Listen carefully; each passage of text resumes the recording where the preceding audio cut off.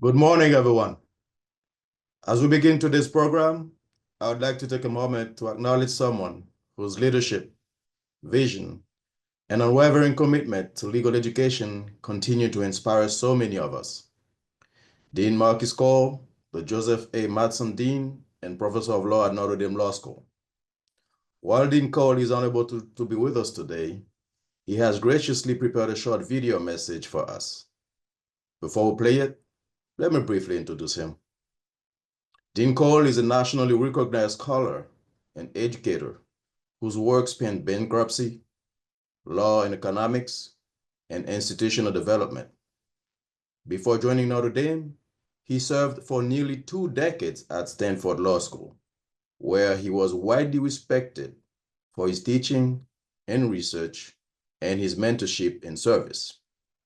At Notre Dame, Dean Cole has championed the law school's mission of forming a different kind of lawyer, one who sees the law not merely as a profession, but as a vocation and service to justice and the common good.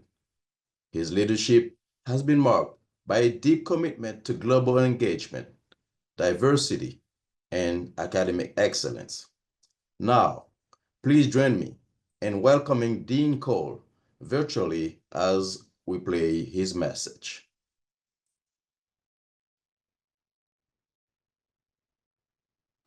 Hello, I'm Marcus Cole, Dean of Notre Dame Law School, and I want to welcome you to Notre Dame and to the Notre Dame Law School Global Human Rights Clinic's 2025 Symposium on Human Rights, Climate Change, and Sustainable Development. As the world faces the challenges posed by a changing climate, we're all confronted by a tension. In order to meet those challenges, we must acknowledge the role that economic development has played in creating them. But not all of the world enjoys the fruits of the economic development that has gone before. Further economic development brings even more climate risks. What's worse is that those climate risks are borne disproportionately by those suffering the inadequacies of underdeveloped economies. Catching up will require a balancing act. How will we bring prosperity to the poor without threatening their well-being at the same time? How can we protect the human rights of the most vulnerable as we seek sustainable development? The purpose of this symposium is to explore these big questions confronting the world. These questions may not be answered today, but they're worth asking. And I'm delighted that they're being asked today here at Notre Dame Law School. I want to personally welcome the participants in this discussion, and indeed all of you, to Notre Dame Law School, where we stand for the notion that all people are created in the likeness and image of God, and therefore they and the product of their labor, their money, is worthy of dignity and respect. Thank you and welcome.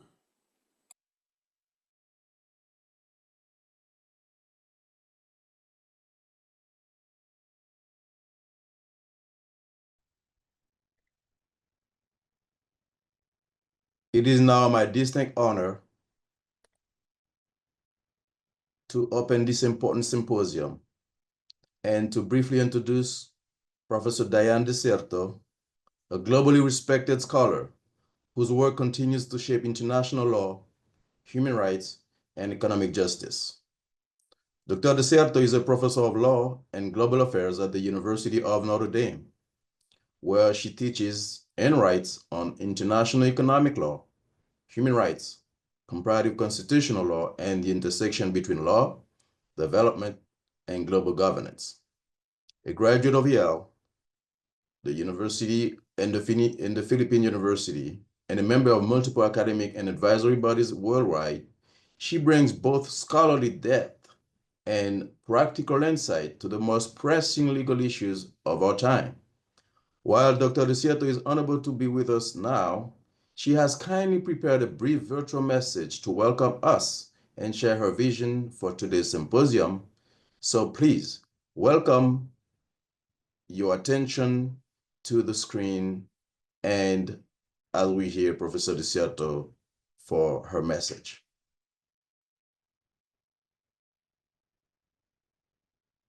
Hello, my name is Professor Diane Desierto. I am the founding director of the Notre Dame Law School Global Human Rights Clinic, and I would like to welcome everyone watching from Notre Dame as well as elsewhere in the world in our second symposium on human rights, climate change, and sustainability. Last year, we collaborated with the Kellogg Institute of International Studies to initiate our first symposium on human rights, climate change, and sustainability, where from an interdisciplinary space, we managed to examine various data sets on climate, on development, especially World Bank panel inspection jurisprudence, and jurisprudence of the Inter-American Court of Human Rights. This year, the law school is collaborating with a distinguished roster of speakers, specifically the General Counsel of the World Bank Group, Senior Vice President Mr. Christopher Stephens, the Chair of International Sustainable Development Law at the University of Cambridge, Professor Mary Claire Cordonier-Seger, as well as the General Counsel for the Organization of Petroleum Exporting Countries, who is interested in looking at intersectional solutions involving human rights, climate change, and development.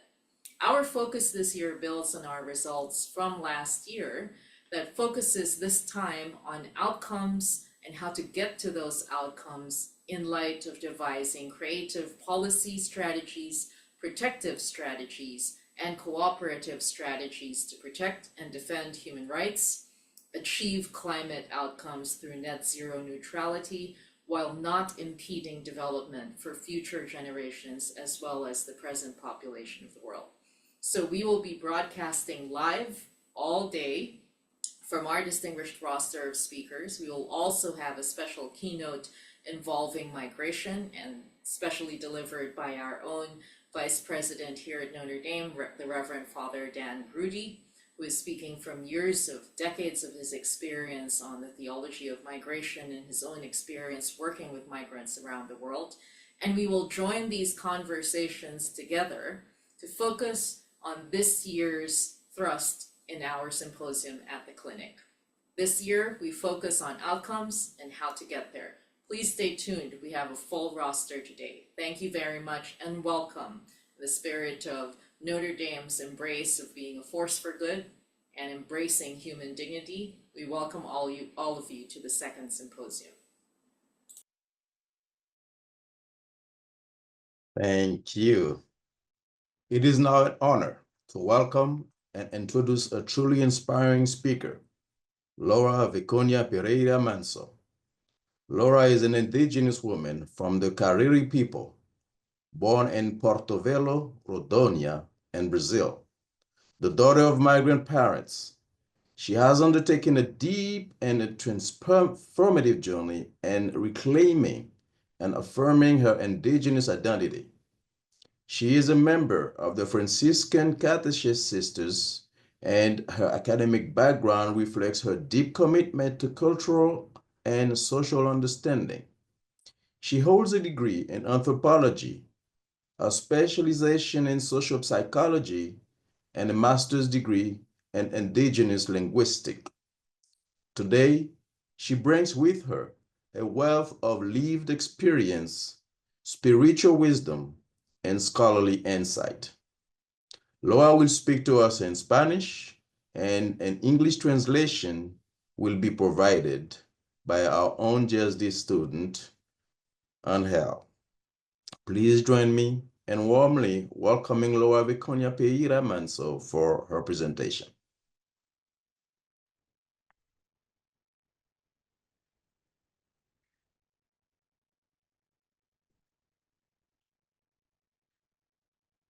Peace be with you all that are participating of this symposium with about climate vulnerability and human rights, litigation strategies for sustainable protection.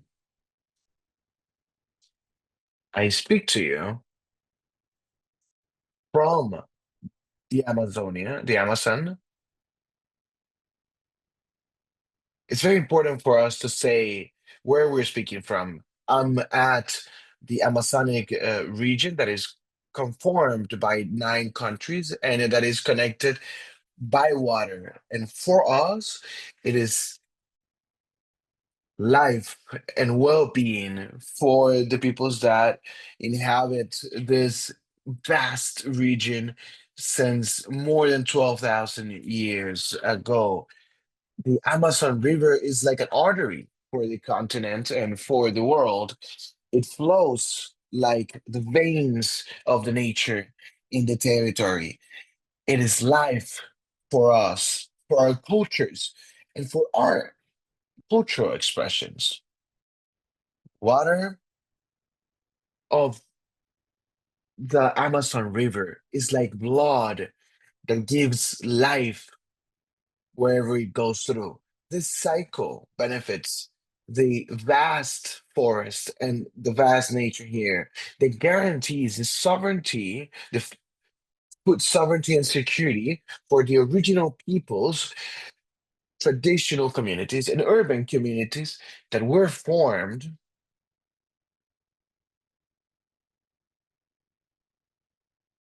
by the river.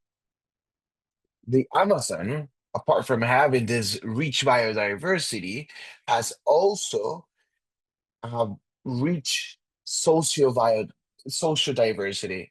There are more than 190 original peoples, more than 140 original peoples that are still isolated, and that leave right now the imminent risk of extinction. There are many communities, Caucanos, Afro descendants, urban communities, peasant communities that are affected, impacted in their rights because of the advancement of the destruction economy that is progressing towards through their territories. I want to say that water that we have in the Amazon, that the Amazon itself helps to help the climate in the entire planet. The subterranean rivers are interconnected with its flora, with its nature, and with its people. Nevertheless, for this system to work, it is necessary to take care of the forest, guaranteeing this way the cycle of water and the food sovereignty of our people that live out of the water of the rivers, of the forests, and of the land. In all this that is interconnected, I want to say that us, the Amazonic people, need to be heard because we have the burden of having an ancestral wisdom. We've lived together with this ecosystem for more than 12,000 years in a way that we guaranteed life to all people. Nevertheless, in the last 30 years, the Amazon has experimented deep changes with the many colonization cycles that exploits the Amazon and leaves its inhabitants evermore in extreme poverty and vulnerability situations regarding climate. Also, we are in a vulnerability related to the access of our fundamental rights.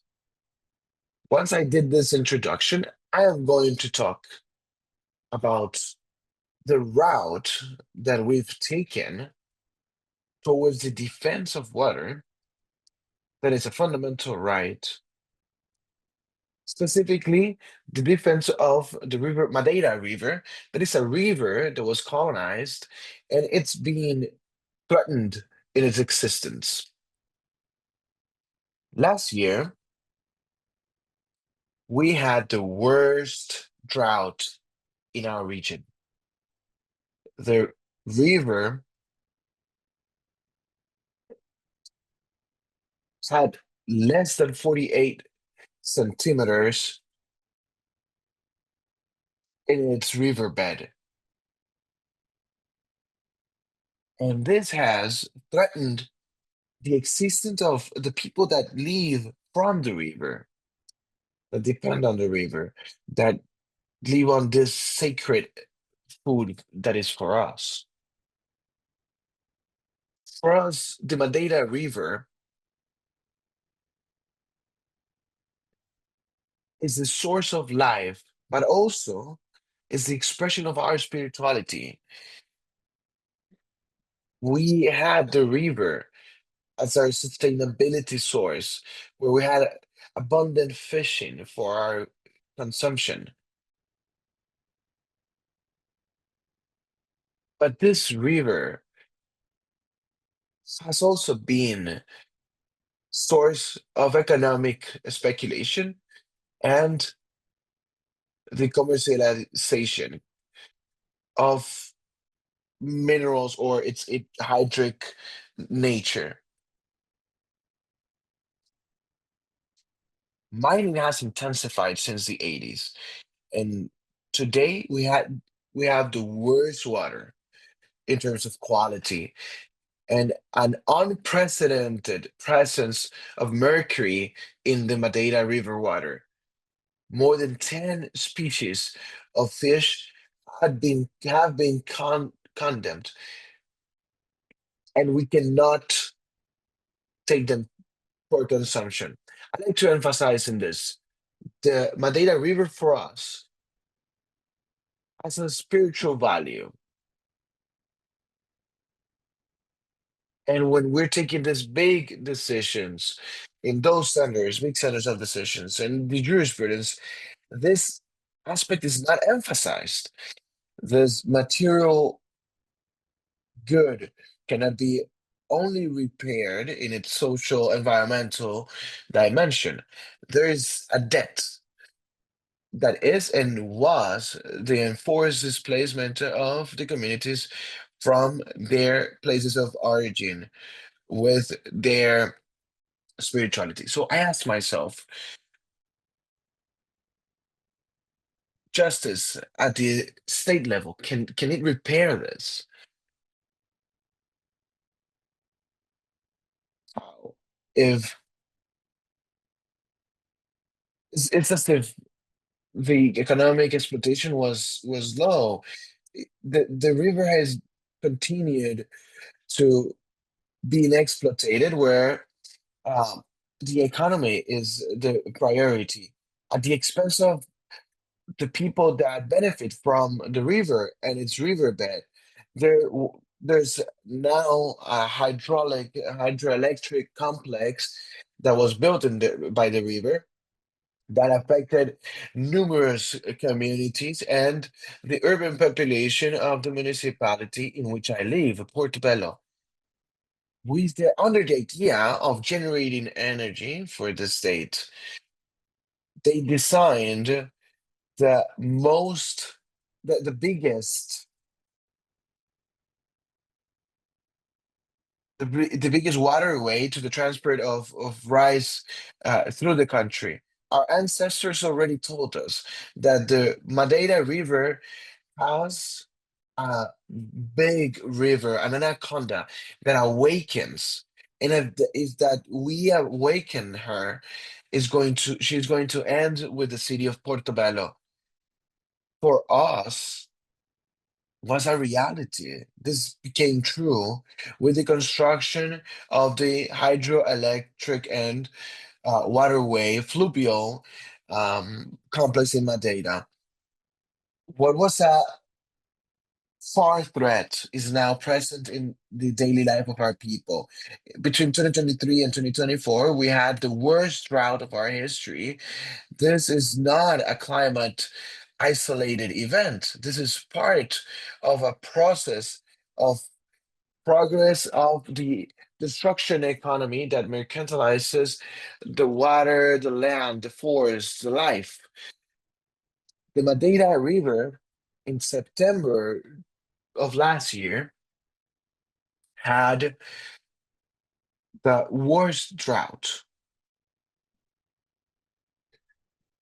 Before it had 13 meters, and in September it had 48 centimeters uh, of its waterbed. And sometimes, at some point, it got to 25 centimeters of water, something that we had never seen in our history. This has compromised the climate levels of the region that dropped to a level never seen before, putting at risk the life of the population that lives near the shore of the river. Less than 6 months ago, after very intense droughts, we are going through the second worst flooding in our history. The communities that were suffering the drought now were displaced during March and April because of the flooding. These communities had already had losses because of the drought. Now they have their chacras and their houses flooded because of the current climate change that were caused by human action. In 2014, with the first flooding, the affected communities, which were indigenous and were riverbed communities, judicially sued the multinational corporation in charge of it, responsibilizing the corporation for the loss of their houses. After many months, the affected people never received any reparation, and the federal justice closes her eyes and is very slow in face of these injustices, and we never get the justice that we want so much. Water for us is source of life, but with the advancement of the economy of destruction, this common good, a fundamental right of all living beings, is seriously threatened and compromised. For the first time in our history, we are having the imminent and real threat that this natural source droughts completely, and that way ending the life of all the people that depend on it. It's ironic to say that our daily water is every day less hours, whether it's because of the floodings or the droughts. Shamefully, this fundamental and universal good is going away because of a rationality based on the economy and profit, compromising all life, microorganism, animals, human beings that are connected in nature, forming a chain of life. We could never imagine to experience this extremely extreme climate created by human beings that compromised the r- river number 17 regarding the biggest river of the world. The river is every day less ours.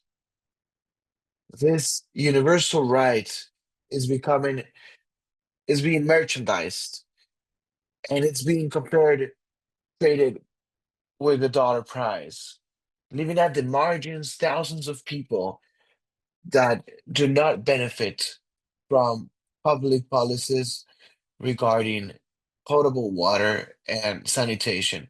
Portobello is one of the cities in which the population has less access to potable water and to the worst sanitation system.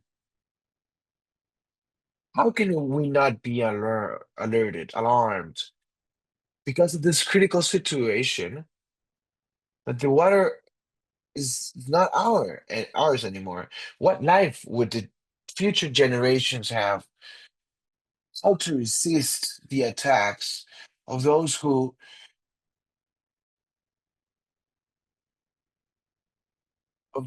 make their own bed? How not to get alarmed because of the lack of a fundamental right of all living beings? The original people, according to the Amazon Synod, are people, ancestral people that embalm the whole continent out of hope. We continue to resist in an organized way against those to promote the death of Mother Earth. Although we don't have a lot of resources, we are the ones that are denouncing the advancement of the economy of destruction that merchandises life, water, and forest. All goods that are unalienable and that they are fundamental for the indigenous communities and for our connection that we have with land, water, and forest. We're still here, organized. We're still fighting, whether peasants, original peoples, or river shore peoples. We are going to continue fighting for the right of a healthy environment. And in the last 15 years, we've lived extreme climate phenomena,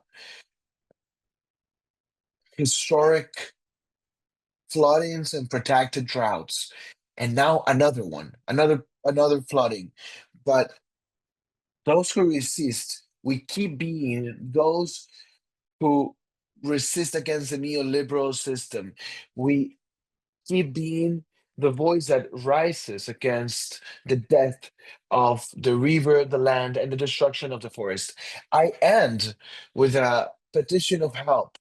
The Amazon is at the border, at the edge of a social environmental collapse. And to support it, we need a bigger network of solidarity and support. Only us, the Amazonian people, are not going to be able to protect it and to safeguard it alone. We are in a vulnerable position. If we take care of the land, she takes care of us. If we want water for the future generations, we need to start today and not leave for tomorrow because tomorrow would be too late. Access to justice is a right of everyone and an obligation of the states and multilateral organisms. So I call upon everyone to safeguard the Amazon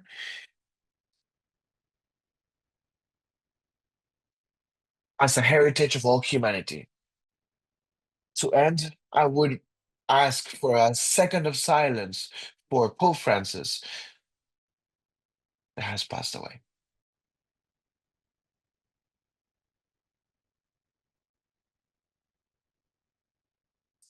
Thank you very much. And now, if we have time, we can see the video so you can see what's going on um, during, before, and after.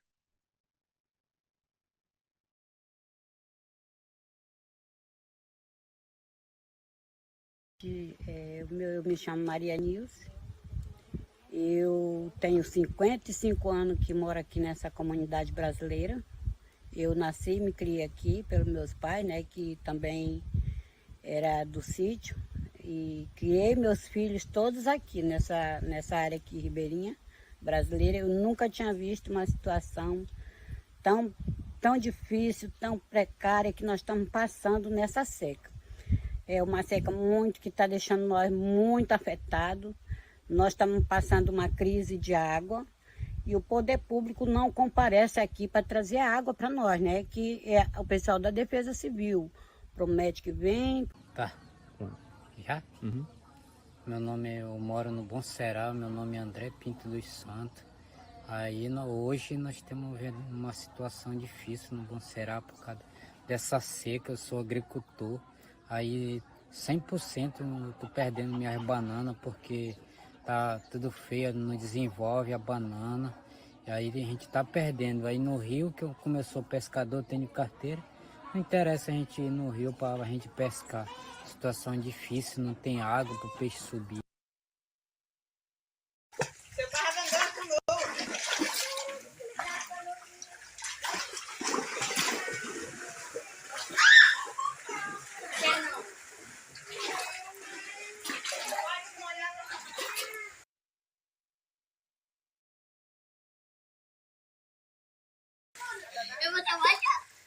Olha aí, se nós não tivesse trepado coisa, Milena, o balcão, tá no fundo. Ah, já tem lama já. Tá aterrando já. Ô, meu pé de coisa vai morrer. Tem que levar um gás dessa roda pra salvar.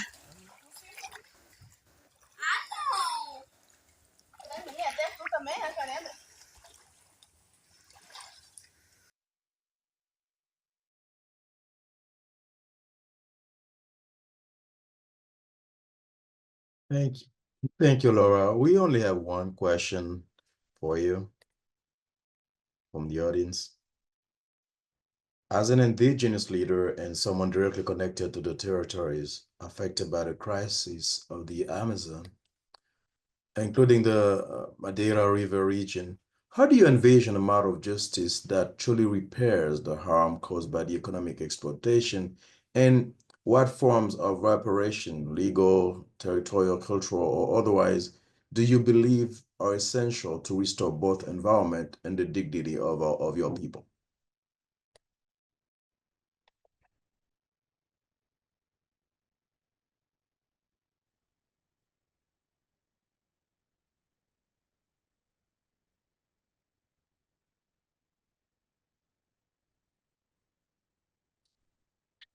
Situation that we live in Brazil, we say that justice is something very slow. She doesn't walk that much. And with the people here,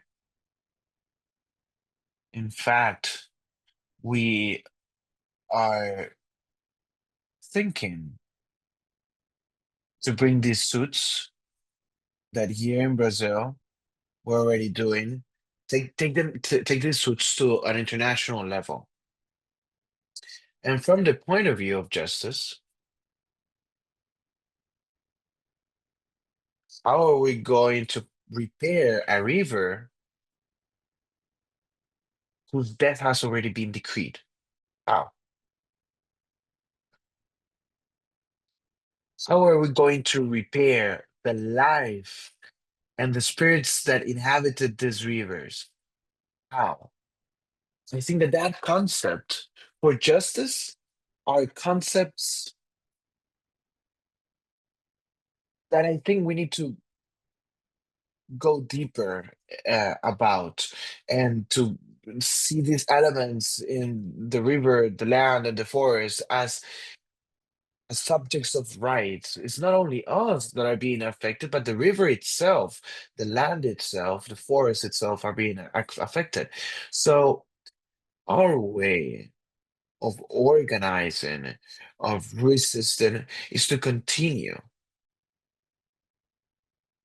fighting at differentiated levels with the work at the community, at the base of the community, presenting suits at the national level, but now looking for ways to present suits at an international level.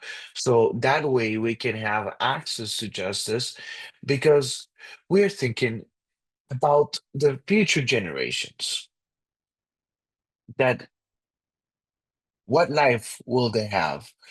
That's why we need to act today. And justice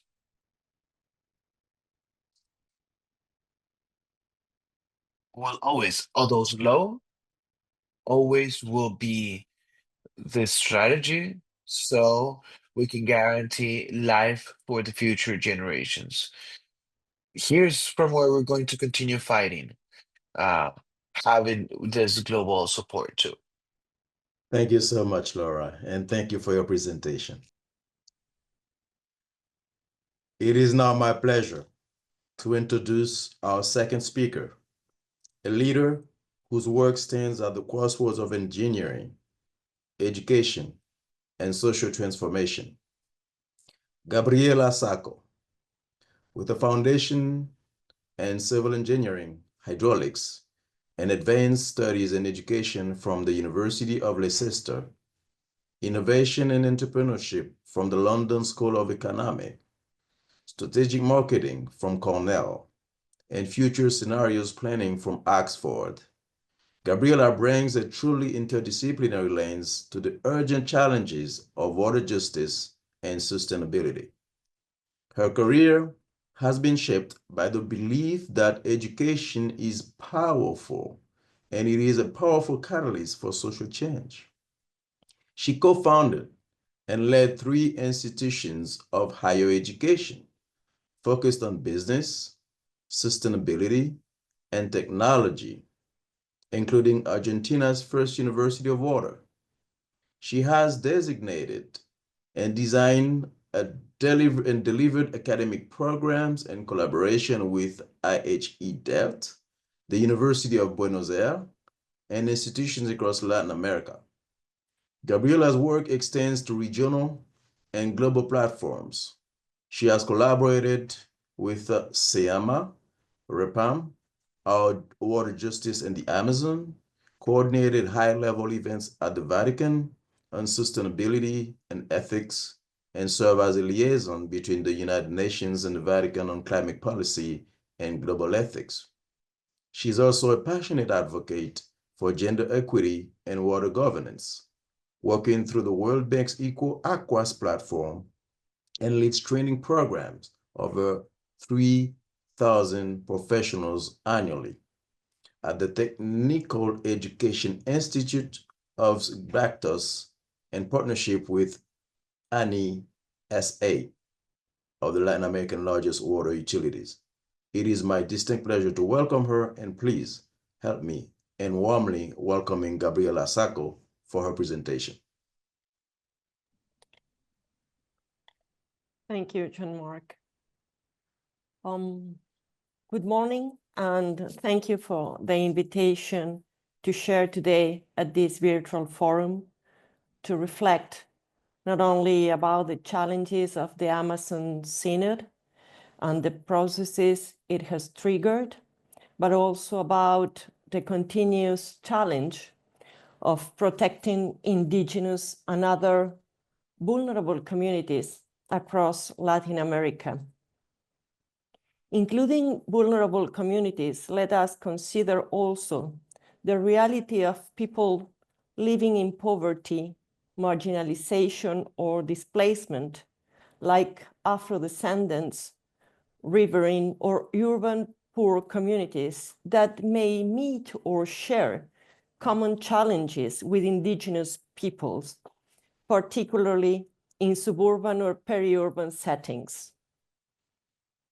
It is precisely this rich complexity marked by a plurality of identities, worldviews, and conditions that makes the Amazon, as well as other similar regions, but particularly the Amazon, such a socially and environmentally challenging territory to understand and engage with.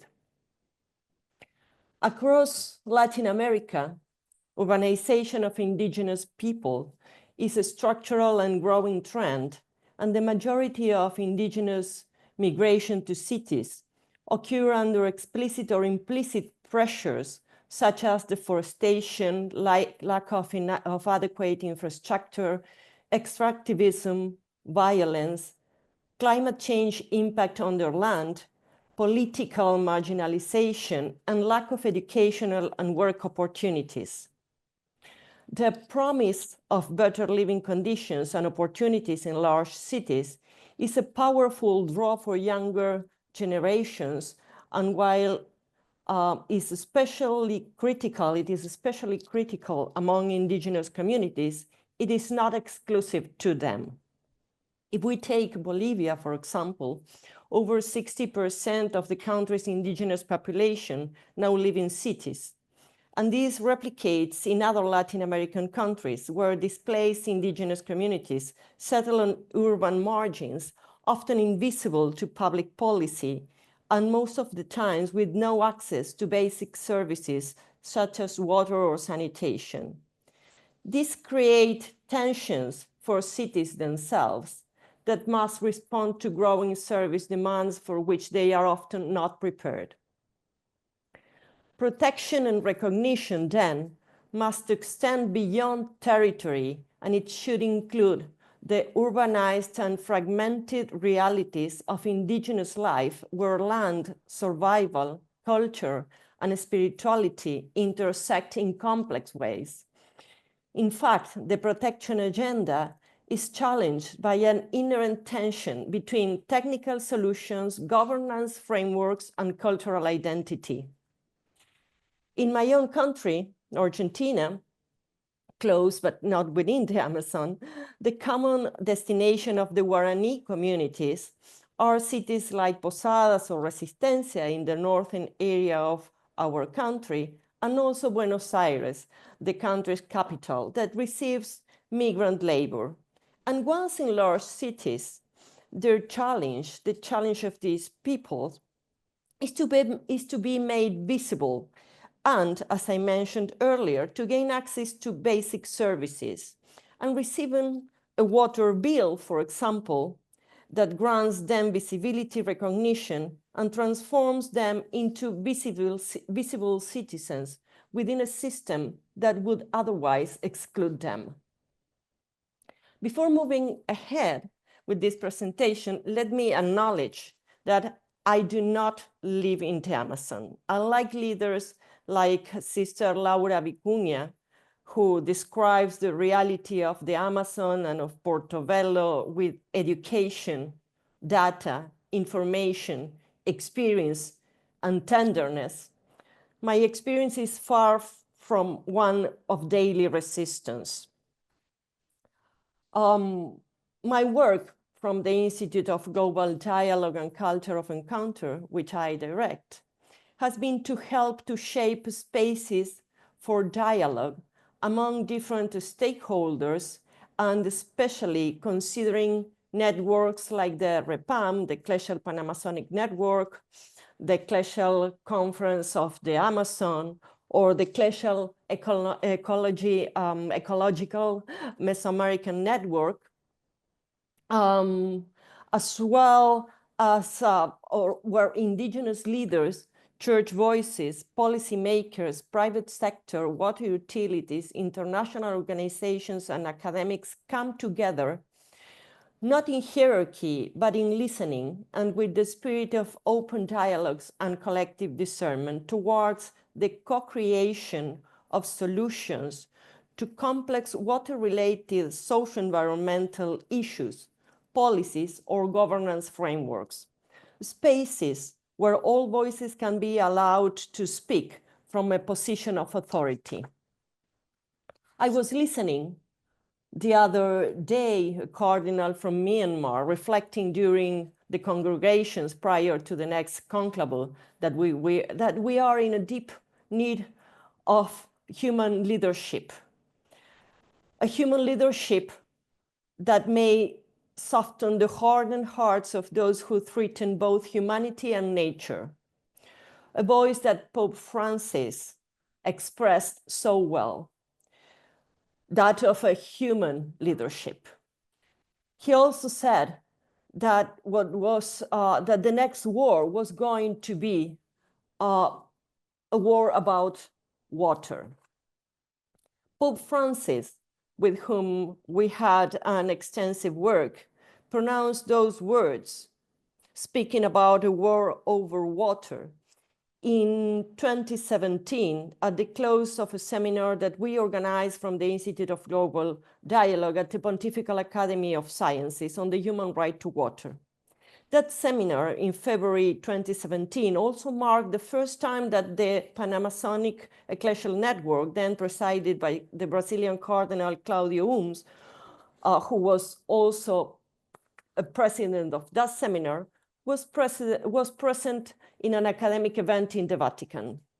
The dialogue we began in February 2017 at that seminar brought together nearly 100 referents from all over the world to speak about the human right to water. It brought together scientists, philosophers, academics, water utility executive, labor unions, policymakers, private sector, religious and representatives of different faiths, and indigenous defenders. The seminar and its special segment on the Amazon was maybe a prelude of what would become the Amazon Synod announced by Pope Francis later that year in October. The Amazon Synod in October 2019 was a prophetic moment. It did not begin in the center in Rome, it began in the peripheries. It aimed to center indigenous peoples, not as recipients of charity, nor of foreign solutions, but as protagonists in discernment. And as Pope Francis acknowledged in his final synodal speech, we are still learning what it means to be synodal. We are still asking what it means in practice to work together, to discern, and most critically, to protect. It is also true that the term synodality while central in Catholic context, carries an ecclesial specificity that may not be easily accepted or understood in secular, academic, or intercultural spaces. In these spaces, terms like co-creation, collective discernment, or participatory processes may suit a broader language. However, it is interesting to note how the Church concept of synodality may have also become a synonym of decentralization of power and listening to the peripheries, calling for a rebalancing of global power and validating the voice and leadership of the global South. Maybe synodality may mirror a deeper global yearning for protection and participatory justice. But protection is and must be a human and planetary imperative. Climate change is not an external unknown force. It is the result of choices made by systems and societies, particularly those with power. The Amazon and its people are not just a region, they are a climate stabilizer for the planet, and their destruction will eventually affect all of us. Jeffrey Sachs points that global governance still clings to outdated hierarchies, and it can certainly be so. Shared responsibility, like synodality, requires both shared voice and decision-making. As such, the protection of the Amazon must be co-owned by a number of social actors, by states, communities, academic institutions, and faith, and institutions of faith. It should also be recalled that the required protection is not merely physical. It is political, cultural, epistemological, and spiritual, as Sister Laura has pointed out. One of the greatest challenges we face is that being listened is not the same as having power. There's a fundamental difference between having a voice and having a vote. In many cases, indigenous leaders are included in dialogues as guests, but not as decision makers. The knowledge is welcomed, but not truly validated. Let me share an example of post-synodal protection through dialogical approaches. In 2021, as part of our international water program, we accompanied the case in the Caquetá region of the Colombian Amazon. a region under threat from oil extraction projects launched without proper conservation or environmental safeguards. We accompanied the development of a case along 6 months, supported by the REPAM, the Glacial Panamazonic Network, and the SELAM, where local peasant communities opposed an oil extraction initiative due to what the community understood that were flawed environmental assessments and the risk to their water systems and self-sustaining livelihoods. The rejection was grounded not only in their lived experience, but also in the legal recognition of the Amazon as a subject of rights, as established by Colombia's Constitutional Court. What emerged after the 6 months' work was a powerful proposal of multidisciplinary dialogue developed by a team formed by lawyers, engineers, economists, social workers, community representatives, all of them from different backgrounds, and who together and in contact and in permanent communications with the original communities living there, decided to begin to co-create a series of transformative initial questions.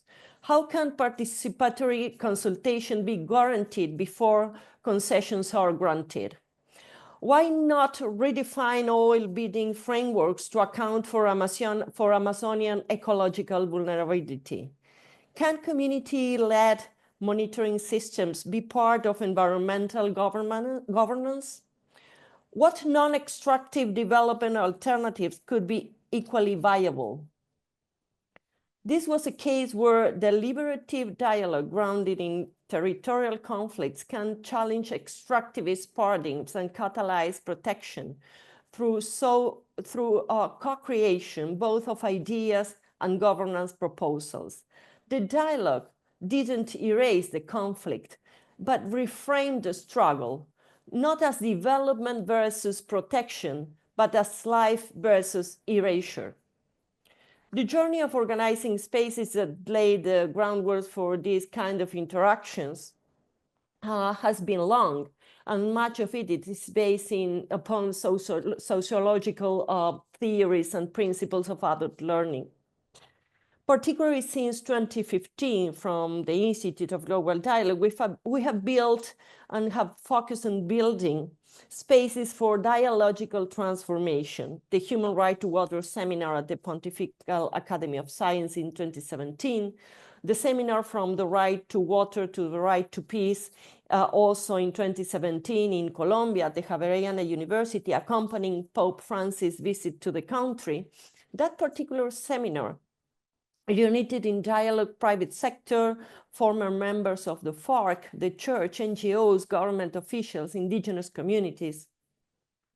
We also work on the Presidential Forum Connecting Water and Future Rights in May 2019 in Buenos Aires, opening the dialogue beyond the geographical limits of the Amazon. We did water forums during the pandemic in 2020 with dialogues between participants from all over the world, from Noam Chomsky to the president of Sabesp, the largest water utility in Latin America based in Sao Paulo, and indigenous leaders such as Patricia Walinga. Throughout such encounters and many others, we have seen how dialogue towards action protects, not because words are magical, but because dialogue may shift the structures of knowledge and relationships. Paulo Freire considers that dialogue is not a method, but an act of creation and liberation. And as Anthony Giddens observed, decision makers interpret facts through word views. Dialogue allows those word views to be examined and transformed. In the Diploma in Water Governance that we launched in 2021, we took these principles and institutionalized them as a pedagogy where transformation happens when participants from ecclesial networks, not only the REPAM, but other ecclesial networks like the Mesoamerican one, different Caritas in Latin America, engineers, water utility managers, and so on, recognize that their perspectives approaching solutions to complex social environmental problems are not neutral. They are shaped by world views. And those worldviews meet in dialogue, or when they meet in dialogues, they sometimes shift.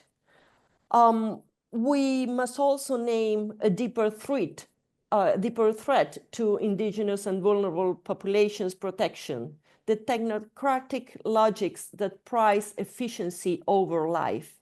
When governance is reduced to KPIs and budget lines, as Albert Camus used to say, we become bureaucrats of life.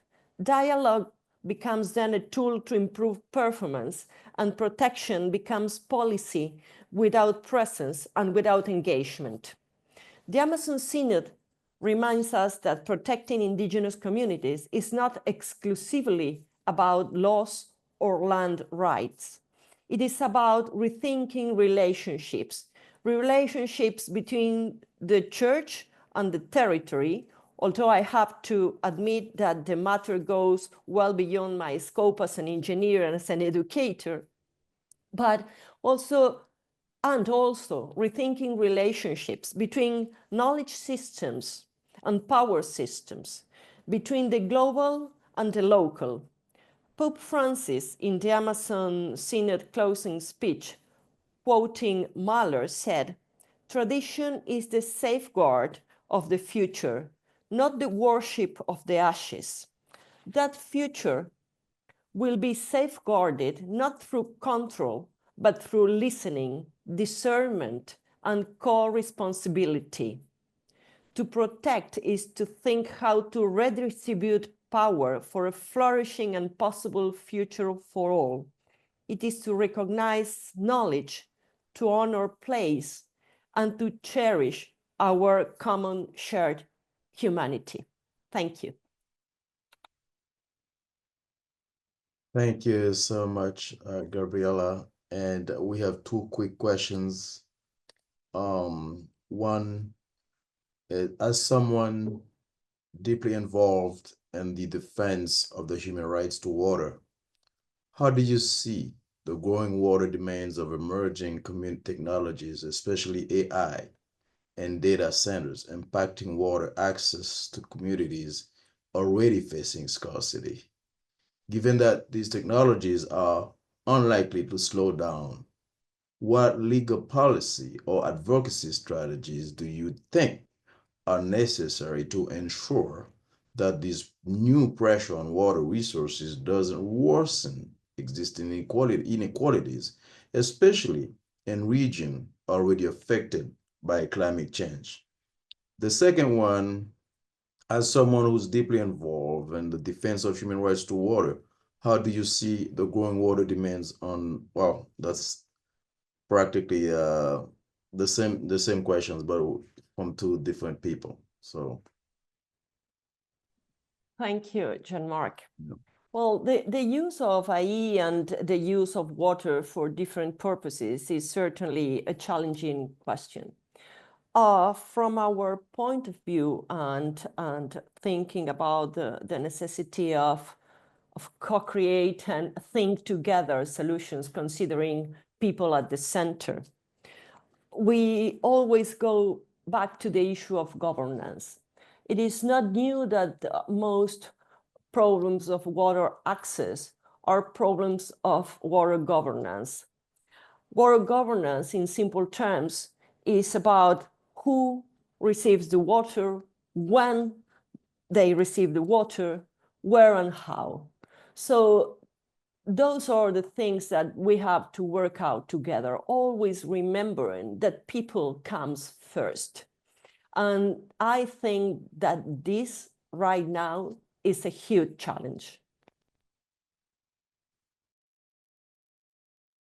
Thank you so much, Gabriela. And for those listening on the YouTube channel, you can go to the link that was provided and you'll see a Q&A link where you could type your questions and I'll address your question or send your questions to the speaker. Now we are going to introduce our third speaker.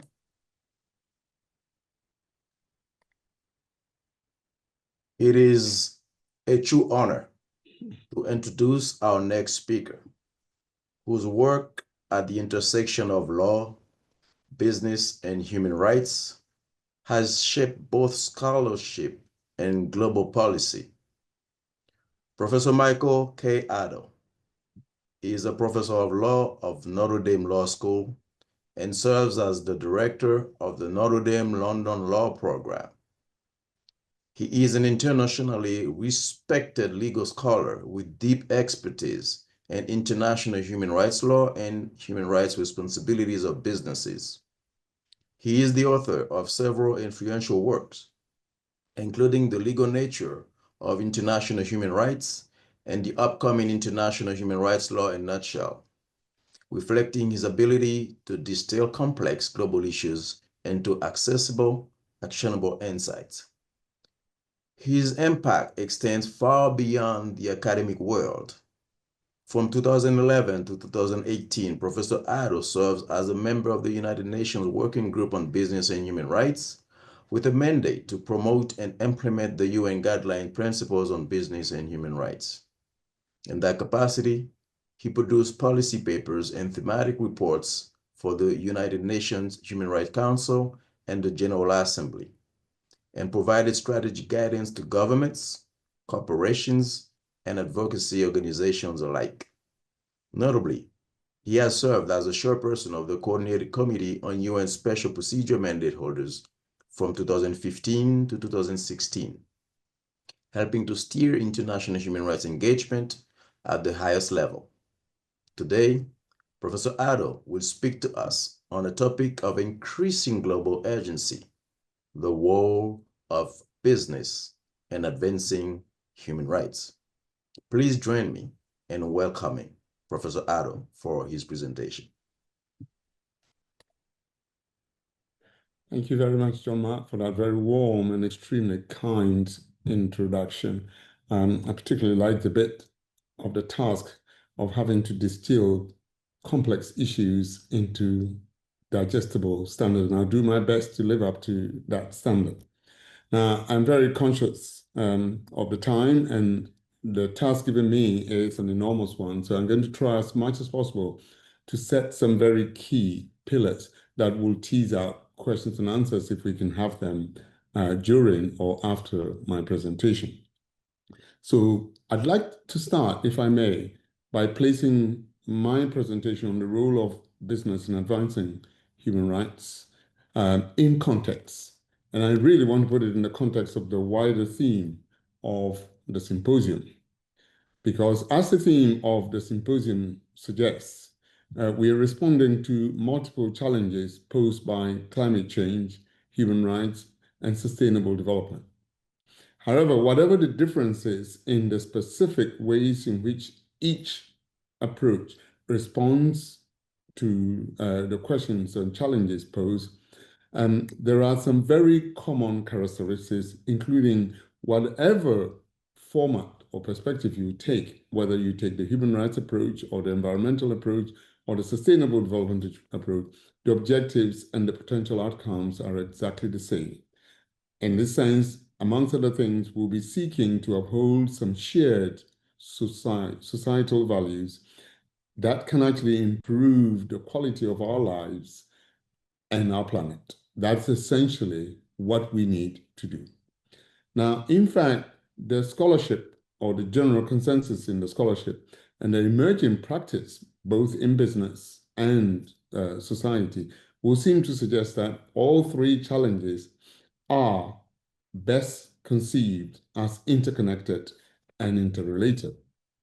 And this interconnectedness is evident in the shared principles that underlie the key international and national normative standards that drive our responses to the emerging challenges. Now, by normative standards, I'm actually referring to standards such as the UN Framework Convention on Climate Change, the Paris Agreement, the SDGs, the Sustainable Development Goals, the United Nations Guiding Principles on Business and Human Rights, the OECD Guidelines on Responsible Business Conduct, the European Union's corporate sustainability and due diligence directive, not to mention national laws on environment, national laws on human rights, national and international litigation, regional human rights standards, and so on. I mean, these are the standards, but whatever differences you take, be it in climate change, be it in sustainable development, or directly in human rights, we are aiming to achieve the same thing. Now, the interrelatedness that I'm referring to are fairly also clear in the principles that underlie these. First and foremost, that the issues that we are concerned, whether we are climate activists or whether we are human rights activists or we are sustainable development, these issues are very common regardless of geography. They're common to us all. Secondly, all of the responses require partnership of all stakeholders. In other words, it seems commonly agreed in responses to climate change issues, to sustainable development issues, and to human rights issues that we need to have some shared responsibility between stakeholders or some sort of partnership. And that also, that another key principle that seems to underlie everything to do with all that we have to do is to prevent or to be cautious. Prevention is better than trying to redress later. Finally, and as with all the challenges above, it is also about reconciling legitimate competing claims and values. Now, that's the structure of where we are with the problems that we have with climate change, sustainable development, and human rights. So each of these approaches can adopt a slightly different way to achieve this. So, but whatever the difference is, the partnership issues, the prevention issues, the reconciliation issues are fairly standard. And they are quite important in achieving almost all the objectives regardless. So, to the specific tasks that I've been asked to address on the role of business in advancing human rights, and through that, certainly advancing better climate justice or effective sustainable development, we can see that we can have some lessons from the human rights approach that are transferable to the climate change approach. Or indeed, that by upholding human rights, we succeed in redressing some very specific climate issues or indeed development issues. So, the role of business enterprises in advancing human rights is firstly founded on the principle, as you can guess, of partnership. Partnership that I referred to as common to all the responses, but partnership between the stakeholders in the conduct of business. So, the United Nations Guiding Principles that were endorsed by the Human Rights Council in 2011 and often acknowledged as the most authoritative framework for addressing business-related adverse human rights in the conduct of business, or for that matter, for human rights issues arising from climate change and sustainable development, also come with one of the key principles that no single stakeholder, not even governments on their own, can redress these issues. It requires partnership. And it is for this reason that the UN Guiding Principle, that is, affirms the role that businesses have and responsibilities to recognize and contribute to human rights issues.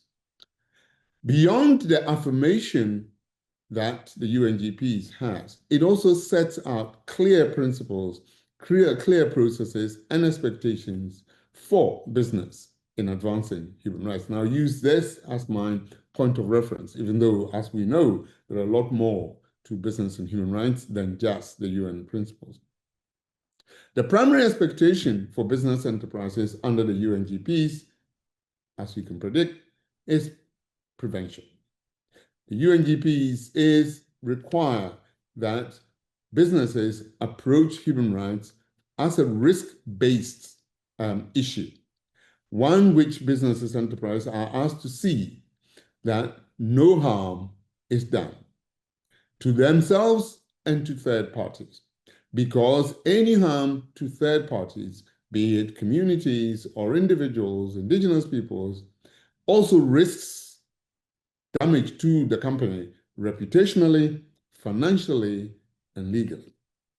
So that if this is a risk, then you expect the UNGPs, as it does, from this perspective, to make it make sense that it requires companies to take steps to identify these risks to human rights, eliminate them as best as possible, and if they cannot be eliminated, to mitigate them. And to be able to do this, they need to be able to know and show these risks and how they eliminate these risks. So knowing and showing as a principle within the UN Guiding Principle on Business and Human Rights requires companies to respect human rights, because if you know what rights are arising or at risk in the conduct of your business, you then can take steps to eliminate them. So this process of knowing what the risks are, according to the UN Guiding Principles, in turn has the following characteristics. That number one, the business enterprise must make a very, very deliberate and express commitment, approved at the highest level of that company, the board or the CEO, that they will respect human rights. Secondly, that they will take all the necessary steps to identify all or actual or potential risks. This is often referred to as undertaking a human rights impact assessment. Next, they should integrate any findings from this human rights impact assessment into the functions and management processes of the company. Also, they should be able to track when they've done this integration, they should be able to track the effectiveness of any changes. And finally, they should be able to communicate any evidence of progress. The concept of knowing and showing. Knowing and showing, therefore, underlies what the UN Guiding Principles refers to as human rights due diligence. That is the first of the expectations of companies to prevent adverse human rights harms. And every time I make reference to human rights, I'd like the audience to kind of try and transpose this into climate change. Preventing climate harms is also part of the process of the responsibilities of prevention. Damage in development projects is also part of that corporate responsibility. So that's the first of the expectations. The second expectation, and I should say in the light of the first, really, we can actually think of the second as a secondary expectation, but equally important. And that is to redress all adverse human rights that the company has caused itself or has contributed to, or to which they are directly linked. So this concept in the UNGPs of cause, contribute, directly linked, is meant to respond to all existing human rights harms, as in human rights harms that predate a particular project. Secondly, they are meant to cover all adverse harms that slip through the prevention net, the human rights due diligence net. Of course, there are undertaken by the company could oversee or could overlook certain that causes harm. You're supposed to redress these. The cause, contribute, directly link also engages company to take responsibility for adverse human rights across the entire enterprise, supply, and value chain.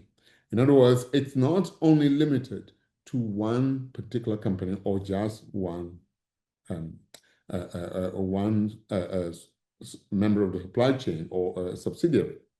So the concept, which is in part of the second expectation, to redress according to the UNGPs, will require that the enterprise should create an opportunity for stakeholders internally to complain or at least raise the issue so that the company can deal with it. This is often referred to as the internal dispute settlement or an operational grievance mechanism that should also not be the end of the road, but should be linked and therefore keep open doors to other mechanisms such as the state non-judicial remedy system, National Human Rights Institution, for example, or the National Contact Point system under the OECD guidelines, as well as continuing, if that's not satisfactory, to state judicial mechanisms up to the highest court, the Court of Cassation or the Supreme Court. Now, I know that we can often reflect and think, well, if we set up or allow a company to set up an operational grievance mechanism, that is almost being a judge of its own mess. That is true, but there are some very clear guidelines in the UNGPs as to what an effective operational grievance mechanism should be like. It includes the need for this to be legitimate. It's got to be accessible, equitable, transparent, and rights compatible. Now, we can break each of these down into further detail. And by the end of it, it becomes very clear that not every operational grievance mechanism will satisfy this unless it's very deliberately contracted. Now, there is a third expectation to which I shall refer in a moment.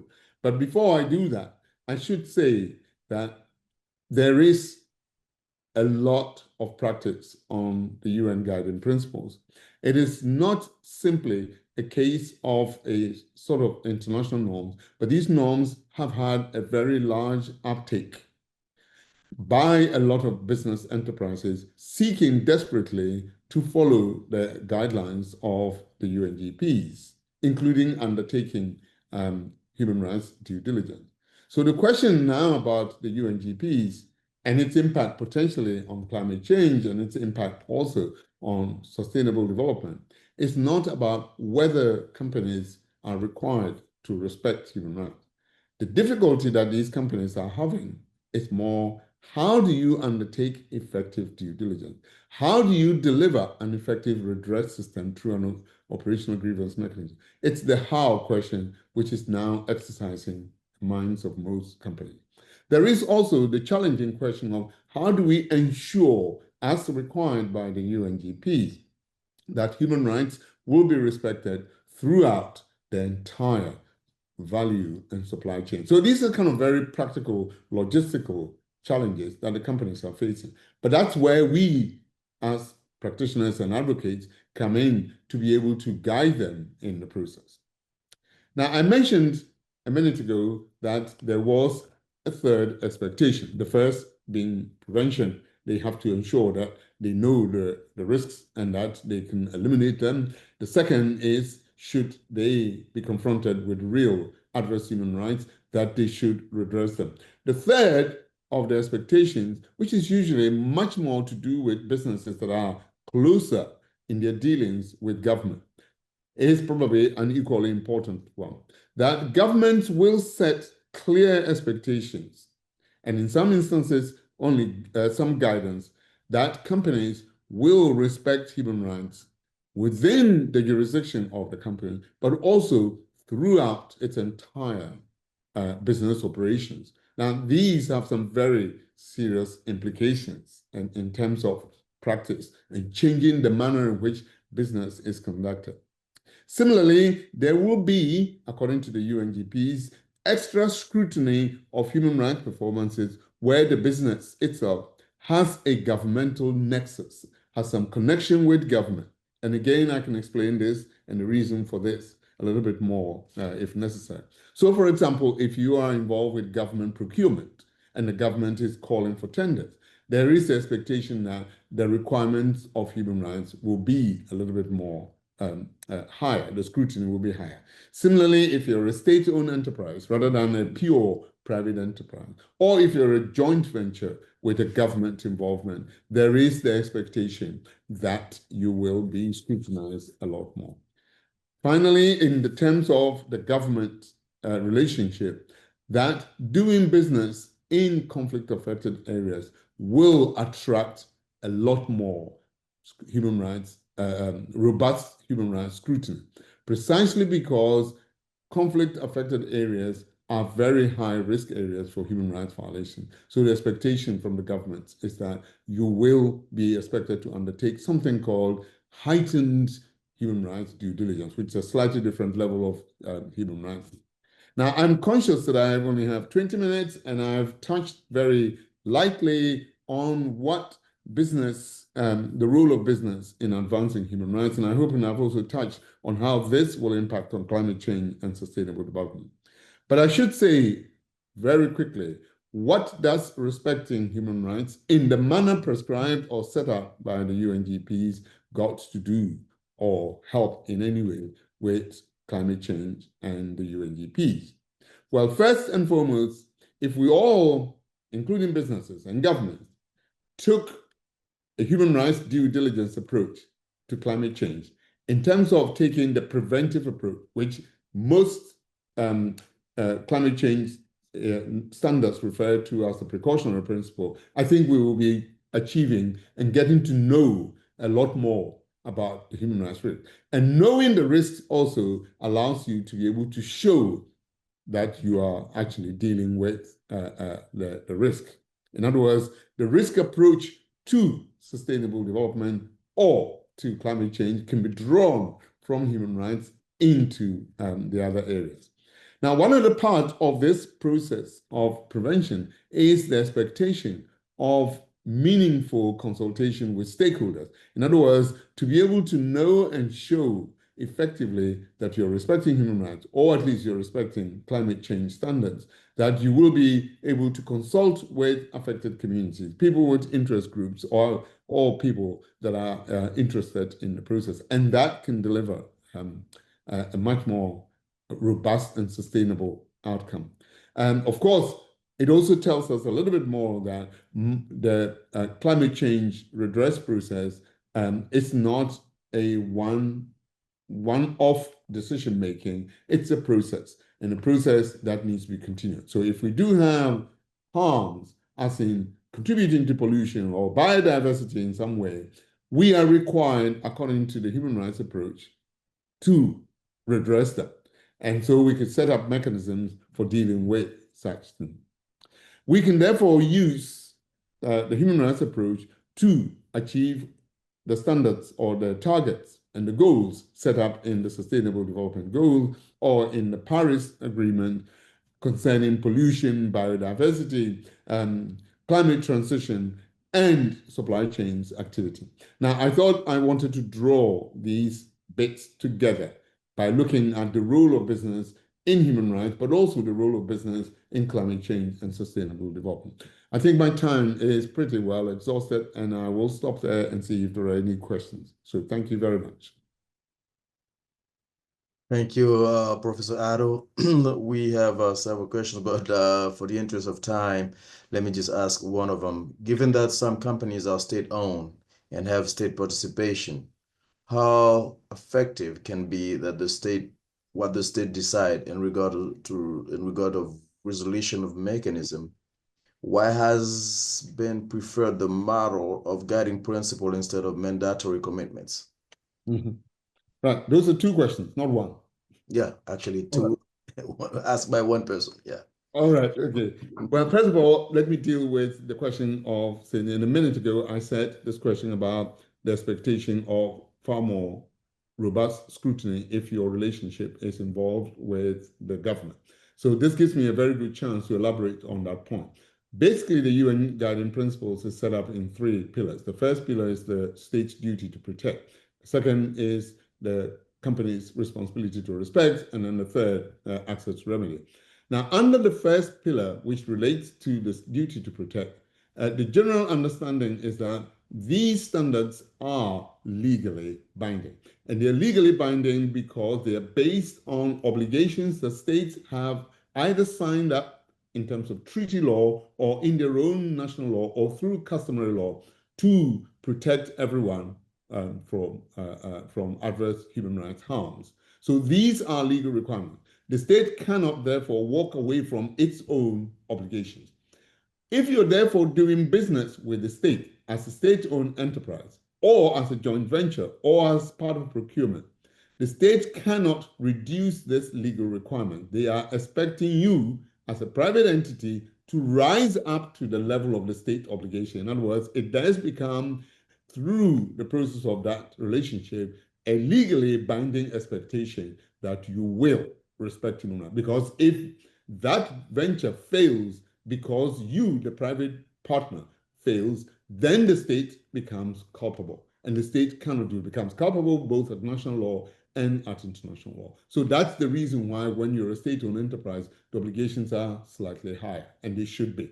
Now, I know that a lot of questions are often raised about there are particular countries that have state-owned enterprises that are pretty poor on human rights performance. That is true, that is correct, but it doesn't distract from the expectation that they have obligations in international law, or that they may not have ratified particular human rights treaties. That is true, but then we could always look at the impact of customary international law or certain principles of use cogents as a way of holding them responsible. So they can't get away with that. So I think that's the second question is, why do we have kind of soft law for the UNGPs rather than mandatory? There are two reasons. Number one is one of timing.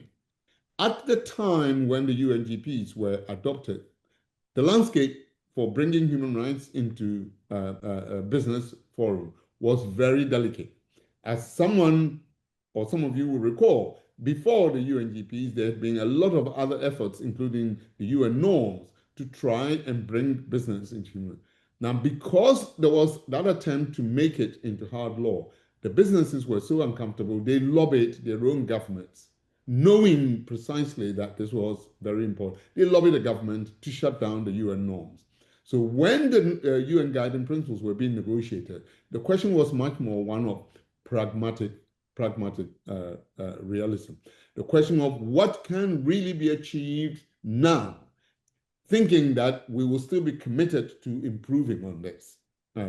So the author of the UNGPs have this idea that, well, we will rather not ruin the whole thing like we did with the UN norms. Let's get what we can get for now.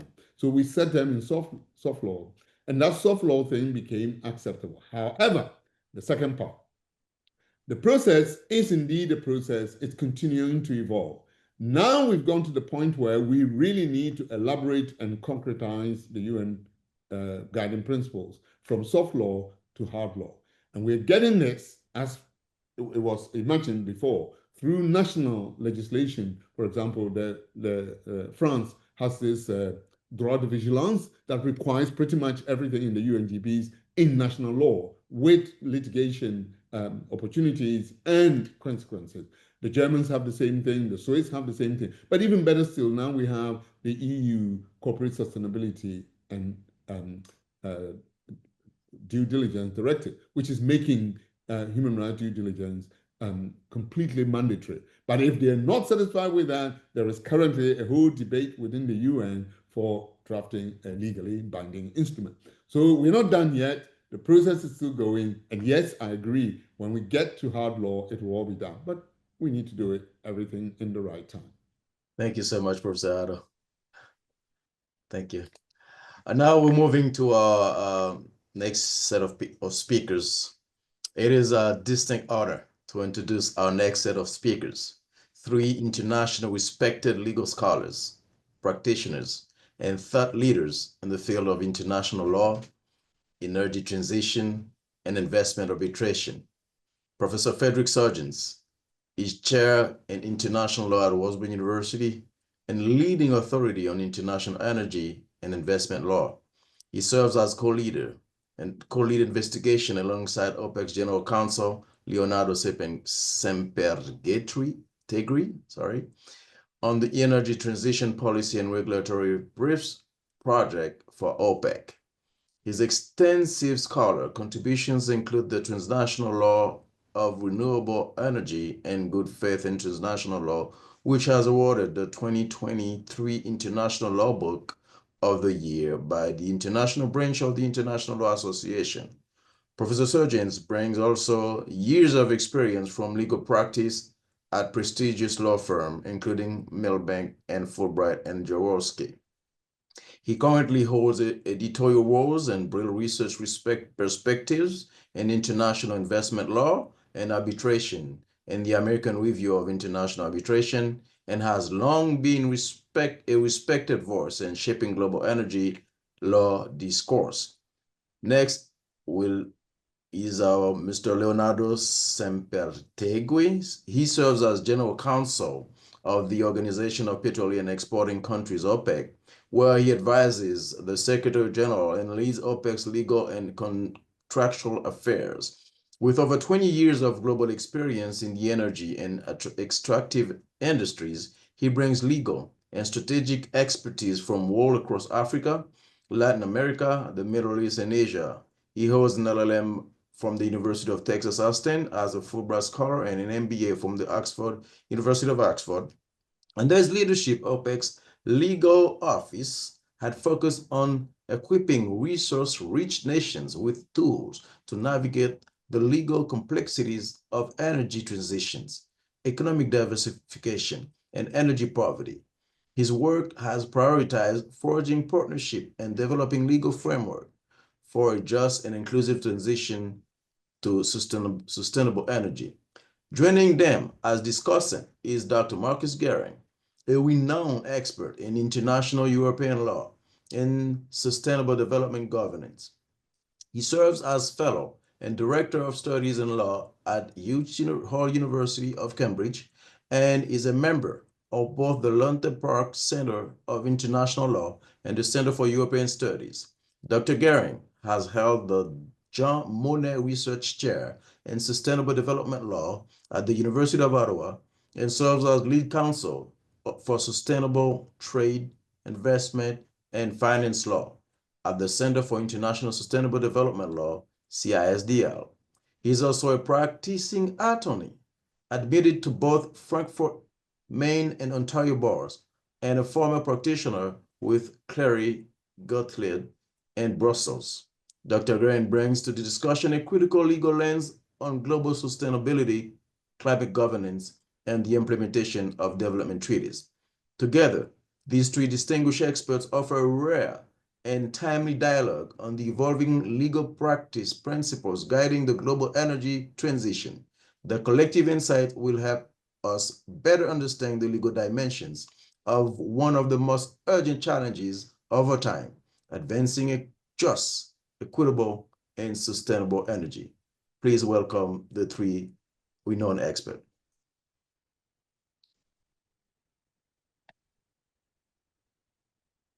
Thank you so much for that wonderful introduction. It is a pleasure and an honor to be here. Thank you so much for the invitation. We hope to have an engaging discussion amongst ourselves and so to also draw questions in. That way we have a few PowerPoint slides that are just for visual interest. No text, I promise. And look forward to getting started. Leonardo, do you want to get us started on the energy trilemma? That will be my pleasure, Freddie. Good afternoon from Vienna. Good morning in the US, and my greetings to everyone. First of all, thank you everyone for the joining here, and thank you to Professor Desierto for this kind invitation. My apologies in advance for not being in camera. I am after a small medical procedure, so I'm not very presentable right now, but I hope you can hear me well, and I'm trying to contribute to the discussion as much as possible. So, as you may have seen from the book that we co-authored with Professor Surgens, one of the key ideas that we want to promote is law in the issue of energy transition as an instrument for development, because we are convinced, as any good person that has knowledge on the energy sector, that there is no way out of poverty and there is no way into the development standards that goes without affordable, constant, reliable supply of energy. So, like any other resource, energy is a finite resource in the sense of what is available at a certain time. Energy is infinite as a concept, but we do have to take care of several aspects when we talk about energy. First of all, sustainability, the one that has been one of the most discussed in the last decade, probably since the signature of the Paris Agreement, where the focus has been on how do we provide energy without overshooting our greenhouse gas emission limits as set as a human society. But, and in this, I will have to make an important point. From my perspective professionally, this has been always a very incomplete approach. And the discussion I felt for the longest time has not been balanced enough. And what we're trying to do with our book is precisely to bring balance to the discussions in such a way that sustainability is at the core of it, but also equity and security. Because it seems from the perspective of the global north that as long as our standards are maintained, it's fine. But we're ignoring that there is almost 700 million people without reliable access to electricity only in sub-Saharan Africa, and there is more than 2 billion people around the world without access to clean cooking, which is extremely unfair, even from many perspectives, including a gender perspective, which is extremely relevant as well. And now the last geopolitical developments have made us remember that energy is not like opening the fridge and getting milk out of it. Making or securing energy supply in the way that it should be requires a lot of effort and a lot of planning from multiple actors around the world. So it has to be a priority, definitely. So, Freddie, can we move to the next slide, please? So the approach on the book, and it's in a way a continuation of what I said before. There are drivers and there are constraints that we need to consider in the process of balancing. There in the slide, you can see a little scale. That's what we try to do in this process, as I explained to you before, as I mentioned to you before. Balance is at the core of our proposal. So in one side, of course, we have science. And I also have an issue with this sentence that the science is set, because there is no such thing as science set in humanity. The purpose of science is to debunk previous science and previous concepts that have been valued or agreed. So current science says what it says.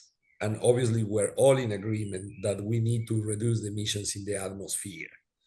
And that is it goes without discussion. I don't think any positive actor in the international community is arguing in a different way.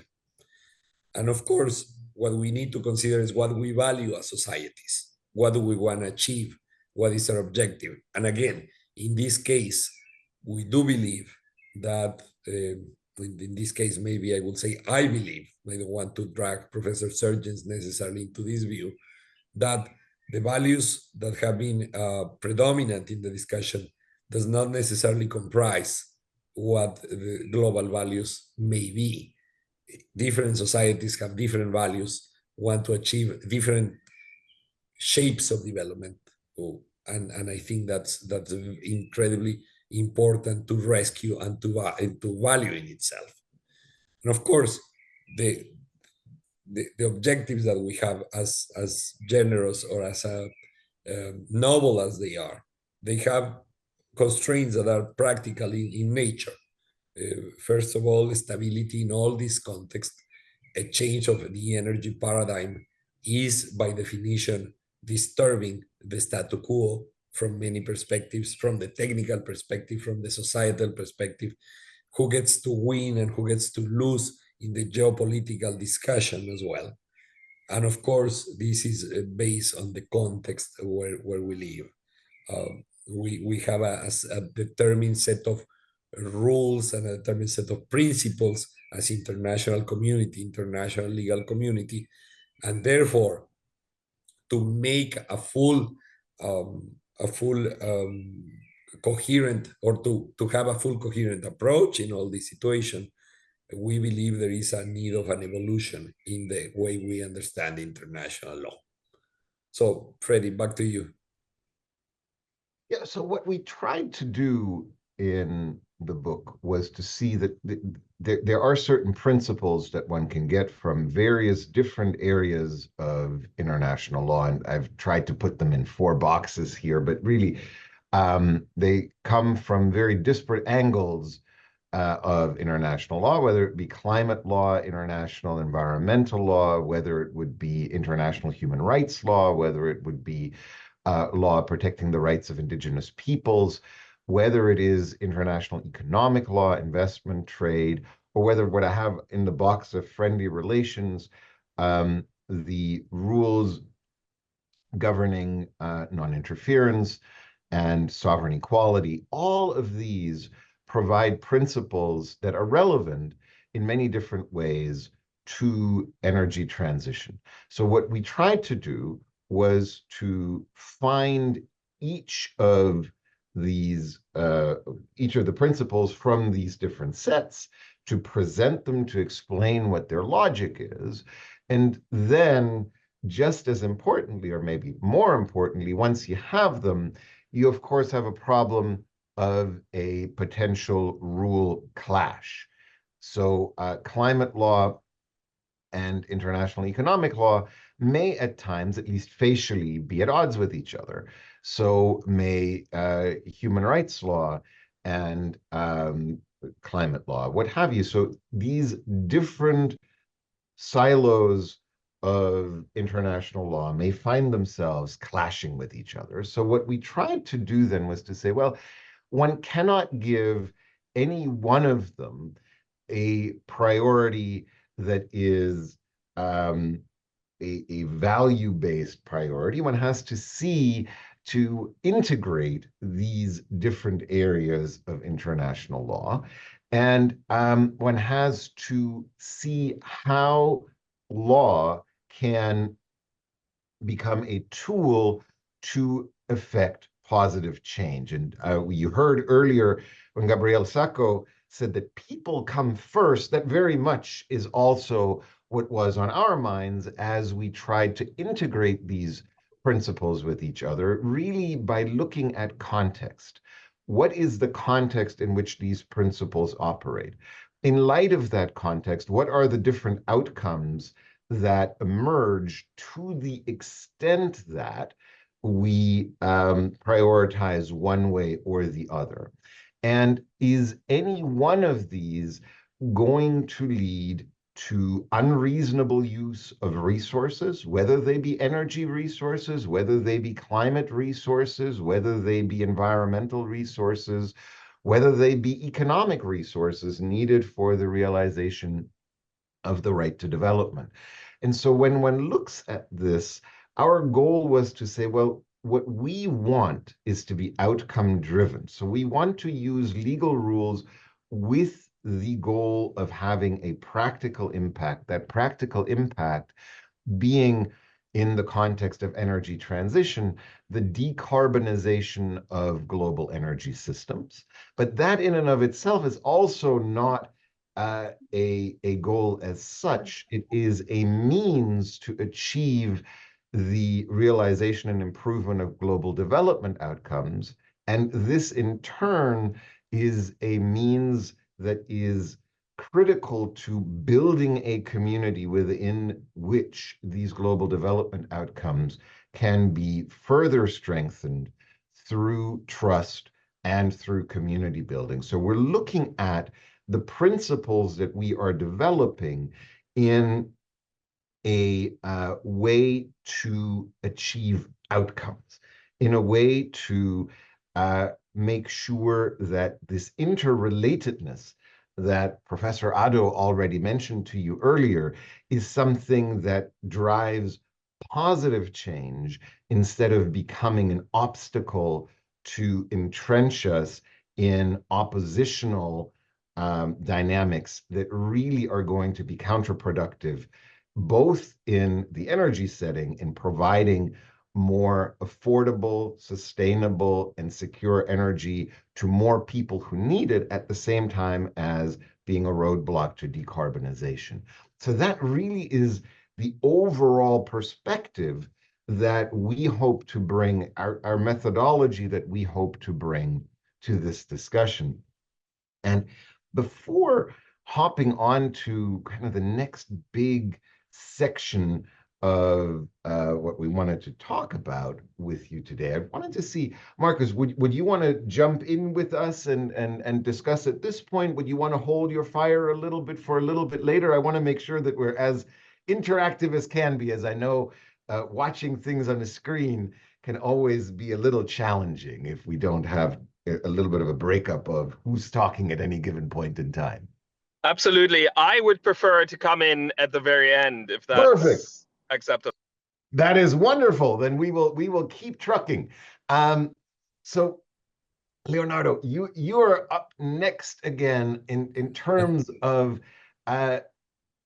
giving us some reflections from the International Energy Agency's Net Zero 2050 to today. Thank you, Freddie. I got the fun slide. This is one that I think highlights very well the positions that we have been through which we have been flowing in the last few years.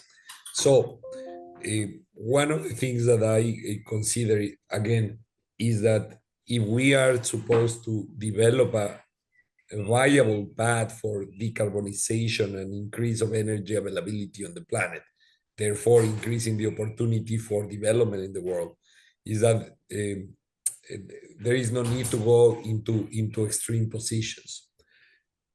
And again, it's very important to be transparent, to be honest, and to be collaborative in the approaches. We will discuss this later in our presentation, how we, the authors, have the conviction that we're not going to litigate or wait to a low carbon world, but the only way to achieve that is through collaboration. So my point being that when we saw as a global community the release of a Net Zero 2050 report from the International Energy Agency, I think that, well, some of us were skeptical from the very beginning, but we were cornered as a more conservative group when we are realizing that the picture was not completely clear what the planet was being offered as an alternative, because beyond being a catchy phrase, net zero by 2050, and it's a catchy slogan that can mobilize people and so on,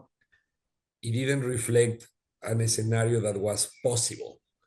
So bringing to the discussion or providing or proposing that global policy making should be made based on a pathway that is wishful thinking to an objective that a certain group considers worthy is something that I believe has been more detrimental than positive in the overall analysis. So I do believe that now the planet, thanks to the change in events from all sources, from the security side, from the geopolitical realignment, and from the internal politics in several countries, countries are being able to discuss these issues in a more transparent way, and saying, yes, this preference that was stated by a certain group, agency, or what have you, that's not the point, is not feasible, because our planet works under a certain type of global energy mix, which has not changed basically in its proportions for the last 40 years, in spite of the massive increase of renewable energy sources, because the model of development that countries are pursuing is extremely energy intense. Therefore, we need to have a more candid conversation that goes around energy efficiency, that goes around the increase of all energy sources to the global energy mix, concentrating our efforts in what can be done for decarbonization, what can be done in terms of adaptation to the climate that is changing, and accepting that discussing the outcome of this transformation will imply important trade-offs that societies will need to define.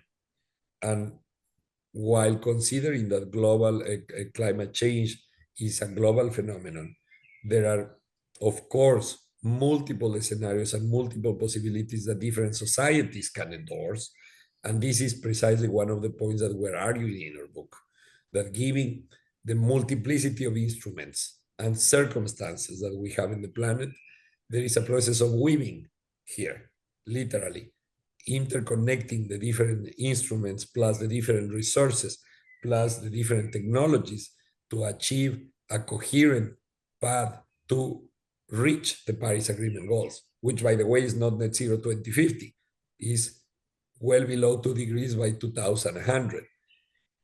Paris Agreement objective, which already recognize the need for decarbonization technologies, implicitly the need for trade-offs in terms of decision making, and the need for adaptation in the sustainability front. If we can move, Freddie, to the next slide. Thank you. And again, and this is, I'll share an anecdote, but when I was a kid, I was asked by my school to think what is the most important invention in humanity. And until the last day, I was thinking on rocket ships and space exploration. And the last night I changed to energy. Energy is not a human invention, but my point was since then that there is nothing without energy. There is nothing absolutely. And dismissing this concept puts at risk human development that already exists, and of course diminishes economic opportunities for further development for the ones that have been left behind. And if one thing is extremely important from my perspective, being a Global South national and a Global South convinced, is that it is important for the international community to guarantee that the next transition, because we have always been in transition in the energy sector, but this current and future transition is not yet another one in which the same peoples and communities of the world are going to be in the losing end, as it has happened in the last centuries of development in the planet. So then is when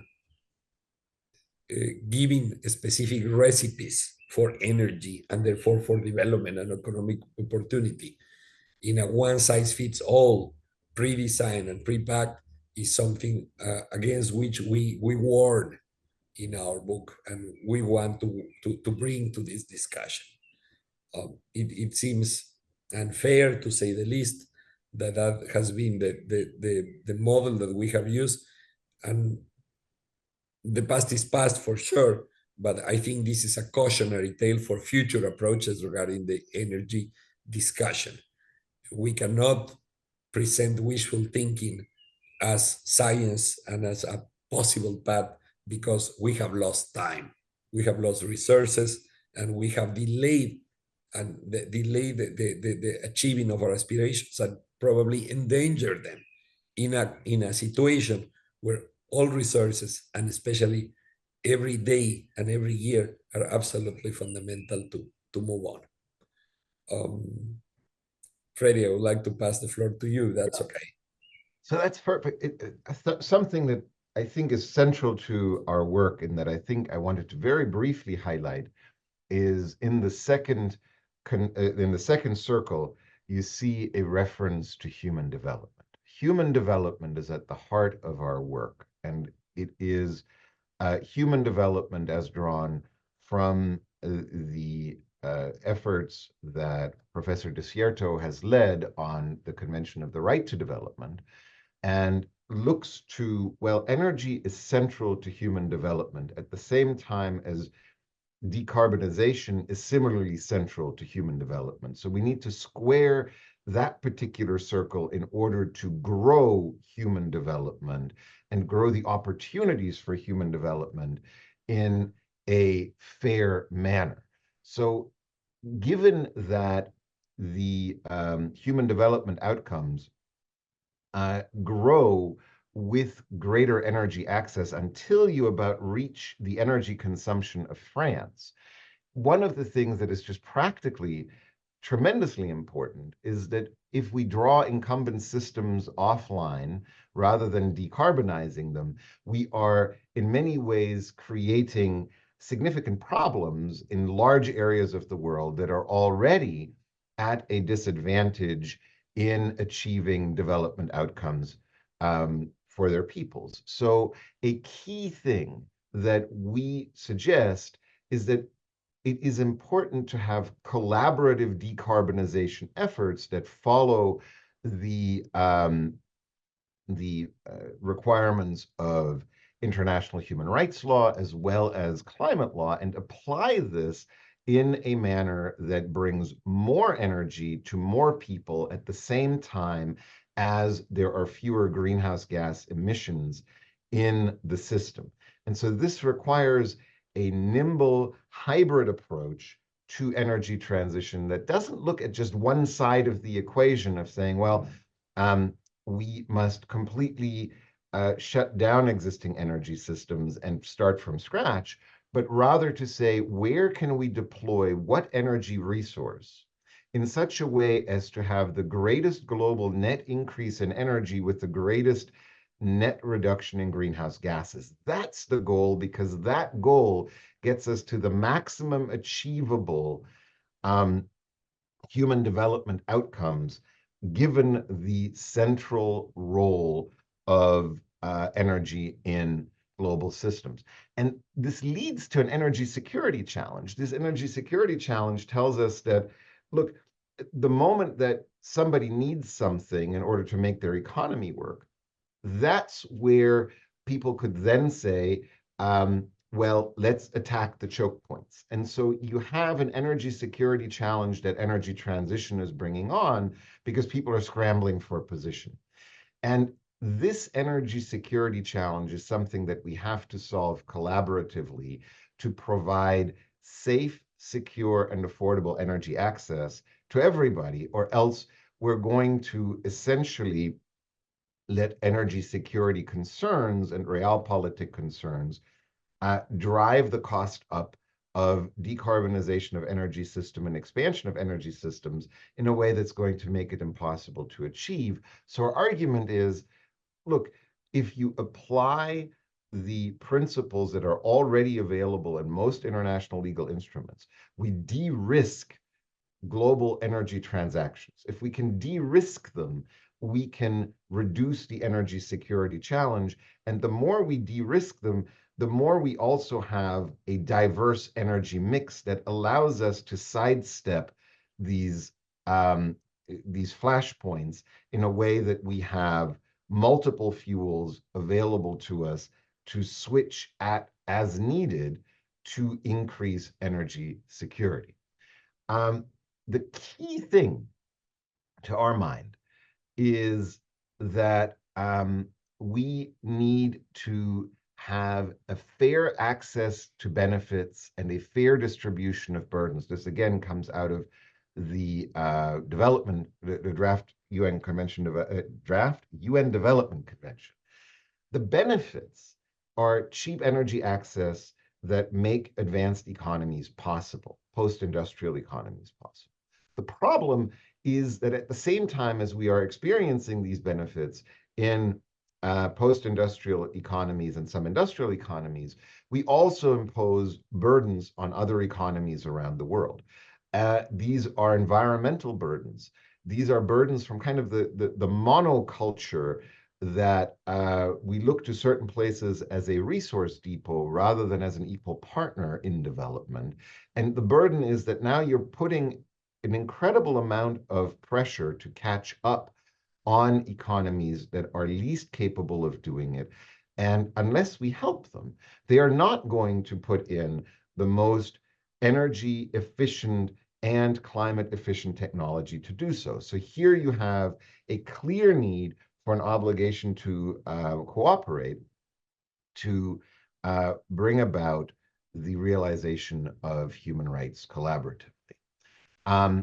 very, very briefly, what we also wanted to run through with you is, you've already heard it, so we can be very quick about this. Michael Addo had already discussed the importance of due diligence.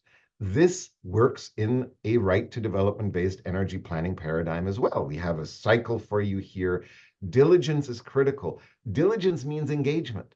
It means engagement with all those who might be negatively affected by what we are doing. And through this community engagement, then implement the most human rights efficient solution, meaning the one that best realizes human rights on a global basis, and to monitor on the backside that what we're doing is in fact what we hope to be doing. Professor Addo already said we need to track our effectiveness. That is at the heart of a rule of law-based energy transition as well. To land then, what is the role of international courts? Courts are one actor in this particular legal framework, and they have to respect other stakeholders as other stakeholders have to respect the courts. This means an obligation to collaborate on both of their parts.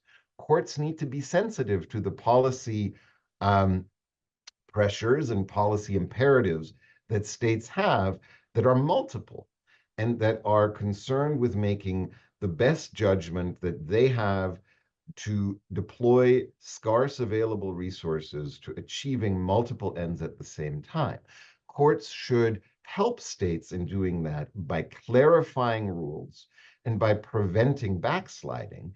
What courts and tribunals should not do is to impose their own view as to what policy outcomes should be and become a policymaker of last resort. That is disastrous, not because courts don't mean well, but because they don't have the policy context to do so. So what we argue in this context is courts have a tremendously important role to play in clarifying and providing a backstop, but they should not be the leading edge of this development.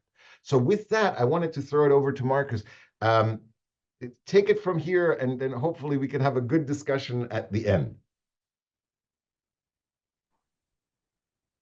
Yes, thank you so much. I hope you can hear me well. Yes. I'm having some bandwidth issues, so I hope this works. Thank you so much for such a comprehensive presentation, and thank you so much for this really important contribution to the debates.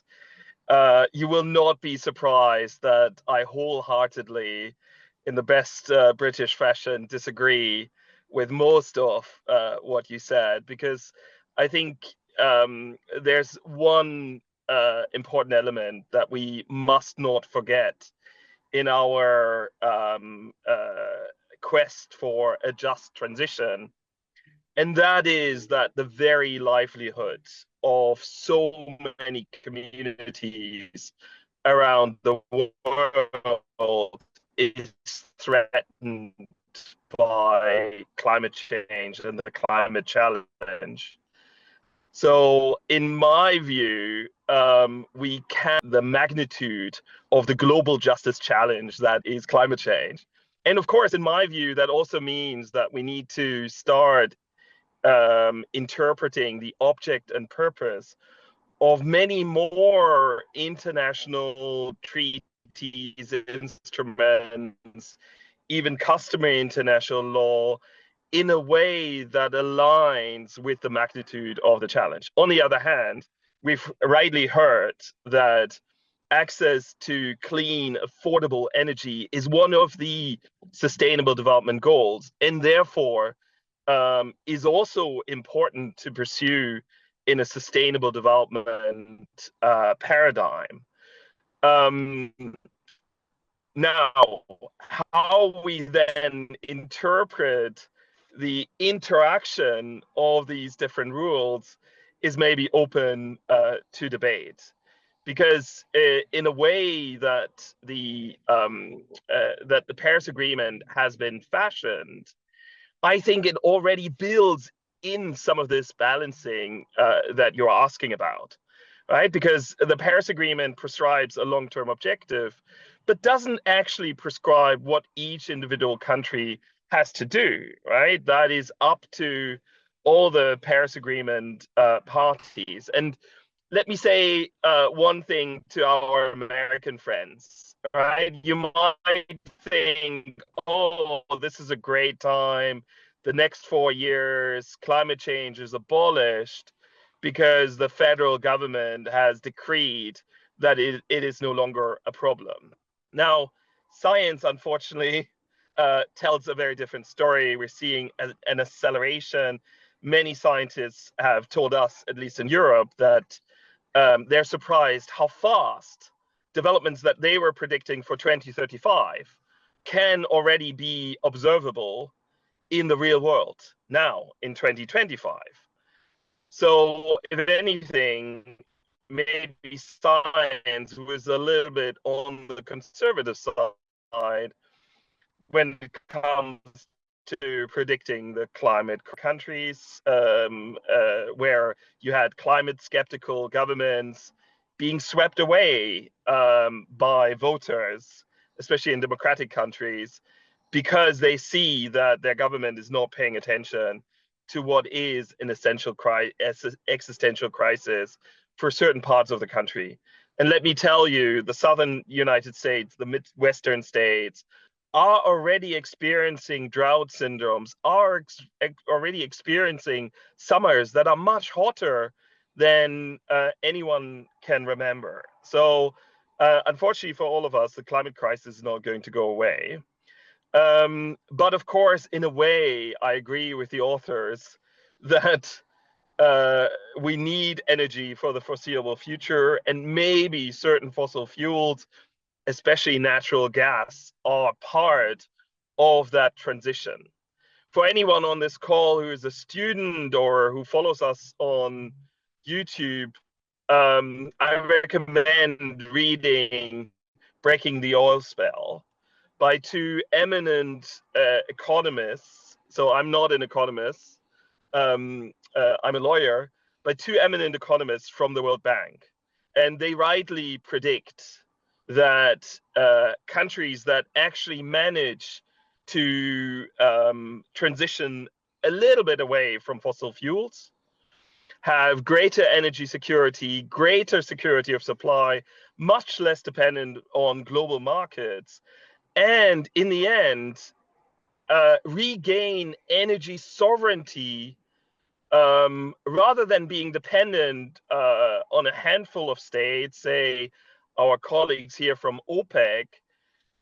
They are more dependent on tidal flows, the sun shining or the wind blowing, rather than really the difficulties of global markets in the fossil fuel industry, right? We are not phasing out coal because of some ideological kind of obsession with coal.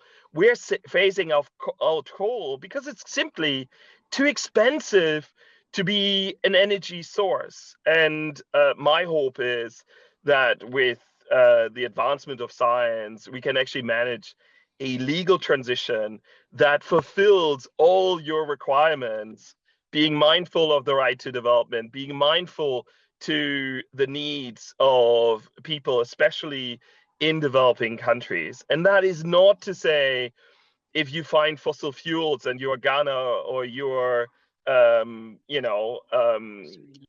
Suriname or any other developing or least developed country, that necessarily global markets, far from it. I think you need to be aware that what meant tremendous natural wealth in the past century might not mean that same wealth. So maybe having a lot of sand, maybe having a lot of sunshine could be equally important going forward. Now, as a sustainable development lawyer, I find the sustainable development goals don't necessarily receive the legal attention that they deserve, because the vast majority of these goals already have found their way into international law, and I'm sure we're going to discuss that in the afternoon of this symposium. But let me let more thoughts on energy transition. I think we need to observe international trade rules. We need to observe rule of law, maybe even international investment law where it applies.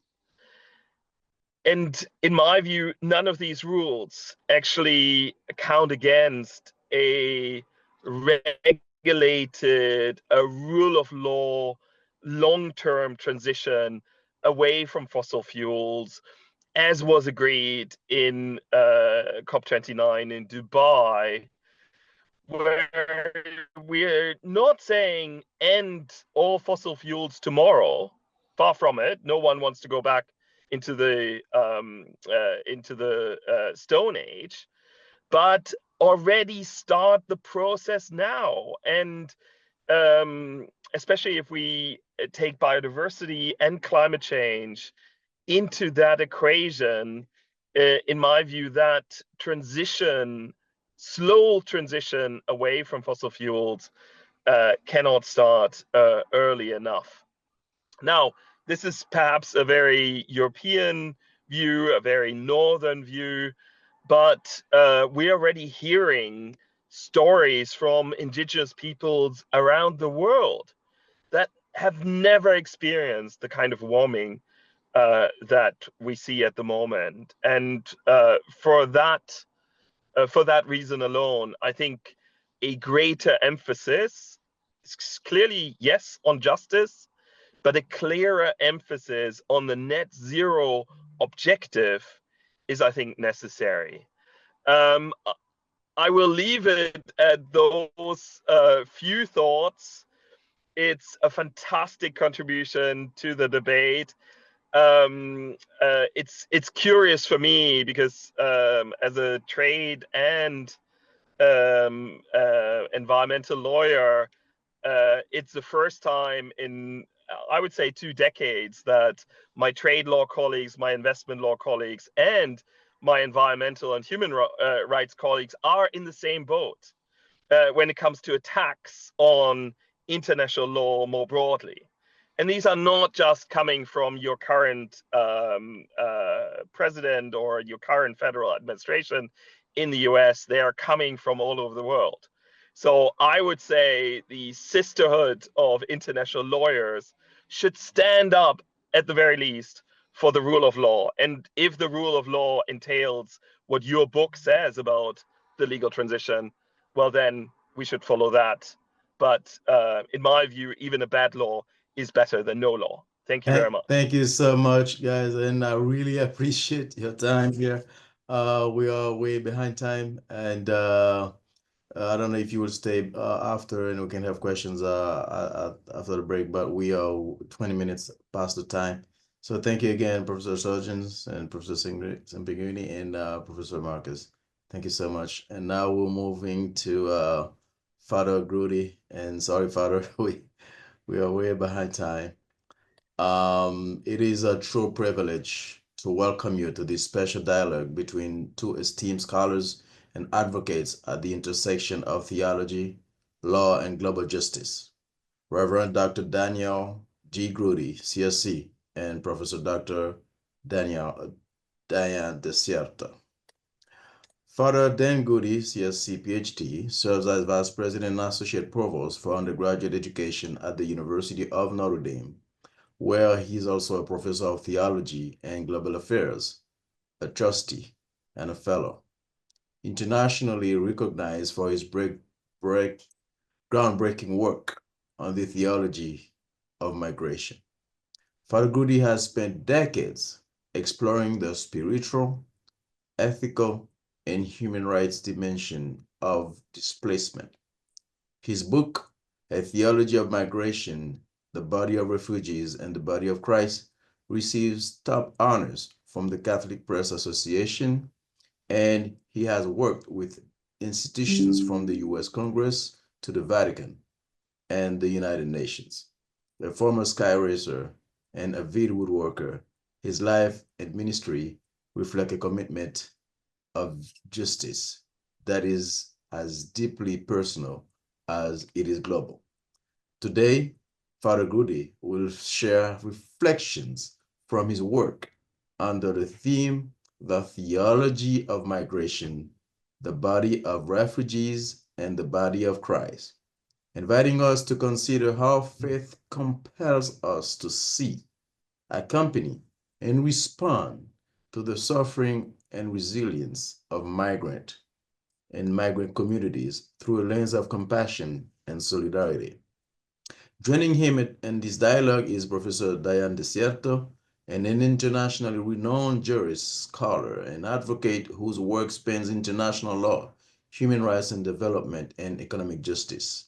With appointments at Notre Dame Law School and the Keough School of Global Affairs, Professor Desierto brings a powerful legal and ethical framework to global challenges, including those facing displaced populations.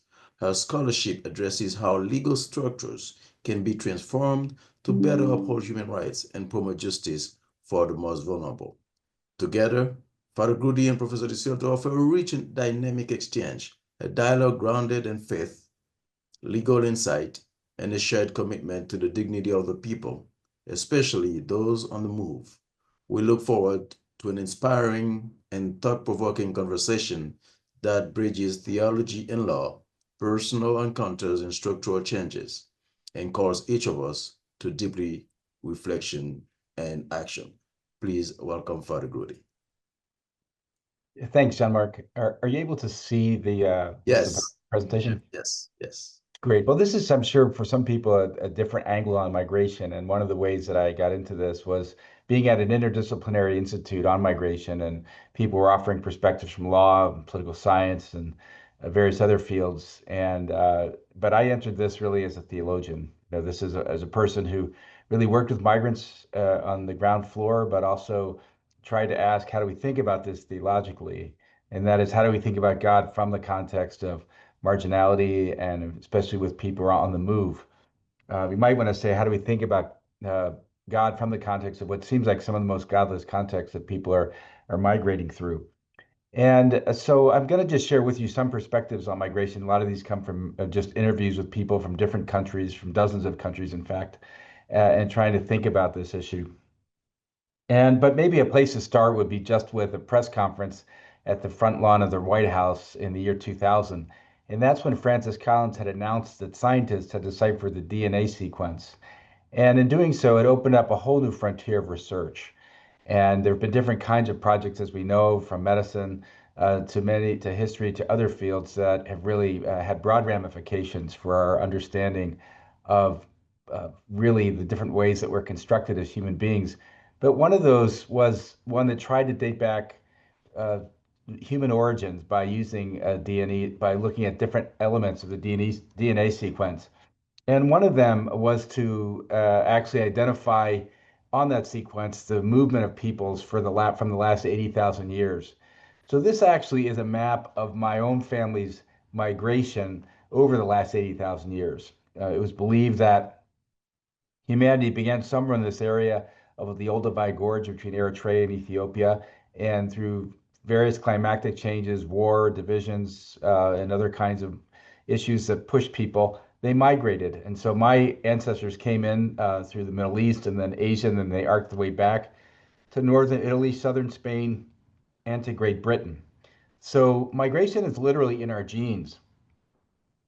But it's also in our spiritual genes. As we look at the scriptures, the Christian scriptures, we can see in the really in the Hebrew scriptures in the Old Testament, we see that the focus really begins with in the 12th chapter with the migration of Abraham, who leaves his area in Ur. These are the contemporary boundaries, and he migrates his way up the Tigris and Euphrates River, and then arcs his way up to what is now southern Turkey, and then down into the Fertile Crescent, into Lebanon, Palestine, Israel, and into Egypt. And so we see that from the beginning to the end of the scriptures, that is from Moses to the Exodus, to exile, to return, to the prophets, to the disciples, to really the book of Revelation, that migration kind of runs through the spiritual journey of a people. So much so that John from the book of Revelation from the island of Patmos really identifies our journey through life as that of being a pilgrim people en route to a new Jerusalem. So migration is not only in our biological genes, it's in our spiritual genes, it's in our national genes, it shapes the consciousness of our countries today. Not just the United States, but certainly many other countries around the world. But as we know, it's a big issue, no matter where we go. This is one of the boats crossing the Mediterranean. This is where thousands of people die each year. And this is sometimes they can pack as many as 700 people into these boats, leaving the north coast of Africa, finding the way to Europe, or finding the way to other places where they can find security and protection. So this triggers a lot of responses, I think, in terms of the loss of these lives, but it also raises questions about law and international law, of justice, of human dignity, and many other things. But what was interesting, Pope Francis, we just remembered this past week when he passed away, and this was an issue that he took up. In fact, the first place he went to after he was elected was that when one of these boats capsized, everyone died except for 8 people, and they survived by clinging to a fishing net in the middle of the ocean. But when the fishermen saw them, instead of saving them, they actually severed their nets and cast these migrants to die into the ocean depths. And he was so moved by the indifference to these migrants that within 8 days, he went down to this island of Lampedusa, which is no more than a rock in the middle of the Mediterranean. And he celebrated Mass by an ocean harbor, and he used a chalice made from the driftwood of a refugee boat. So I want to talk a little bit about that Mass, about that incident, about the chalice that he used and its significance for understanding migration, not only politically and legally, but also theologically. So this, they say sometimes too that an American Lampedusa also happens at the border each year. For the last 25 years or so, bishops from the United States and Mexico come together to celebrate one Mass, and often they join the altar together at the wall. So this is a picture of the bishops celebrating Mass at the wall. In this case, it's in Arizona. But it raises the question, what does it mean to really be a community of faith amidst an issue that's so divided, like migration? And so I want to, in this talk, just highlight a few things. That is, the first is to talk about what I would call the age of migration, the introductory, right? The second is to look at the debate around migration. Thirdly, I want to look at more of the theological territory around migration. And lastly, look at what could be some of the responses to migration in the mission territory.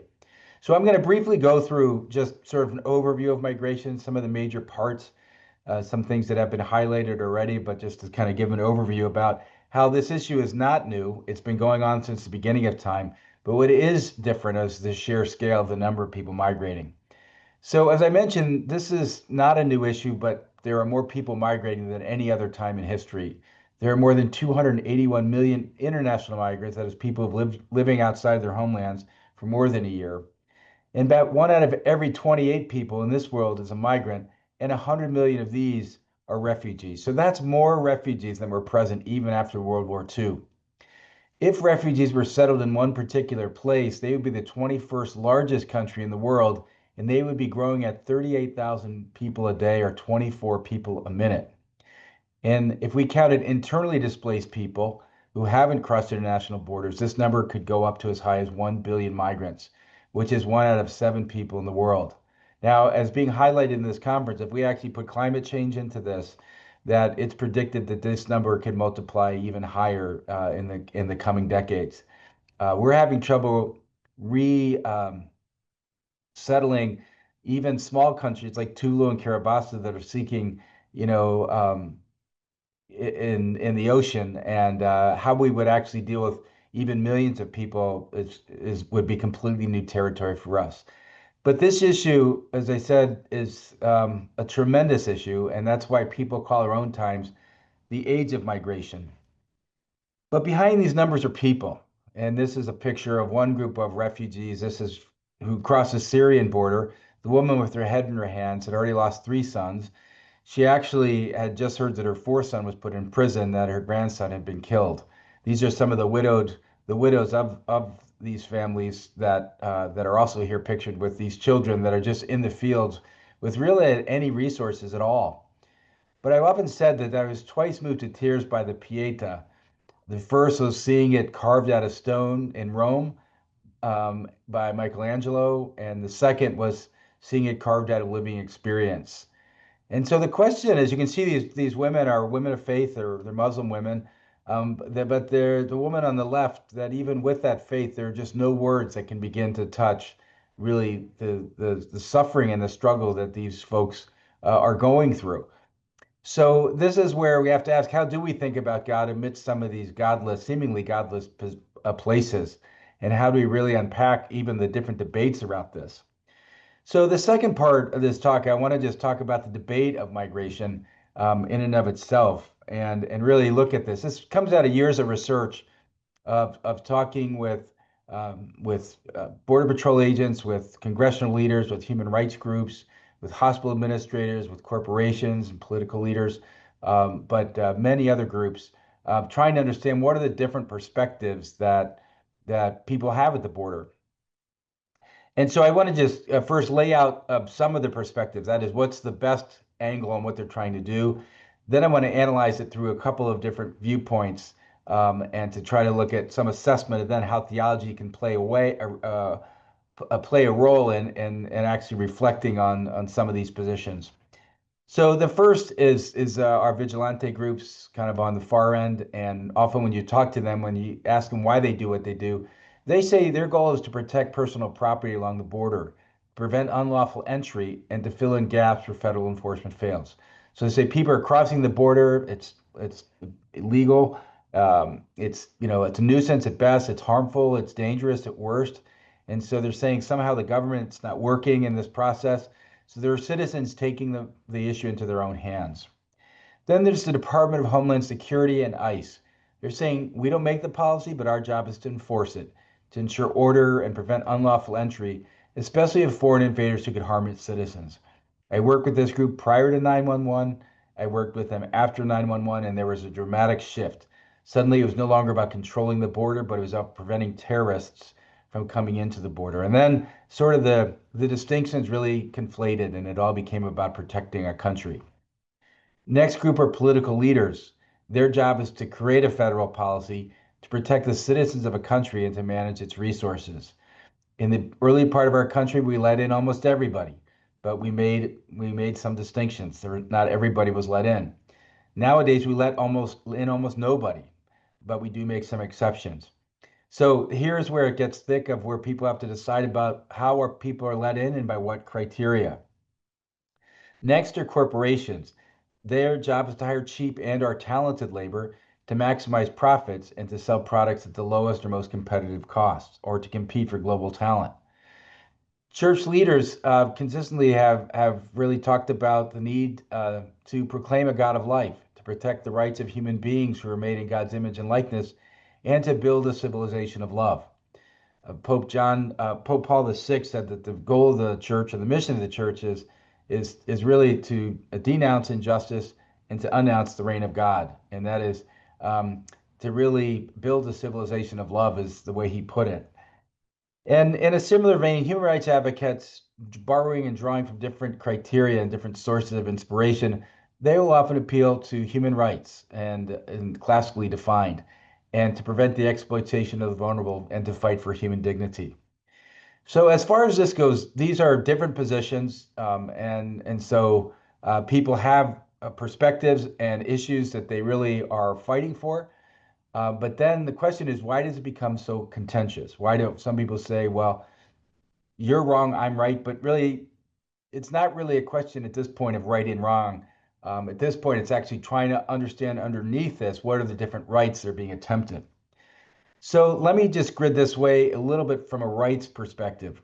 This group is looking at property rights, personal property rights, especially farmers, for example, who have their land trampled on by migrants, and really talk about the violations that they go through.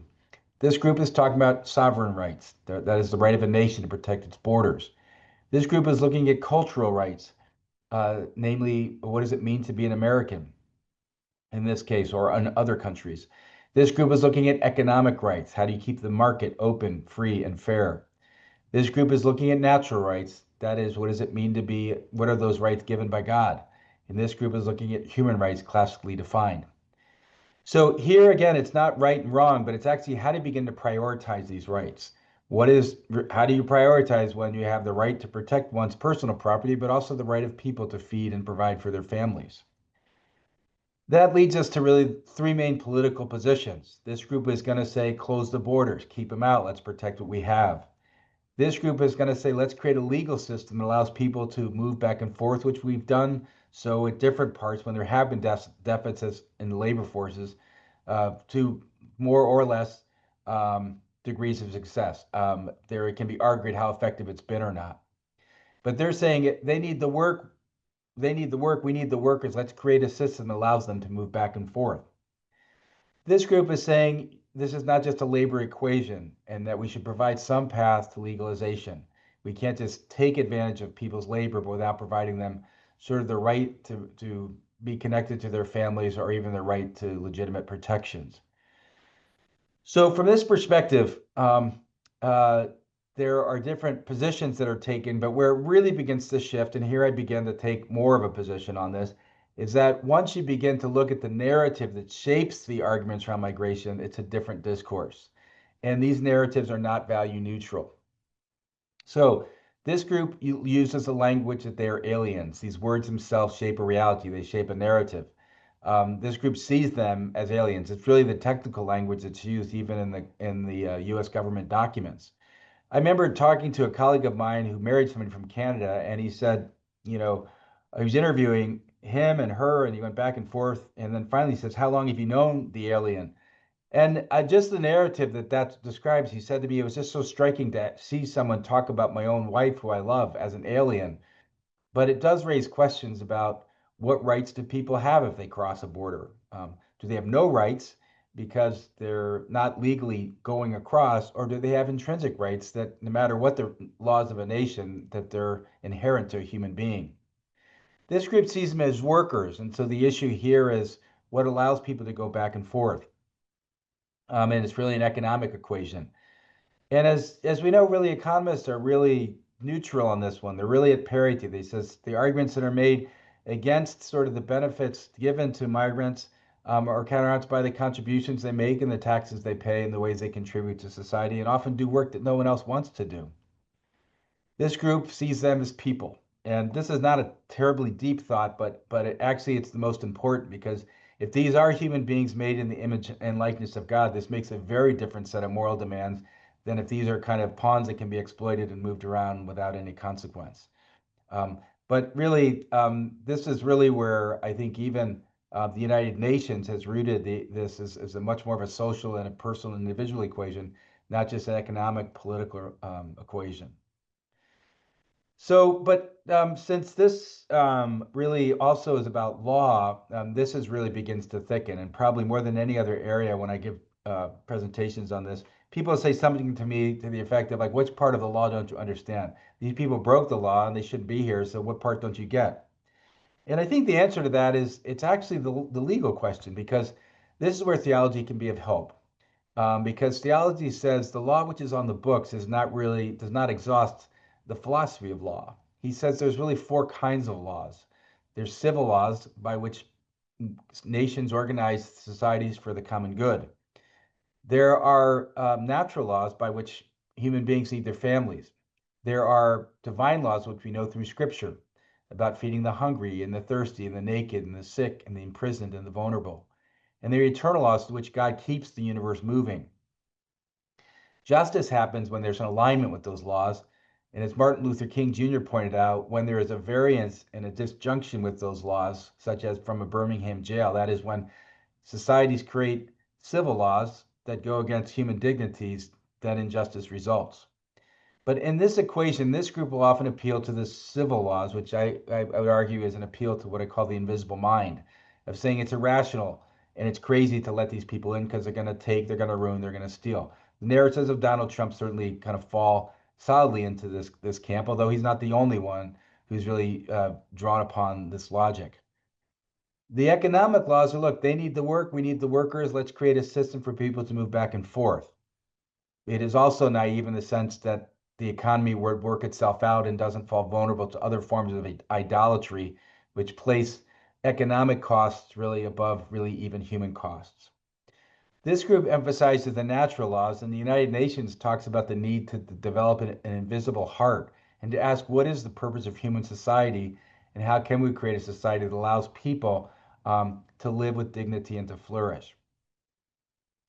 So what that brings us to is a central question, what is the otherness calculation? What is my responsibility and relationship to all those who I define as other? And probably no other area does this otherness become defined than in terms of migration. This first group sees them in terms of the fear of the other, the second in terms of the usefulness of the other, and the third in terms of the connection to the other. So here we begin to see that theology gives us a way of saying that there's a deeper migration that needs to happen. It's not just political and it's not just geographical. It's not just moving across a territorial border, but it's also moving from, I think, a more fundamental position within the human heart that really goes from seeing this as otherness to really one as oneness. And here, really, the long journey of human life fundamentally, which I'll bring out in a moment, is about a movement towards communion. So that's a bigger frame of life, even than any kind of national or political or even legal framework. Where this leads us is really at tension zones. I don't have a chance to develop all this, but it's really a tension between sovereign rights and human rights, between civil law and natural law, between national security and human insecurity. And in this case, I'm going to go just a little deeper into the theology here, and that is between citizenship and discipleship. And that's say, what does it mean to fulfill the duties and expectations of being a member of the state? But taking this from a faith perspective, from a Christian faith perspective, it would ask, what do these challenges mean in terms of those who profess faith in Christ to respond to the inclusive demands of the gospel? There's other religious traditions that can give another framework of this. I look at this as a human being, as a Christian, as a Catholic, as a priest, and this is really where the question would take me. So all of this, I just want to sort of add just a few things on this.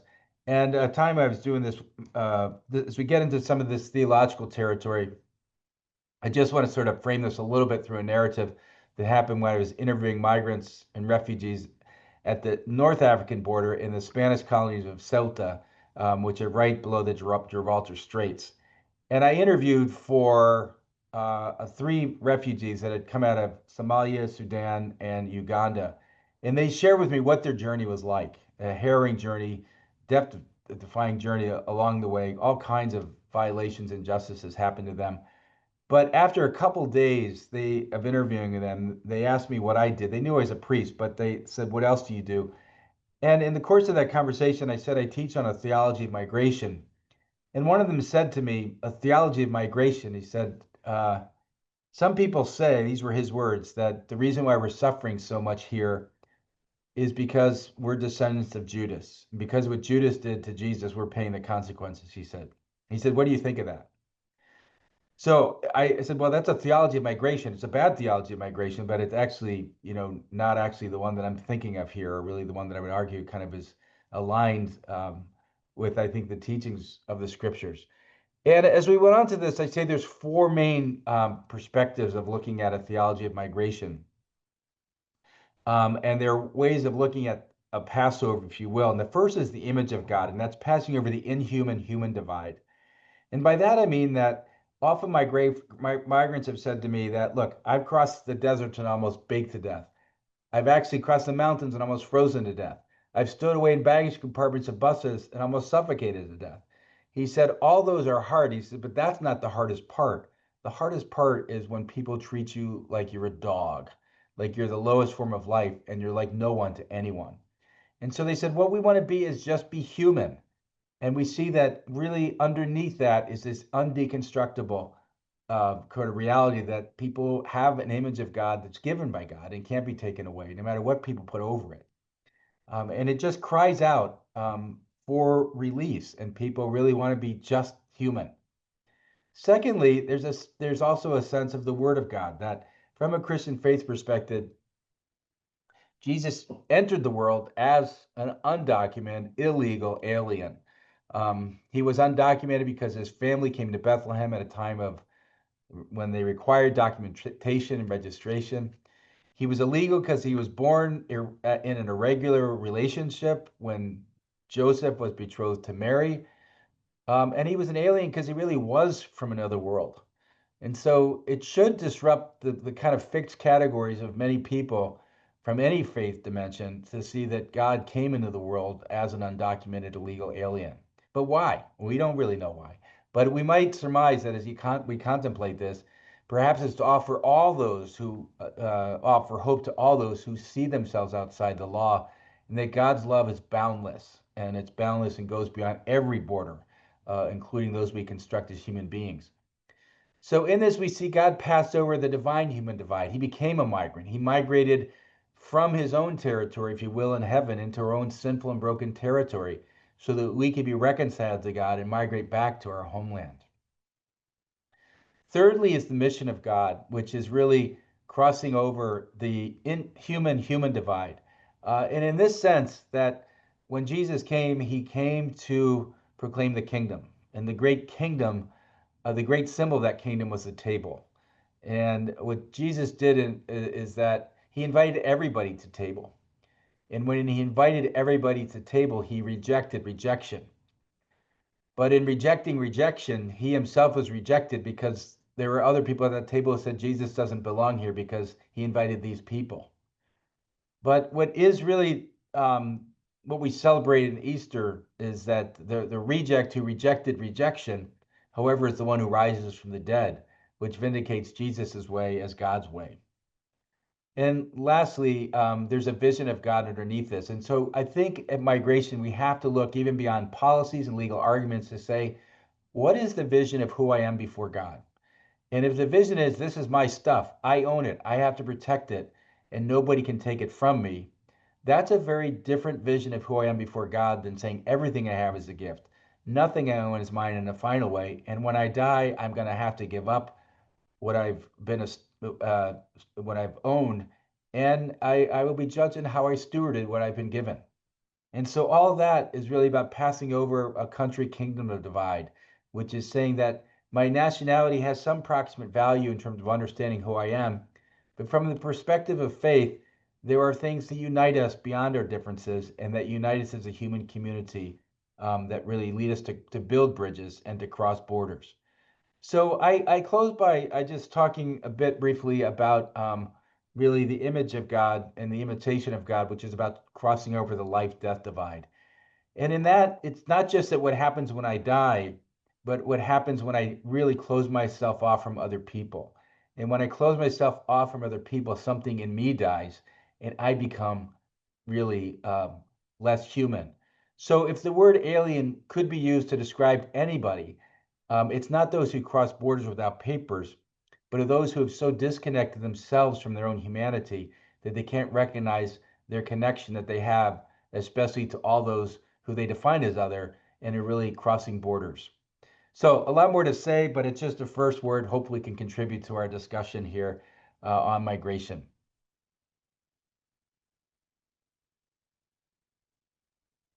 Wow. Other than as a migrant, you already know what I feel, you know. It's a great presentation. Thank you so much. So I know you have many responsibilities and you have time constraint. I don't know if you have time for a question or two or otherwise. Sure, I think it'd take a question or two. I'm actually just on my way to another commitment here, but I have a question or two if that's okay, if anybody has any. Father Dan, thank you so much for properly and appropriately contextualizing our entire symposium, because this symposium does begin with the word human first and foremost. And I think you more than anybody else has really tied together these various strands and threads of reasoning and understanding of rights and the positions in a very fractured and difficult issue. I mean, speaking from the standpoint of human rights, where so much are focused on rights discourses rather than that initial point of recognition of humanity, I guess the question I have here in the aftermath of everything that you have spoken about, I want to latch on to this notion of, but everything was actually given. We come into this world without with endowments that we can't take with us when we leave this world. So how, in your experience, in many decades of working with migrants, looking and working with various people who have to enforce the law, what is for you the decisive moment when they see that this is not just a narrow issue of enforcement, but first and foremost, the fundamental recognition of humanity?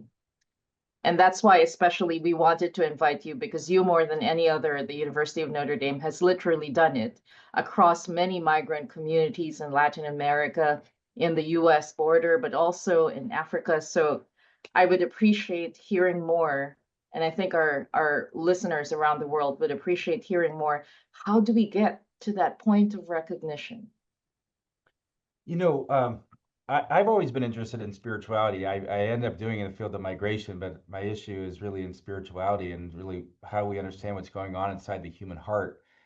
And one area, this part of it kind of, I was awakened to this when I was a kid, and I remember just being on a trip with my family, and we came across a rest area, and there was a pamphlet on the ground, and it just said, "Did you realize you could actually miss heaven by 18 inches?" And I was kind of like very intrigued by it. And when I opened it up, it said that actually the distance between the head and the heart is only 18 inches. And God was not only somebody to understand cognitively, but someone to encounter in the depths of one's heart. And that unless one really had an encounter with God, that one really couldn't understand, who God was about.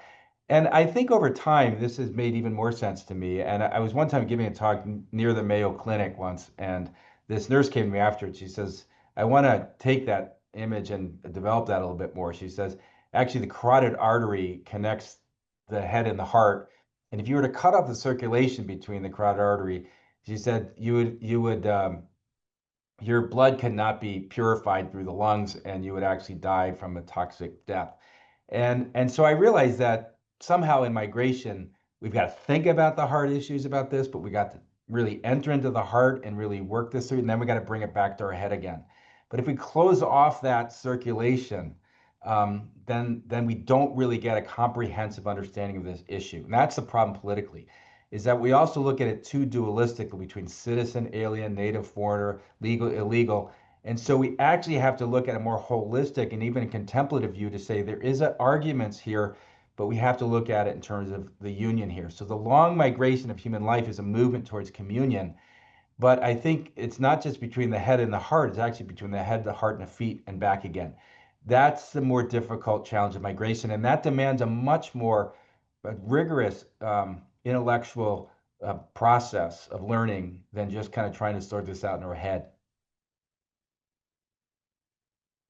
Thank you so much, Father Dan. I really very much hope that we can continue our collaboration, but most especially in learning from you on how to have the dialogue. That I feel that, as I tell my own students at Notre Dame, the fundamental nature of connecting, whether it is to our clients, whether it is to those who are in need of our representation, and those who are in need of our assistance, first and foremost requires being able to build that understanding and recognition of humanity and accompaniment. And so to that end, especially given all your expertise, I know the University of Notre Dame has so much work, especially since you lead so much here at the university. I still do hope, Father, that you could lend your expertise to helping us build this kind of platform for dialogue that reaches into the real heart of how to approach humanity in this most complex issue of global migration. Thank you so much for your Thanks, time. Dan. Let's do that. There are a lot more stories, a lot more to elaborate on in this context, but I think part of the migration, as you mentioned, is to migrate even from our own viewpoints to understand differences and different perspectives and try to see that we share a common humanity and we're all migrating together. So wonderful. Thank you, thanks, Father. Dan. Let Thanks, me turn everybody. over to Jean-Marc. Thank you, Father. Thank you all for joining us for this powerful and thought-provoking conversation. The first part of the symposium, From Policy to Protection, Human Rights and Environmental Protection in Climate Vulnerable States, has ended.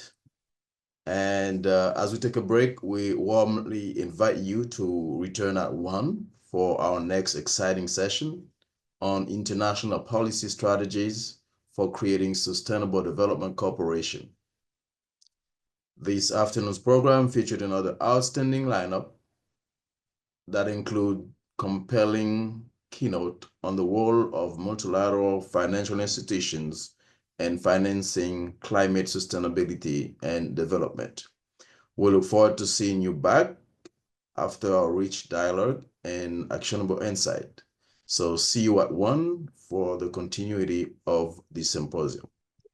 Before we begin the second half of our symposium, let us take a moment to reflect on the powerful presentations and discussions we've had this morning under the theme From Policy Protection, Human Rights and Environmental Protection in Climate Vulnerable States. To do that, I want to welcome Professor Dr. Diane Desierto to help us synthesize and reflect on these important themes. Professor Desierto, you have the floor. Thank you very much, Jean-Marc. And for those of us who are joining from virtually every point of the world, especially our Notre Dame alumni on Notre Dame Day, we are very pleased here at the law school to be able to offer you these invitations for reflection, both from the expertise and experience of our distinguished panel of speakers in the morning symposium, in the lunchtime keynote, the book discussion, as well as the forthcoming afternoon panel.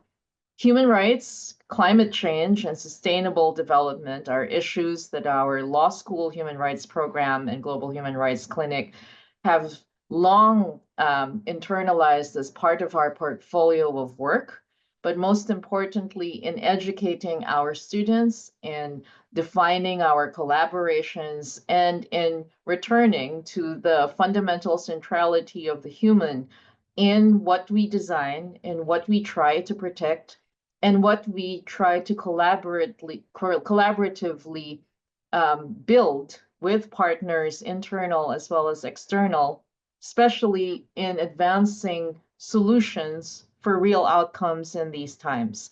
It is my privilege to be able to join the symposium this afternoon, especially led in the panel by a very dear colleague and friend at Cambridge, at the University of Cambridge, who was the chair for International Sustainable Development Law, Professor Marie-Claire Cordonnier-Segur, who can certainly tell us more about how, from her own expertise in international law and in international policy, how to get things to work, which I think is the perennial question in very difficult times such as these, when international law seems to be undermined, hard-pressed, or violated easily and readily with impunity. For those, especially from my students, who tend to experience quite a lot of despair or surprise or shock, and many times that we're seeing breaches being normalized, this is our offering to show how collaboration, dialogue, and educating one another on reaching shared solutions can work, and it has worked, and it will work with the commitment of dedicated policy experts such as our next panel. With that, I would like to thank our speakers from the morning session, the morning panel, our book discussion, as well as the keynote delivered by Father Grudy, and turn over to Jean-Marc for the remaining half of this symposium on Notre Dame Day. Thank you, Professor Desierto. And without further ado, it is an honor to introduce Professor Dr. Marie-Claire Cordonnier-Segur, one of the world's leading experts in sustainable development law and governance. She serves as chair in sustainable development law and policy at the University of Cambridge and is the senior director of the Center for International Sustainable Development Law.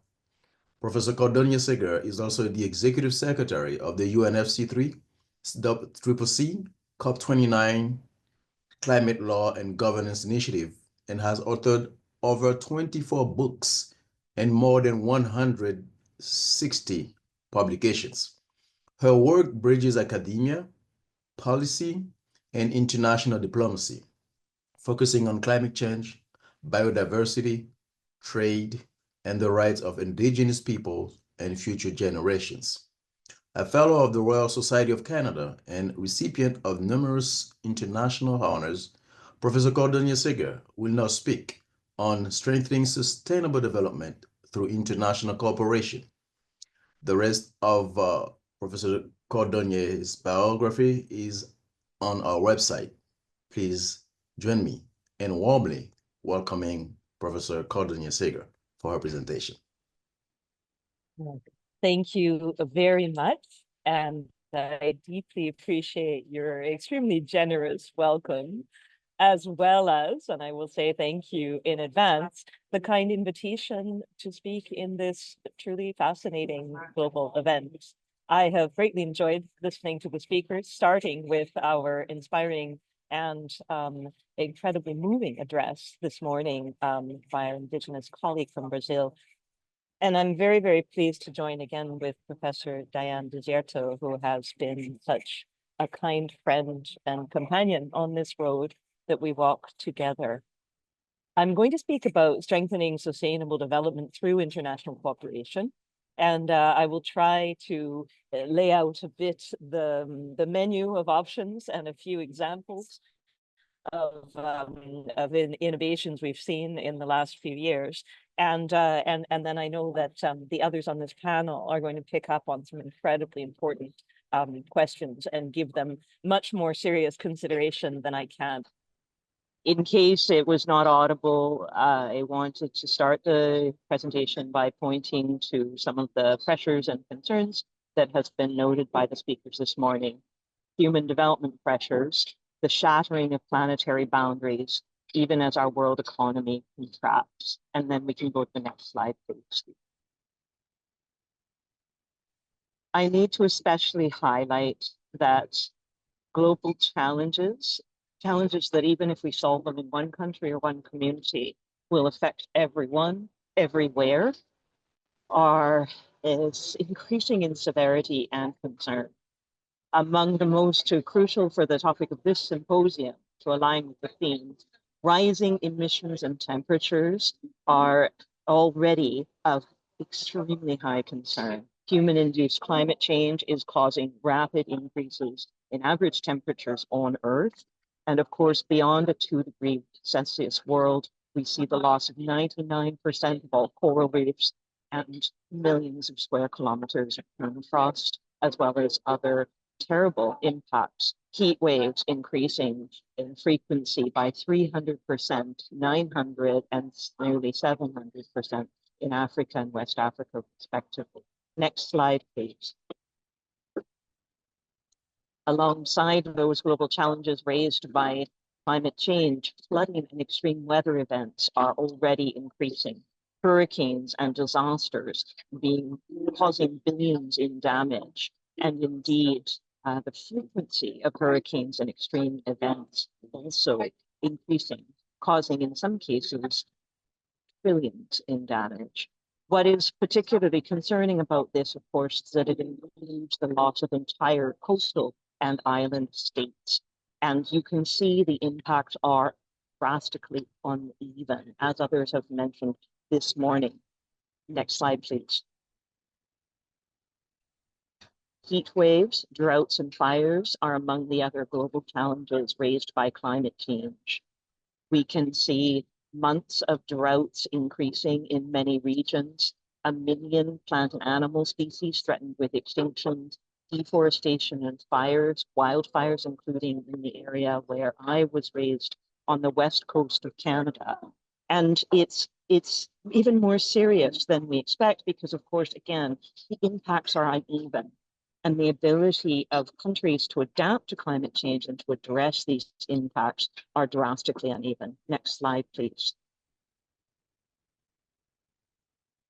At the same time as global challenges, we are facing increasing food insecurity and a biodiversity crisis, with over 47 million children under 5 suffering from undernutrition, and 20% of terrestrial ecosystems worldwide degraded by human impacts. 2.101 billion people living in moderate food insecurity, with 704 million facing severe food insecurity. Next slide, please. And to add to this, as many speakers have already covered this morning in terms of violations of human rights, We're facing increases in certain areas of extreme poverty. We're facing others being threatened to be pushed back into poverty due to the impacts of the recent pandemic and of climate change. And we have lack of access to clean water, clean energy, even basic human rights and health and education worldwide. While some of these might have been said to be local priorities, they are now truly global as we realize the impact of lack of education and how this can affect stability worldwide. Next slide, please. And on exactly that topic, of course, a further global challenge that we've already brought up this morning, conflict and geopolitical instability at present is at an all-time high.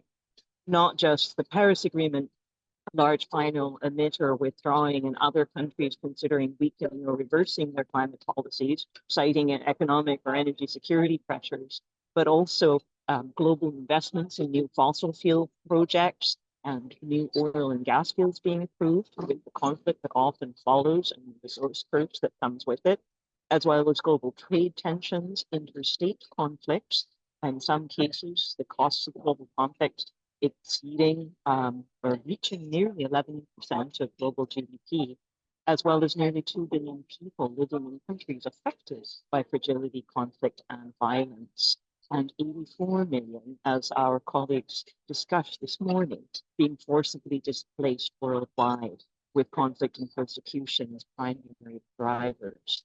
Next slide, please. Now, obviously, especially for the students in this group, my reason for bringing up these global challenges isn't to leave you in a state of permanent depression. These global wicked problems are increasing in severity and impact, but their risks are not truly surprises. The international community has been examining scientific data, raising the alarm, and struggling to negotiate responses since the United Nations was first formed 3/4 of a century ago. And international conferences and debates have been leading slowly to clearer definitions of problems, to general commitments to cooperate, to fragmented or incoherent, conflicting, and sometimes even overlapping attempts to act together. Next slide, please. We've seen a policy debate continuing. Indigenous communities and many civilizations worldwide have always understood what sustainable development and sustainability meant.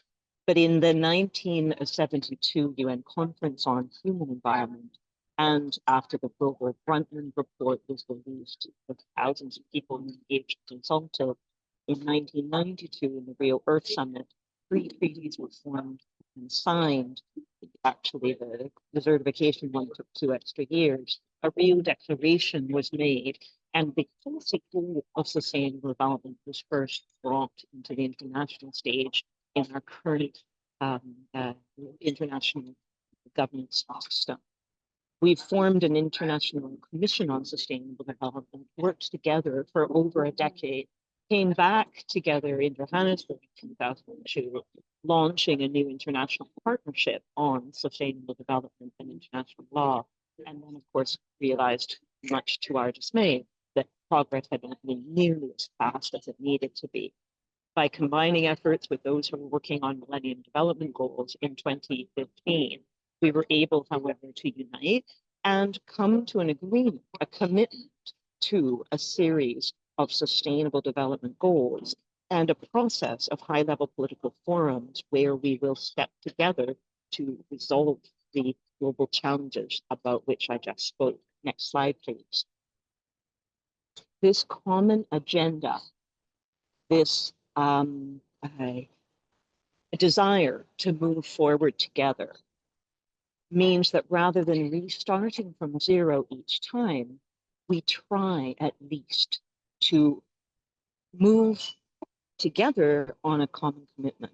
17 goals, building on the Millennium Development Goals and the 2012-1992 Sustainable Development Agenda. 169 targets under those goals, measurable with indicators, although I feel they are still requiring a great deal of work. These SDGs provide a common framework to facilitate cooperation and action. And they apply to all countries, developed or developing, low income, small island, any region of the world. They offer a succinct set of public policy priorities and time-bound targets. As Ban Ki-moon said at the time, saving our planet, lifting people out of poverty, advancing economic growth, these are one and the same fight. And you can see on the slide, some of the goals combine just as much human rights and economy, or human rights and the environment, as they do address just one particular set of priorities. They're seen as an integrated agenda. Next slide, please. The question mark, of course, that I'm often asked as an international law professor and theorist, well, yes, all right, we have a public policy agenda, but is it binding? Is it law? I don't argue that the sustainable development goals are binding international law. As a matter of fact, I would say that they're a quintessential example of cooperation and public policy and soft law. But behind each goal, there are binding treaties. And we explicitly, in the open working group, took these treaties deeply into account. And as you can see on this chart, next slide, especially the next chart, it is simply incorrect to say that there is no binding international law in the area of the Sustainable Development Goals. Rather, there are scientific collaboration mechanisms, capacity building commitments, dispute settlement and compliance processes, education and awareness, collaborative mechanisms, and many other features in each of these different areas. And of course, they're backed by possibilities of finance in many cases. Next slide, please. And this is very important because the international institutions that work together through countries and with countries, forming broad epistemic communities or even communities of practice in each of these different areas, aligning for those goals, have to have a common agenda to work together. I've outlined just a few on this slide. Next slide, please. And at the same time, we're also seeing a number of international disputes being brought to the International Court of Justice, the Permanent Court of Arbitration, the International Tribunal on the Law of the Sea, and the World Trade Organization in order to be able to peacefully resolve without war some of the conflicts that relate to sustainable development. Perhaps the most important one I've been looking at just now in the new book is, of course, the International Tribunal on the Law of the Seas binding, non-binding arbitration advisory opinion on climate change, which makes some very important points that align directly to Sustainable Development Goal 13. Next slide, please. I do this work, and I'll only make one point here because I know that this symposium wants to focus on action. I do this work from a perspective of an interactional legal theory. So rather than just looking at the black letter law, rather than just looking at the principles that often powerful judges may agree or may argue are relevant, I also look at the regimes themselves and how they contribute to the legitimacy and legality of the rules. And the best way to explain it is that these rules are transforming practices and constituencies, but also being interactionally transformed on all levels themselves. And it shows, of course, that law and governance regimes can evolve in order to actually achieve their objectives, and that it's important to pay attention to that.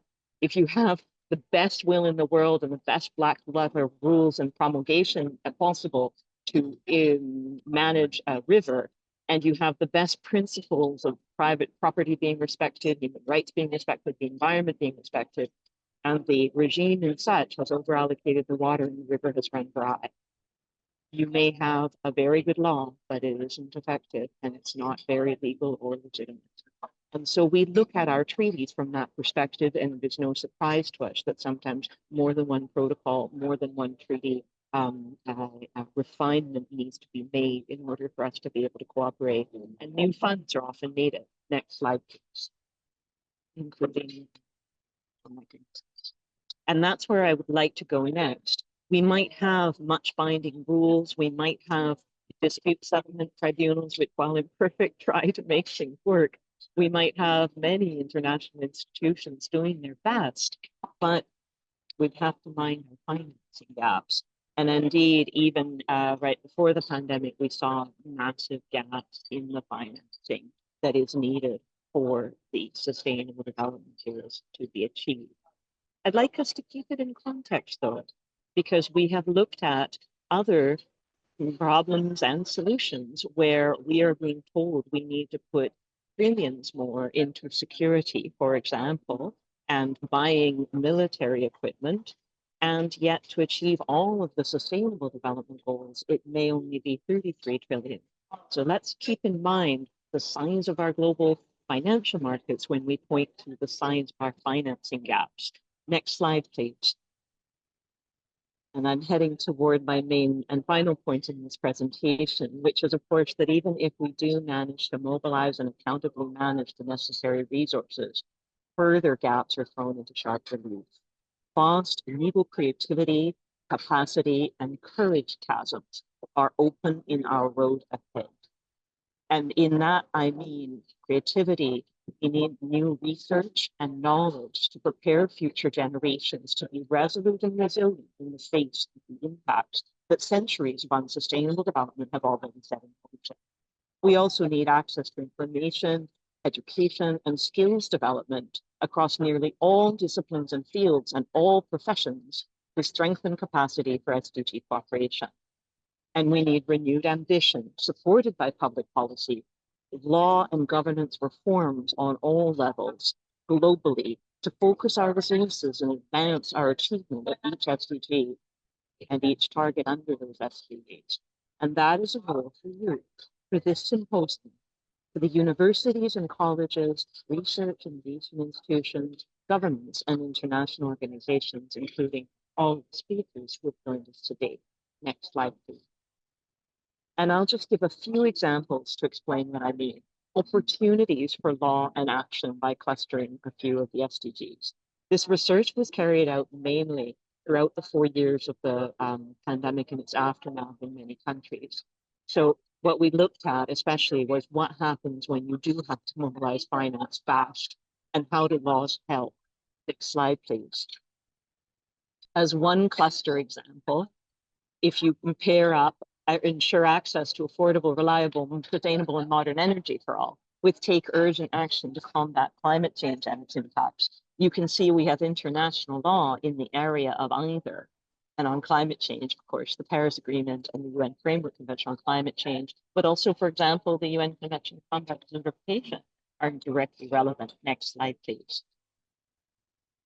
And we can trace through the SDG targets, such as ensuring universal access to modern energy, subject to the last panel, through to treaty obligations, including the definitions pointed to in the previous slide for renewable energy provided by the International Renewable Energy Agency and its charter, along with examples of public policy, financing, and cooperation mechanisms that we've seen adopted in the last 4 years since the pandemic, with billions being mobilized in some cases, and examples of law and policy enablers, feed-in tariff regulations, carbon neutral energy grid, subsidies for renewables rather than fossils. Next slide, please. Similarly, we can pair up and align the SDG 13 targets on strengthening resilience and adaptive capacity to climate disasters and integrating climate change measures into policies and planning with our Paris Agreement and our UNCCD obligations. We have examples from Fiji, from Finland, from Lithuania of different public policy financing and cooperation measures. And we can point to very clear law and policy enablers, everything from climate change acts with independent scientific commissions to set the targets, to federal or provincial frameworks with financing mechanisms, or even more hybrid structures that allow for cooperation across subnational units on setting up smaller carbon markets, or greenhouse gas emission pollution pricing laws, carbon taxes, as well as climate risk financial disclosure rules, disaster risk reduction and response laws, regulations to assess the climate impacts of projects, mainstreaming climate into sectoral laws in agriculture, energy, water, and other areas. Next slide, please. I'll give 3 more examples of such clusters, but not dwell on them, simply point out that if our concern is addressing those global challenges related to hunger and food security, or the global challenges related to sustainable use of ecosystems and sustainable management of forests. Next slide, please. We can point to a direct alignment between SDG targets 2.1 and 2.2 with the UN Declaration on Human Rights, the ICESCR, or the Convention on the Rights of the Child. There are many good examples of public policy, financing, and cooperation measures, and there are very serious examples of law and policy enablers that are being used right now. Next slide, please. Indeed, the research is showing us that on biodiversity as well, not only do we have many binding obligations on biodiversity, wetlands, endangered species, migratory species, but we have many examples of public policy and financing cooperation mechanisms, and many examples of law and policy enablers.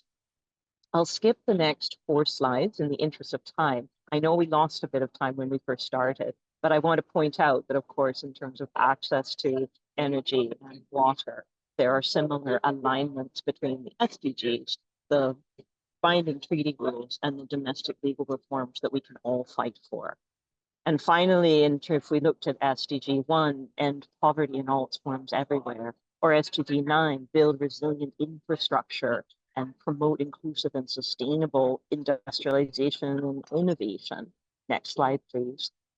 We can point to the same types of alignments where SDGs 1.1 and 1.3, those targets, can be aligned with ICESCR or the UN Declaration of Human Rights articles. We have examples from all over the world of private policy, financing, cooperation mechanisms, and law and policy enablers that help those mechanisms. I can just sit here now and wait for it. I'm going to come to my last slide now while Chris Stevens is joining us. If you can move forward. That's all right, we don't need to take this one. It's more examples on infrastructure. Next slide, please. I'm going to end with a call for courage. And I'm calling for all of the work that we need on financing, which many of you will be discussing, I'm very pleased to see, in the rest of this panel, but also for the universities, the courageous centers like yours, Diane and colleagues at Notre Dame University, and all over the world watching online, not only to scale up your relevant research, engage with stakeholders, and ensure good impact, but also to speak to its power, to continue, even in these troubled times, to provide excellent independent advice to those law and policy decision makers, advice that is desperately needed where we are today if we want to increase the courage of our law and policy reform agenda. And let's be ready to change lives. With all the students who are online with us, we can strengthen our own awareness of the SDGs, choose the SDGs we're most passionate about, make them our vocation, and work towards achieving them. It's the project of a lifetime, of many lifetimes, but you can't imagine better work to be doing. And we need to be building their career skills as officials, as governments, as green jobs creation programs, as universities and educators, so that our graduates, when they come out, are ready to take on challenges related not just to climate law, but also to setting up claims commissions where women's human rights can be respected, or addressing some of the other legal and policy enablers that I pointed to in this talk. I can invite you, if you're interested, to consider Googling democratizing education for global sustainability and justice, which is, of course, the global courses that we offer, 2 courses with a Cambridge certificate for free online, in understanding some of these different treaty regimes and some of those enablers that I've just discussed. I'm going to close with 2 quotes, which they help get me up in the morning, because in turbulent times it sometimes can cheer you up, push you forward. Next slide, please. The first one is a quote from a novelist, an award-winning novelist, and it's been adapted, but it tells us that historically crises have forced humans to break with the past and imagine their world anew. This one is no different. It is a portal, a gateway between one world and the next. We can choose to walk through it, dragging the carcasses of our prejudice and hatred, our avarice, our data banks and dead ideas, our dead rivers and smoky skies behind us. Or we can walk through lightly, with little luggage, ready to imagine another world and ready to fight for it. And I'd like you to go to the very last slide, because what guides me, as a quote from a dear friend of mine and the godmother of my child who passed away after winning the Nobel Prize for Peace, Wangari Maathai, if you want to go fast, go alone. But if you need to go far, you need to go together. And I think we should remember that when we look at the Global Sustainable Development Agenda, because some of us have the luxury to consider very sophisticated problems and solutions, while many of us, if you remember those maps I showed you at the beginning, are struggling to deal with very, very clear and basic necessities that my co-author and I in the new Sustainable Law textbook by Oxford University Press have looked at as well, food, water, energy. And so I thank you again for this wonderful invitation. Last slide. And I deeply appreciate your patience with the 8 minutes we lost at the beginning with the technology struggles. And I look forward to any questions that might have time. Thank you so much, Professor Sager. If Professor Ray and Professor Tom allow, can I take 2 minutes for question? Just a couple questions that I'll ask from the chat. How can we realistically strengthen international cooperation for sustainable development when when many international organizations themselves are facing severe funding crisis and weakening legitimacy? And the second one is in this context, what alternative and complementary forms of cooperation, regional, local, and multi-stakeholder, can help fill the gap and ensure progress toward global development goals? Well, I think one question has just answered the other. Because I think that one of the most important things to keep in mind, and I can draw an example because as you mentioned, I do serve as Executive Secretary of the United Nations Framework Convention, Climate Law and Governance Initiative, which has been running since 2005, since COP11 in Montreal. And every year we bring more and more lawyers together who are working on these issues alongside the COP, and then we run conferences and education courses and others to help people learn about the Paris Agreement and the UNFCCC. And every year we discuss, the different laws that are coming forward, the reforms and the other changes that are being made. And we're seeing at the global level, sometimes we can run very far, very fast together. And sometimes we are needing our colleagues on one island or one canton or one state to be our leaders, one community. Do you know municipal laws are what govern whether a street of buses, sometimes worth billions of pounds, is going to be electric buses or still the old fossil fuel up to the technology? And that decision is made by a municipal planning authority when it's deciding on its transport. And it's done in accordance with public procurement rules that govern municipal authorities. And so to the two excellent questions, I think what we need to remember is that in those intermittent years, when our colleagues from some of the largest countries with the highest emissions are not with us in the Paris Agreement, and we've done that, we've been there. I was in Marrakesh when the first announcement that we were going to be losing a cherished partner for a while came in. And the next year, a pavilion popped up called We Are Still In. And it had city governments from New York and San Francisco. And it had state governments from an economy bigger than most of my countries, like California. And it had tribal governments from the different indigenous nations. And I think that is maybe one way to keep your focus and keep your hope. Work at all different levels. Be ready to move forward where you can. I absolutely deeply cherish those who are doing the work of banging their heads against the wall when things are tough at whatever level they're tough at. But I think it's also definitely worth putting the time in to make the changes where they're needed and wanted right when the iron is hot. And I think that there's a lot of space for all of us to do that together. Thank you so much again. And since I know you're traveling, right? So I hope you have something about a gate and boarding in 5 minutes. Thank you again, and then safe travels, Professor Cordania. I'm going to listen as long as I can, but I'm really, really honored to be here with you, and I'm deeply, deeply impressed with this symposium. Thank you again. Thank you for your time. Now it is with pleasure that I'm welcoming our next distinguished speakers, Professor Ray Offenheiser and Professor Tom Purico, who will share their insights on the role of private sector and sustainable development cooperation. Professor Ray Offenheiser is a widely respected leader of global development and currently serves as senior advisor to the Dean and Director of the McKenna Center for Human Development and Global Business at the University of Notre Dame's Keough School of Global Affairs.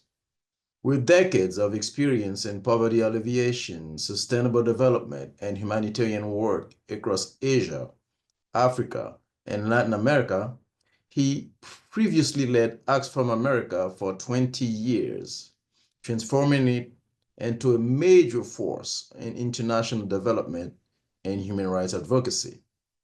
Joining him is Professor Tom Purico, Program Director of Innovation and Practice, and a term assistant teaching professor at the Polity Institute for Global Development. Professor Purico brings a wealth of hands-on international experience, having worked with Catholic Relief Services in countries like India, South Sudan, and Myanmar. He now directs the major USAID Global Education Research Initiative and has extensive expertise in peace building, disaster risk reduction, and WASH programming. Together, Professors Offenheiser and Purico will explore how private sector engagement is essential to advancing sustainable development goals, especially through innovative partnerships, investment strategies, and practical implementation on the ground. Please join me in welcoming Professor Ray Offenheiser and Professor Tom Purico. Thank you very much, John Mark. I'm delighted to be with everyone this afternoon. Tom and I are going to share this presentation, and we're going to divide it in two parts. I'm going to lead off and basically try to talk about this question from more of a macro perspective. In other words, what's going on in the business world today that is in some ways trying to address these challenges of climate change, human rights, and sustainability, and what can we learn about what's happening inside companies and how they're thinking about the turbulent world that we're living in today, and trying to sustain a kind of a commitment to sustainability, human rights, and addressing the climate challenge. I think and then Tom is going to follow me with maybe more of a micro view and sort of what's going on maybe on the ground in particular contexts where you can actually sort of see a struggle between markets and private sector presence, and what that might mean for sustainability in a very specific sort of context. So I'm going to start off on a high level, and maybe I think we all have to recognize at the moment that we're living in a moment of considerable upheaval and transition, with major implications, and particularly in markets right now with the Trump tariffs and so forth. What we're seeing is in some sense the emergence of a new geopolitical order, and maybe you could say almost the undermining of the rules-based trade system that global businesses have particularly relied on for some time. So there's a lot of uncertainty in markets, and there's a lot of uncertainty in corporate headquarters about where are we going globally in terms of what markets and business is going to be able to do and how they're going to have to be able to do it. I think the question for those of us who are watching markets and business and with these kinds of concerns is really, how should those of us who think about human rights, climate change, and sustainability think about managing these times and perhaps shaping the role of the private sector in addressing these major issues going forward? And so what I'm going to do is try to provide you a little bit of a window into what that world looks like and what maybe we should be thinking about. And I'm going to sort of put it under, in the idea, with the hope of maybe making this somewhat simple. I'm going to offer sort of 5 R's, I'm going to call them, which basically I'm going to be the organizing principle for what I'm going to present to you. The first thing I think we need to be thinking a little bit about is reimagining capitalism on a global level. And I say that because in some ways, all of us for the last 50 years have been living under a neoliberal economic model, which is basically dominated sort of the business logic of companies and defined the way they should be defining the value and the purpose of their companies. But the problem with that model is it's basically predicated on the idea that the sole purpose of business is to deliver shareholder value. In other words, deliver whatever value is created to the owners of the company or the shareholders of the company, but actually have no responsibility for the broader implications of the existence of the business for the common good, if I can put it that way.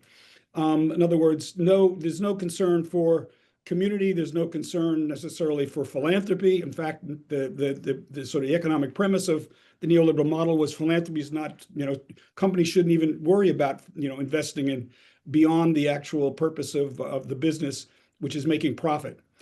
The problem with this is that it's actually created something of a global crisis. In fact, the promise itself was you're going to get economic growth, you're going to get shared prosperity, you're going to get innovation, and so on and so forth. The actual track record, however, has been you've had less economic growth than you had under the previous economic model, which was more of a Keynesian model. You basically you've had economic concentration, wealth concentration. You had financialization of the financial markets. You've had sort of financial market instability, and you haven't had shared prosperity. In other words, what we've gotten is more and more wealth concentration. And now what we're referring to in the US context is oligarchic capitalism. So in some ways, it's a failure. And you don't have to agree with me on this particular point. Martin Wolf, who is the chief economist who writes for the Financial Times of London, which is not exactly a radical publication, has written a book called The Crisis of Democratic Capitalism. And there's a whole plethora of other books that are actually out there on the market that are basically making the same argument. So the importance of this is it's actually predicated a kind of an effort to kind of move towards something new, a new economic model, a new form of being a company and being a capitalist company in the modern world that is not necessarily abiding by these traditional rules of neoliberal economics. And so where that has left us is in some sense what I guess with groups that are thinking about sustainability or companies that are thinking about sustainability, who are, and this is my second R, my first R was reimagining capitalism. My second R is basically recognizing planetary limits. I think one of the things that I think we don't necessarily assume is that companies are thinking about climate change.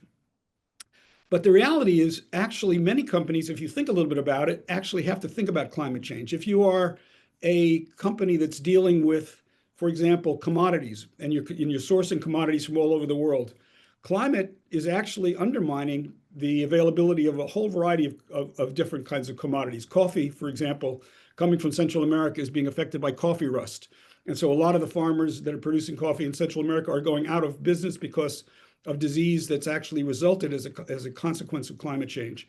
And you can see the same thing happening with cacao production in West Africa, and you can see it with other kinds of commodities from other parts of the world. So the whole food industry globally is concerned about is climate and significant climate change and temperature rise going to actually undermine our ability to provide basic products.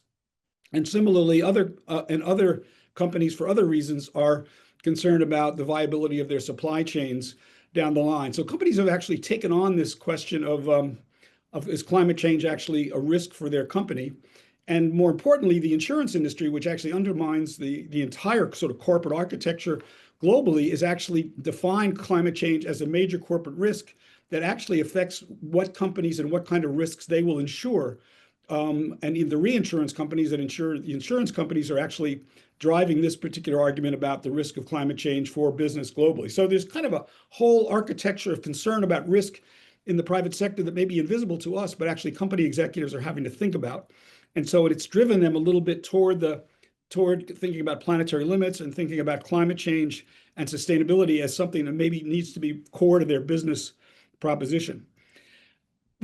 So in that sort of spirit, the third R is basically re-envisioning corporate purpose and values and with their operations in mind. And what I'm getting at here is what's happened in the last, really almost within the last decade, where a lot of companies have actually started a very profound process of redefining their internal corporate purpose. And this is part of this move away from neoliberal capitalism. and toward what actually is oftentimes called stakeholder capitalism.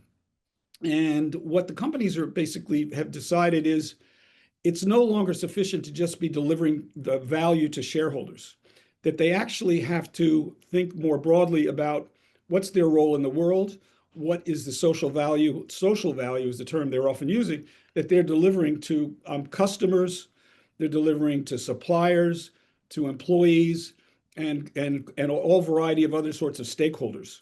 So they're now actually abandoning this shareholder concept for a stakeholder concept, which is basically saying we have a broader responsibility for society, and we've got to figure out what that means and what we would do about it.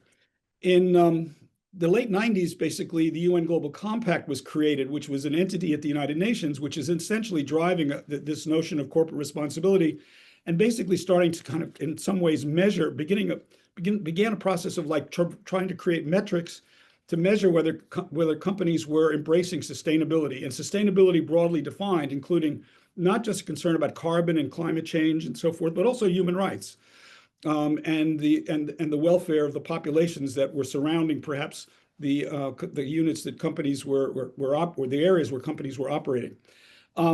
But beyond that, in 2019, the Business Roundtable, which represents some of the largest global corporations in the world, actually came out with a statement which was arguing for the fact that companies needed to basically embrace this idea of redefining purpose to be much more socially engaged, and actually to not only to embrace it, but then to sort of drive it down through their company. In other words, come up with a much more socially conscious sense of purpose, and then begin to think about, well, what does that mean in terms of the values that we want to represent as a company to this broad population that we're trying to communicate with. And then if we really are sincere about those values and embracing those values, it actually includes sustainability as a core value, how do we operationalize that in the way our business actually functions? So there's been in some ways a major transition in many companies, and you can sort of check this online by, and you actually can sort of rate companies or derive your own opinions about the degree to which they're actually committed to this by going to see if they have a sustainability report.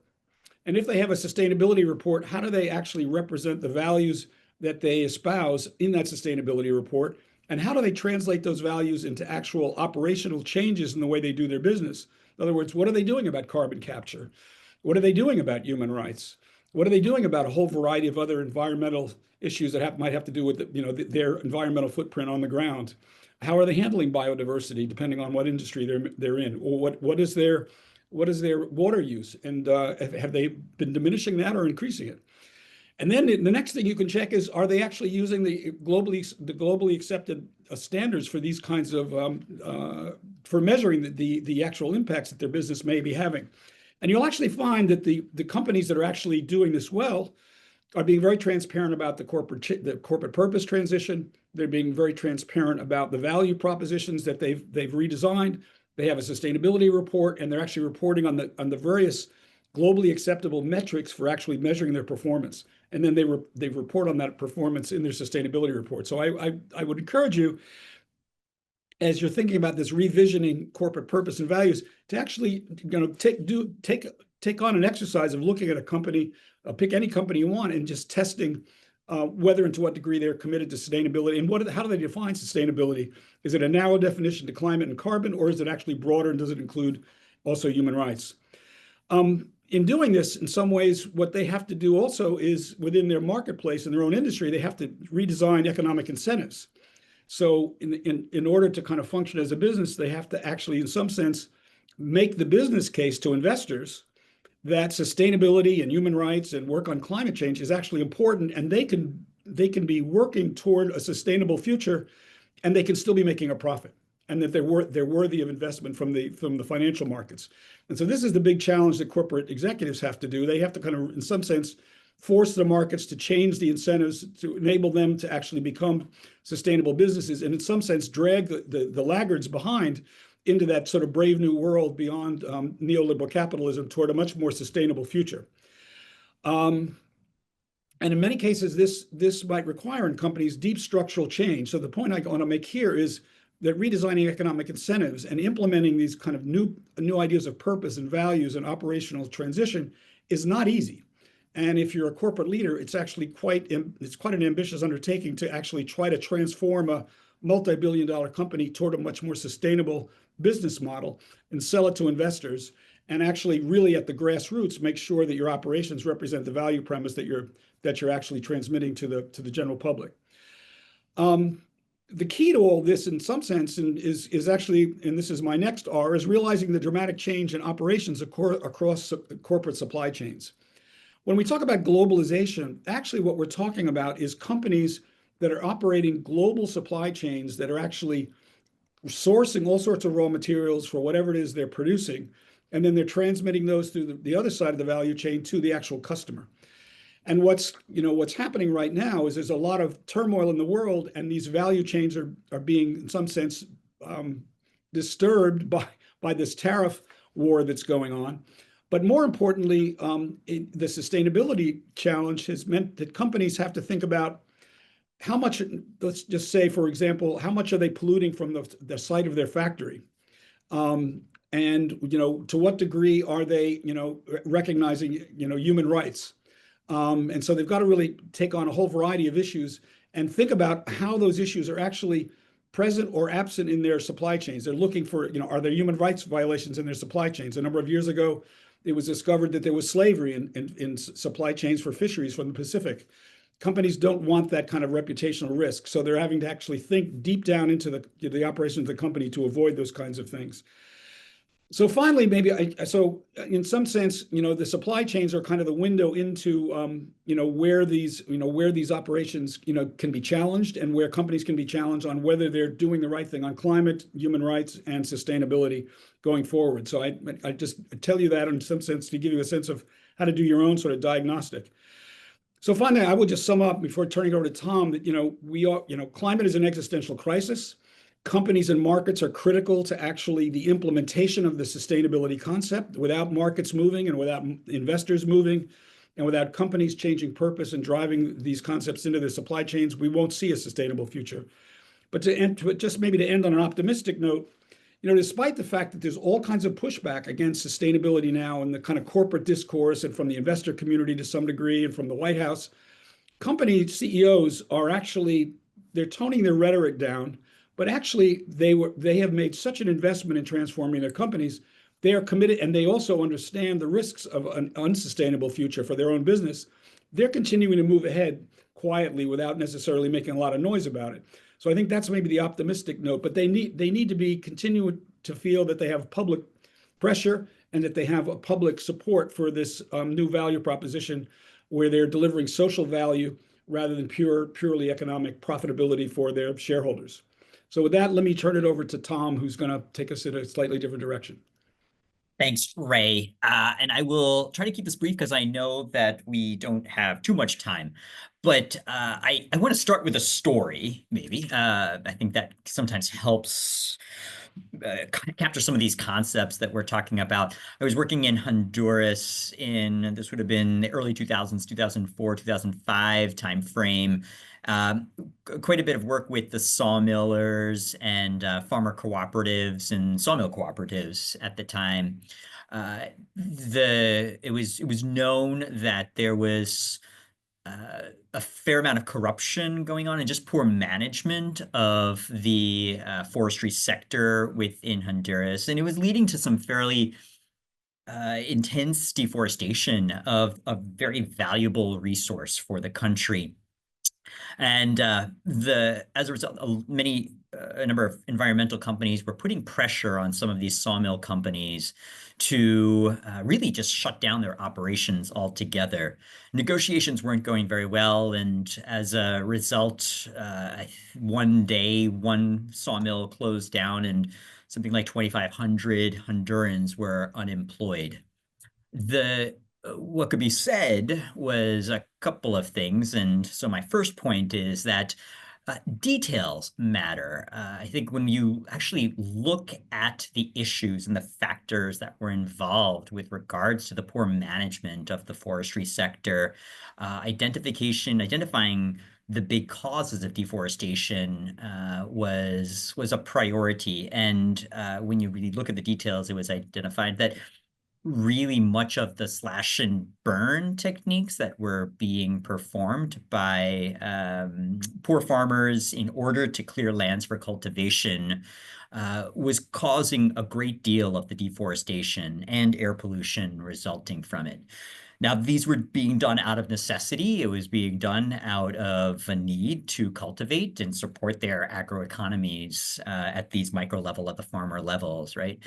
But the issue was then that these employees that had been laid off then from the sawmills would then kind of propagate these systems and potentially then expand the issues that we were seeing. So I say this because I recognized that at that time that really going into some of these issues and understanding where the benefit would have been a more comprehensive and improved forest management, being able to go in and do more strategic cutting of specific trees in order to allow more space for other trees to grow larger, and like the thinning of the forests. And so there were solutions, but it didn't seem like either side was really willing to come together and identify them. So where my first point really kind of focuses on thinking about the details and really diving into the factors that are involved in some of these issues related to human rights and climate change and overall kind of sustainable development. My second point would be promoting cooperation and really in purposeful and intentional dialogue across actors. I think what we've seen is that it's really difficult for any one party to come up with a one solution, one size fits all answer, either within a specific environment or across countries altogether. And that it really does require the contributions and participation of a number of actors. The process takes time, more time as a result, but that's the best way potentially of coming up with more sustainable solutions and solutions that can address and identify the different needs of a number of different communities and stakeholders. The only other thing that I would add, and then I will kind of pause potentially for questions, is that like a third issue we're seeing is, and Ray spoke to this point about the huge discrepancy we're seeing across wealth and the way that many private sector companies are acting in terms of poor transparency, not making available data or information that they have that would benefit communities at large, but then also really thinking about their own employee base and including aspects of just wages. I did want to share one slide that let me see here. Should be able to do this. Yeah. Let's see. I think people should be able to see this now. And basically what this shows is the CEO compensation as a proportion of what we see in terms of its relationship to the average workers. And this is specific to the United States, the top 350 firms within the United States. And what we've seen is really since 1978 in particular, the compensation of CEOs has increased by approximately 1,000%, where when you look at the rate of compensation for average workers, and these are average workers, not necessarily the lowest paid workers, we're looking at a rate of approximately maybe 24% between 1978 and I think my numbers are actually going through 2022, but even beyond 2024. And really the big drivers of this are kind of the fact that this is the compensation of these CEOs is not regulated. There's very little disincentive for board of directors to compensate their CEOs for whatever they asked for, even though they bring potentially kind of skills or assets that that don't necessarily measure up to the same level of value that's being paid. So I say this because it is creating a really devastating effect when you think about the work that the private sector and communities and civil society are really trying to navigate in terms of creating systems that are more sustainable and equitable over time. So I will stop there because I know that we are pressed on time and just allow for questions. Thank you so much, Tom, and thank you for also being mindful about the time. I see one question here. How can the private sector effectively guided to maintain uniform sustainability standards, especially in the absence of harmonized regulation and the tendency of actors selectively adopt different standards? Well, I basically, on that one, I think the real issue is there needs to be, public pressure and public scrutiny of companies. And I think there's much more attention to, well, let me put it a slightly different way. Companies are very, very tuned in today that the public has lost trust in institutions. They've lost trust in faith in churches. They've lost faith in education. They've lost faith in all sorts of institutions. And so companies are very aware that their brands and their value to the public has changed dramatically than what it has been in the past. So they do feel under pressure. They feel scrutinized. And nowadays, one of the interesting things is it used to be that companies felt that they could, in some sense, hide maybe what they were doing that was not necessarily something the public would understand. But now there's a whole variety of civil society organizations that are scrutinizing companies in all sorts of different ways. I mean, mining companies, they can't dig a hole anywhere in the world where it's not on internet in 24 hours. Companies that are using excessive amounts of water, are being challenged by the communities surrounding them about, excessive water use. So companies are really, in some sense, vulnerable to accusations of environmental damage and maybe just lack of attention to community, generating value for communities.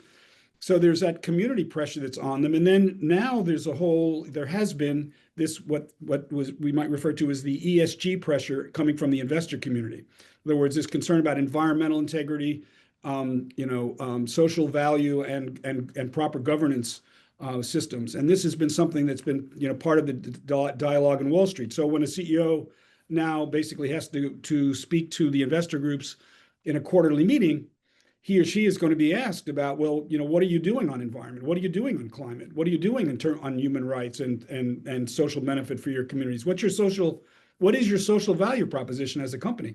Historically, they've not been asked those questions before. So one of the things you actually find inside companies today, which we didn't see even 20 years ago, is there is now a vice president for sustainability. Originally, this function was in the marketing department. It was during the period when we used to call this greenwashing. Somebody in the marketing department would be basically told, make us sound like an environmentally sensitive company and let us advertise that. They weren't doing anything. They were just advertising virtue. Now, because of public scrutiny, there's a VP under the CEO charged with sustainability. He or she's charged with producing an annual sustainability report undergirded by actual metrics. The measurement process is actually, different companies have been created to actually do the assessment, the metrics assessment of the company itself. So in order to be legitimate, they have to have a third-party company that's actually evaluating them. And then oftentimes, depending on the industry, there are different units within that sustainability, under that sustainability vice president for human rights, for climate change, for water utilization, for labor issues. And so there's a whole unit. There may be 200 people in that unit under the sustainability vice president. This is all new. This didn't exist before. Thank you. It has a cost. And companies are willing to pay that cost in ways that they didn't in the past. Thank you. Tom, you want to offer a closing remark? Yeah, the only thing I would add to that is completely, I support what Ray said. There is also internal pressure being placed on the companies. Now they're realizing that if they want to attract really strong talent, that many of the new employees, the new generation of employees that are coming in, these are values that they embrace. And so it is something that can hopefully influence leadership within these companies, both kind of in that from the internal side as well. Thank you both for this wonderful presentation and for your time. Thank you, appreciate that. And now we're turning to Mr. Amir Dossa.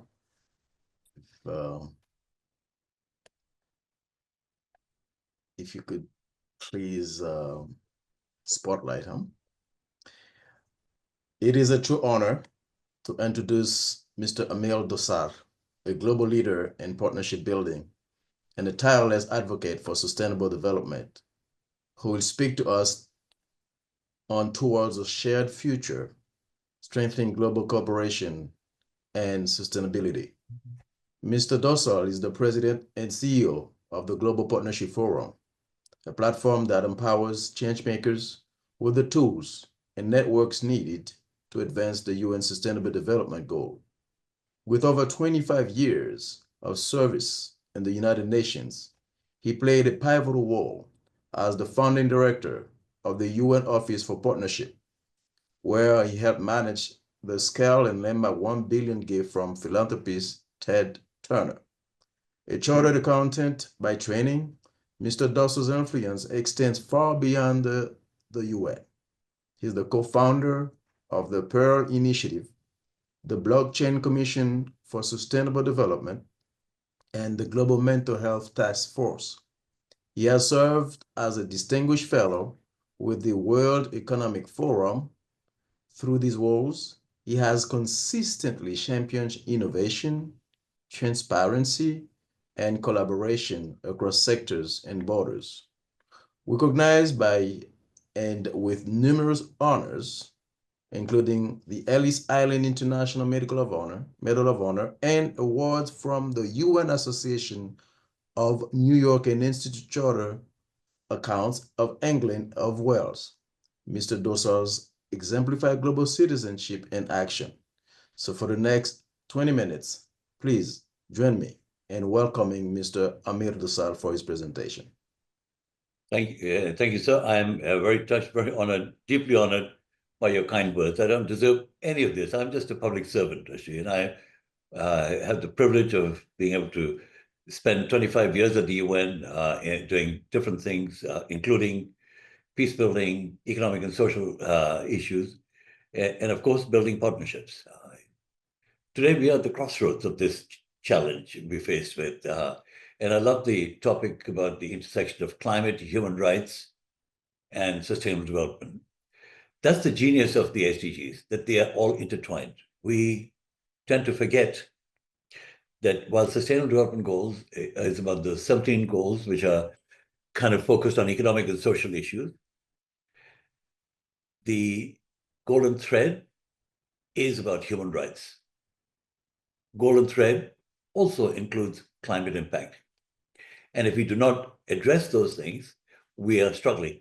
And in fact, I'm going to start on a somber note that in 2024, the UN issued the Sustainable Development Goals report. And the stark truth was only 17% of the SDGs are on target with just 5 years to go.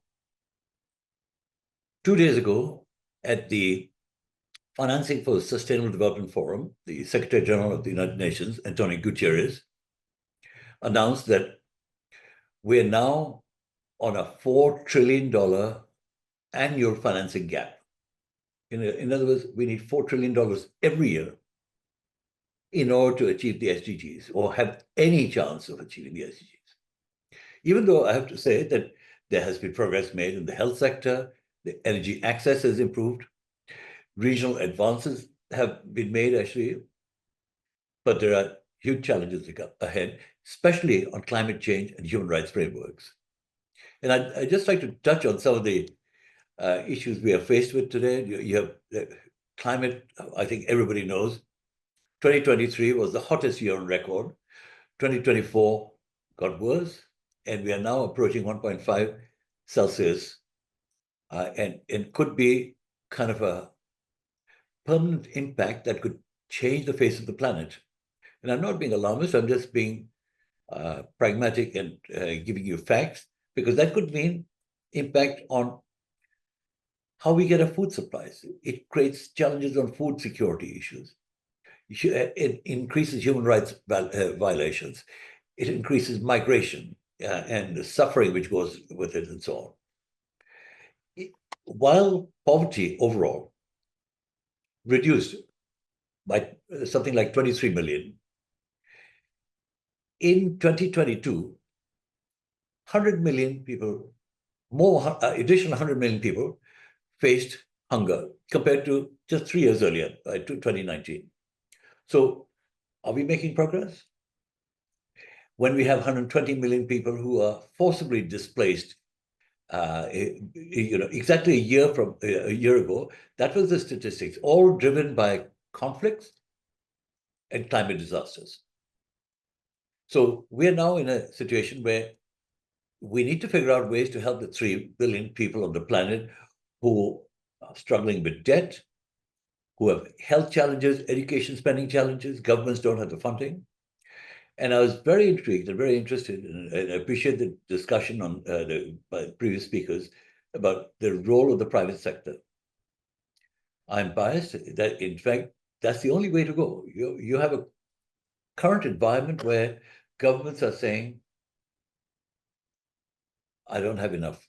I need to take care of my people. So there is now an inward-looking approach taking place in the Western world. And I don't think you can blame them. There's a realization that less has been done for its citizens than in the past, and that therefore the budgets are increasingly turning to focus on that. And therefore, aid is diminishing, whether it's bilateral or multilateral. You have countries who are saying, we need to cut foreign aid budgets. Now, the other side of the coin is that many developing countries have relied on that foreign aid. And we, as collective international community, have not done a good job of saying, when you rely on the aid, you also build capacity. You need people to have that capacity so that they stand alone on their feet, not to be constantly looking for a hands up, not to say, just keep on giving me and I'll keep doing that. Many health programs are suffering as a result of diminishing of aid by the United States and other governments.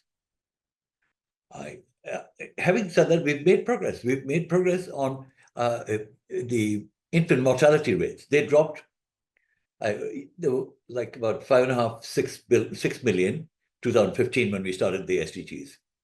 And now they're about 4.5 million. Energy access has grown. If you can appreciate, if you don't have light, you don't have power, you can't cook, you can't read, you can't learn, and so on. That has grown from 78% in 2000 to now 90%. And a lot of it has been as a result of regional integration in East and Southeast Asia, South Asia, for example, where progress has been prominent actually in the SDGs. Nevertheless, we're now at a crisis point where human rights are suffering. Climate change has become a kind of a separate pillar, whereas I believe issues relating to climate change and climate action under SDG 13, for example, should be an integral component of all the SDGs. SDG 16, which talks about peace, justice, and strong institutions, should also be an integral component. Once we start to think of it that way, then you might say, how do we find those creative solutions? And I'd like to just dwell a little bit on the good work actually being done by the, I think it's the Inter-American Organization dealing with human rights. They've issued some edicts, and they've issued some recommendations to address some of these challenges. And let me just take you through the idea of global cooperation. First of all, I think if we step back for a second, when there is a limitation on international aid, we should not decry it, we should find solutions for it. I believe the private sector has a very important role to play in filling the gaps, because the private sector, we need to demonstrate to them that the poor are a market, that we can sell to them. In order to sell to them, it's not an overnight Wall Street type return you'll get, but it's a medium to long-term process where you empower those countries, those communities, so that the children can learn better, earn better, become members of society, and buy goods and services from us. And in order to do that, we need several types of actions, if you like. We need to be able to leverage legal frameworks that exist. We need to help countries build those legal frameworks if they don't exist, because that would mean multidisciplinary coalitions where you partner with UN agencies, academic institutions like the University of Notre Dame doing great work, including University of Cambridge also does very good work in this area. There are advocacy groups who translate these legal frameworks into action. They could be part of that thing. And I would recommend that we consider setting up a task force to address these priorities, especially those which are climate vulnerable countries. And how do we address this financing gap? Well, 4 trillion is a huge amount for countries. They don't have enough budget. So if you look at the ODA, the Overseas Development Aid budget, that sits at about 200 billion. Maybe if you're lucky, 220 billion a year. So 4 trillion is mammoth. That cannot come from governments. That has to come through an investment-based model. That has to come through maybe loan guarantees. The multilateral development banks can provide some support, leverage, but they can only do so much. When they provide loans, the countries have to pay interest back and so on. What we should kind of work towards is to help developing countries invest in the poor. Besides reforming the global finance system, maybe that needs streamlining so that there's affordable debt relief for developing nations. We should engage the private sector. We should align business strategies through responsible consumption, responsible production, which is SDG 12. Help countries with reducing emissions, for example. Help them in supporting human rights violations, for example. But more importantly, think of kind of innovative financing. There's been this thing about green bonds, which has been out there, blended finance, which works. And more importantly, public-private partnerships are a great way to go. In fact, after the Second World War, most of the funding came through public-private partnerships. So we need kind of a new Marshall Plan for addressing the economic and social gaps in our society. We cannot live in a situation where we have the haves and have-nots divide continue to grow, actually. Later this year, for example, the UN will be hosting the 4th International Conference on Financing for Development in Spain, actually. It's, I think, end of June, beginning of July. So there they will be discussing how to secure commitments of 1 trillion annually in climate and human rights focused investments by 2027. So there are platforms out there.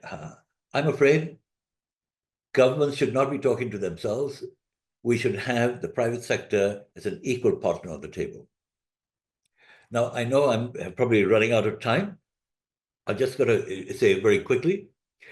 I want to point out some statistics that over 50 developing countries spend more money on debt servicing than on health or education or on sustainable issues.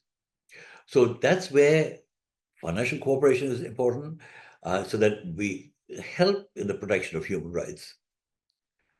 And finally, I want to say that we need to have systems in place where we support local action, local solutions, so that we create what I call a culture of inclusive sustainability.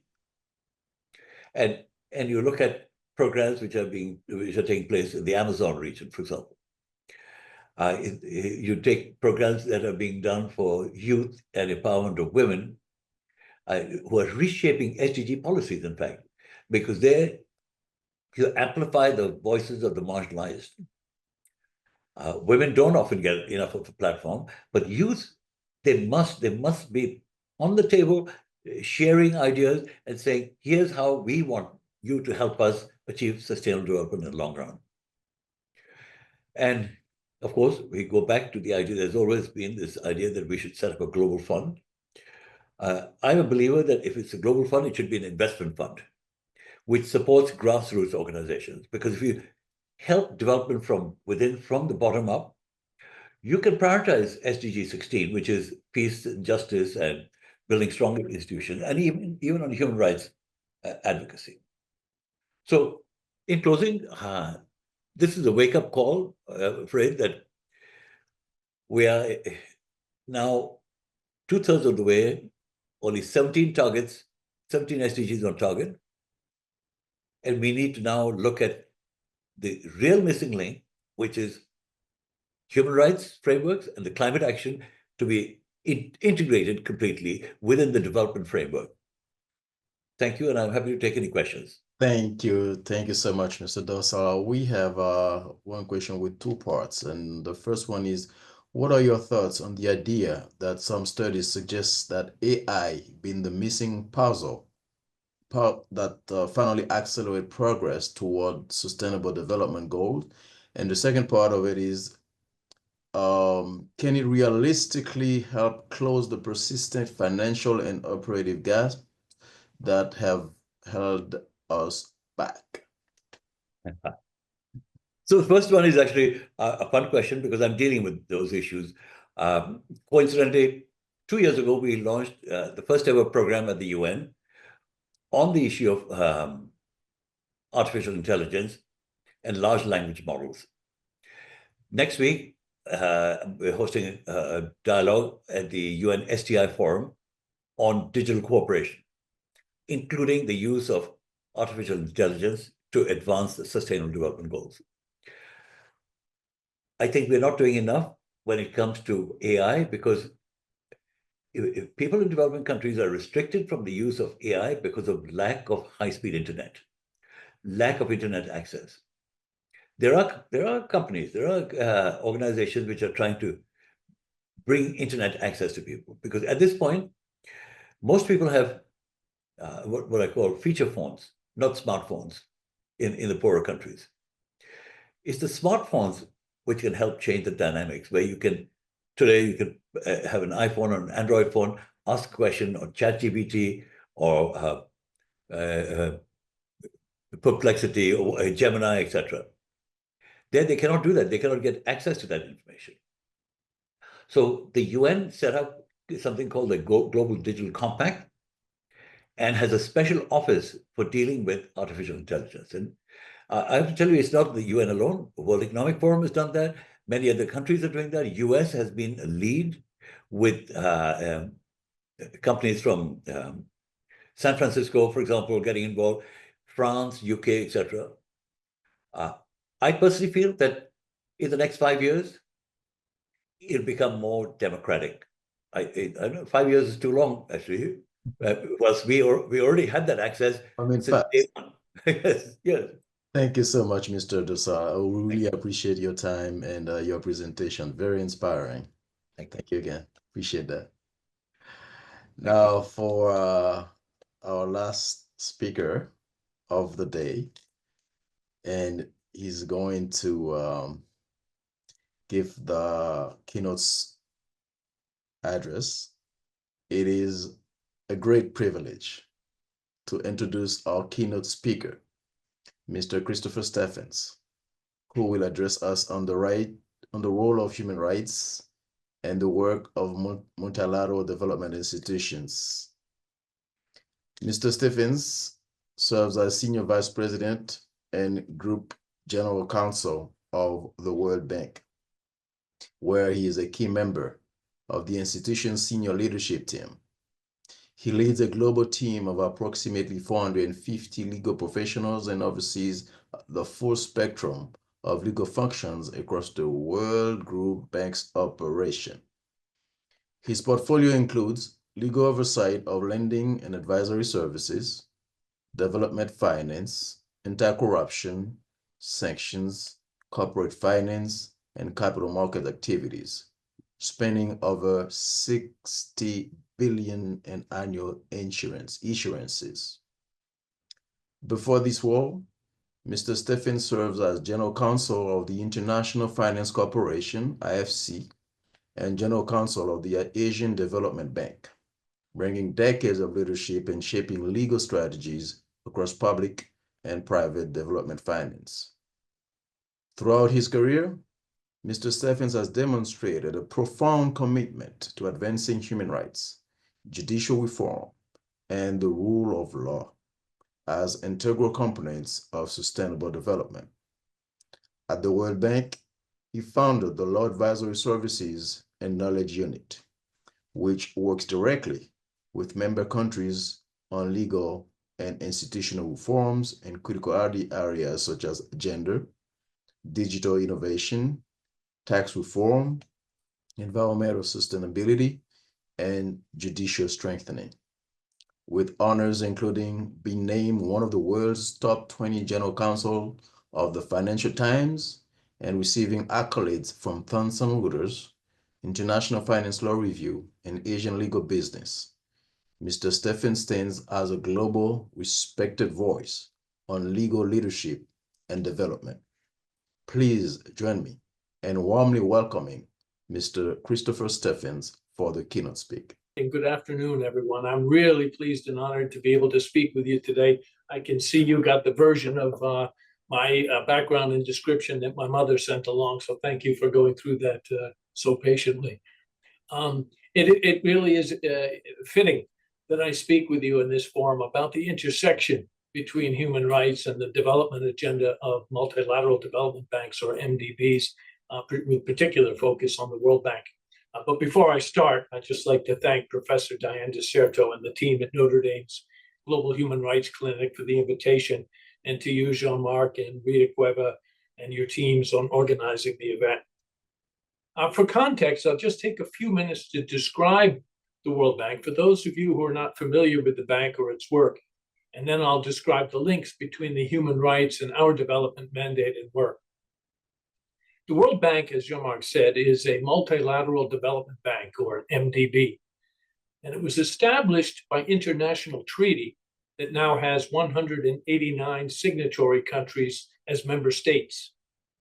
Those 189 countries are our shareholders, and they oversee our work through a board of directors comprising representatives from each country, typically the finance minister, secretary of the treasury.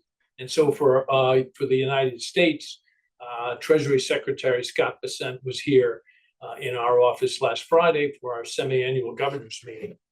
The more frequent engagement of our members is through our 25-member board of directors, who are appointed by the countries and work and are here in the office every day.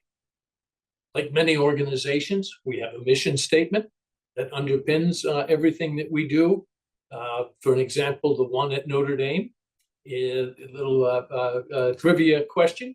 But the mission statement of Notre Dame is empowering students to pursue, discover, and share knowledge, truth, and faith as a powerful means for good.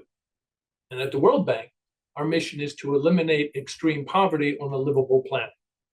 And to pursue that mission, we lend money, we make investments, and we provide advice and create and provide knowledge products to facilitate the economic development in our developing member countries. Because vibrant economies produce jobs, which produce incomes and thereby alleviate poverty. Jobs also generate taxes that enable governments to provide more and better services and strengthen institutions, societies, and economies, which in turn generate more jobs and so on, ideally creating a virtuous cycle of prosperity. Is the video not working, Jean-Marc? I'm getting a message. It's not. I was trying to spotlight your picture. I don't know if the camera is off on your side. It's on my side. We can hear you, however, and you We have all can- points Yeah, of I'm view. not much to look at. Why don't we just continue? We're trying to spotlight your picture. Keep going, please. You got my picture. All right. So when we talk about prosperity, we talk about shared prosperity, shared in the sense that the benefits of economic development, jobs, and incomes have to be inclusive of all segments of society, including the poorest, rural communities, and marginalized communities that sometimes do not benefit from strong economies or rising incomes generally or on a national level. And also that economic development has to be sustainable, meaning it has to be durable in the sense that it has to minimize the impact on the environment or social disruption and be resilient to the economic shocks, natural disasters, pandemics, and conflicts in order to mitigate the risk that if these events, if they were to occur, reverse those gains and growth. So the mission of the World Bank and other development banks is complicated, as you can see. And the challenge is to eradicate extreme poverty is enormous, but it's also urgent, as the last speaker indicated. And here's another disturbing data point that underscores the challenge. At the current rate of development, nearly 600 million people, or 7% of the world's population, will still be living on extreme poverty in 2030. So at the same time, many poor countries are facing a storm of multiple crises or polycrises that threaten their development agendas across the world, including geopolitical conflict, violence, fragility, inflation, supply chain disruption, food crises, underserving healthcare and education systems, and overall the underachievement of the UN's Sustainable Development Goals. And if that's not challenging enough, many of the wealthier so-called donor countries that provide so much of the official development assistance, or ODA, to international organizations are also facing financial challenges themselves that are impacting their ability to provide ODA that helps finance much of our work. So we face challenges on both sides of the ledger. On the one side, so many developing countries desperately need assistance to address so many urgent challenges. And on the other side, so many countries are facing fiscal constraints that appear likely to affect their ability to help. And so that's our world, and that's the context of our work. And at the World Bank, we provide that and undertake our work through 5 separate organizations that together constitute the World Bank Group. We extend sovereign loans to countries and private sector loans to private sector companies, banks, and funds, and we invest in the equity capital of private sector companies and banks. We also provide technical assistance to help our clients strengthen their capabilities, and we provide advisory services and create and provide knowledge products based on surveys and data gathering that our experts distill into analyses and conclusions that can help countries determine their development priorities. I see, am I still on? I saw the camera just go off even on my side. Still there? Yes, you are. Okay, so haven't offended or bored anybody off the screen yet. All right.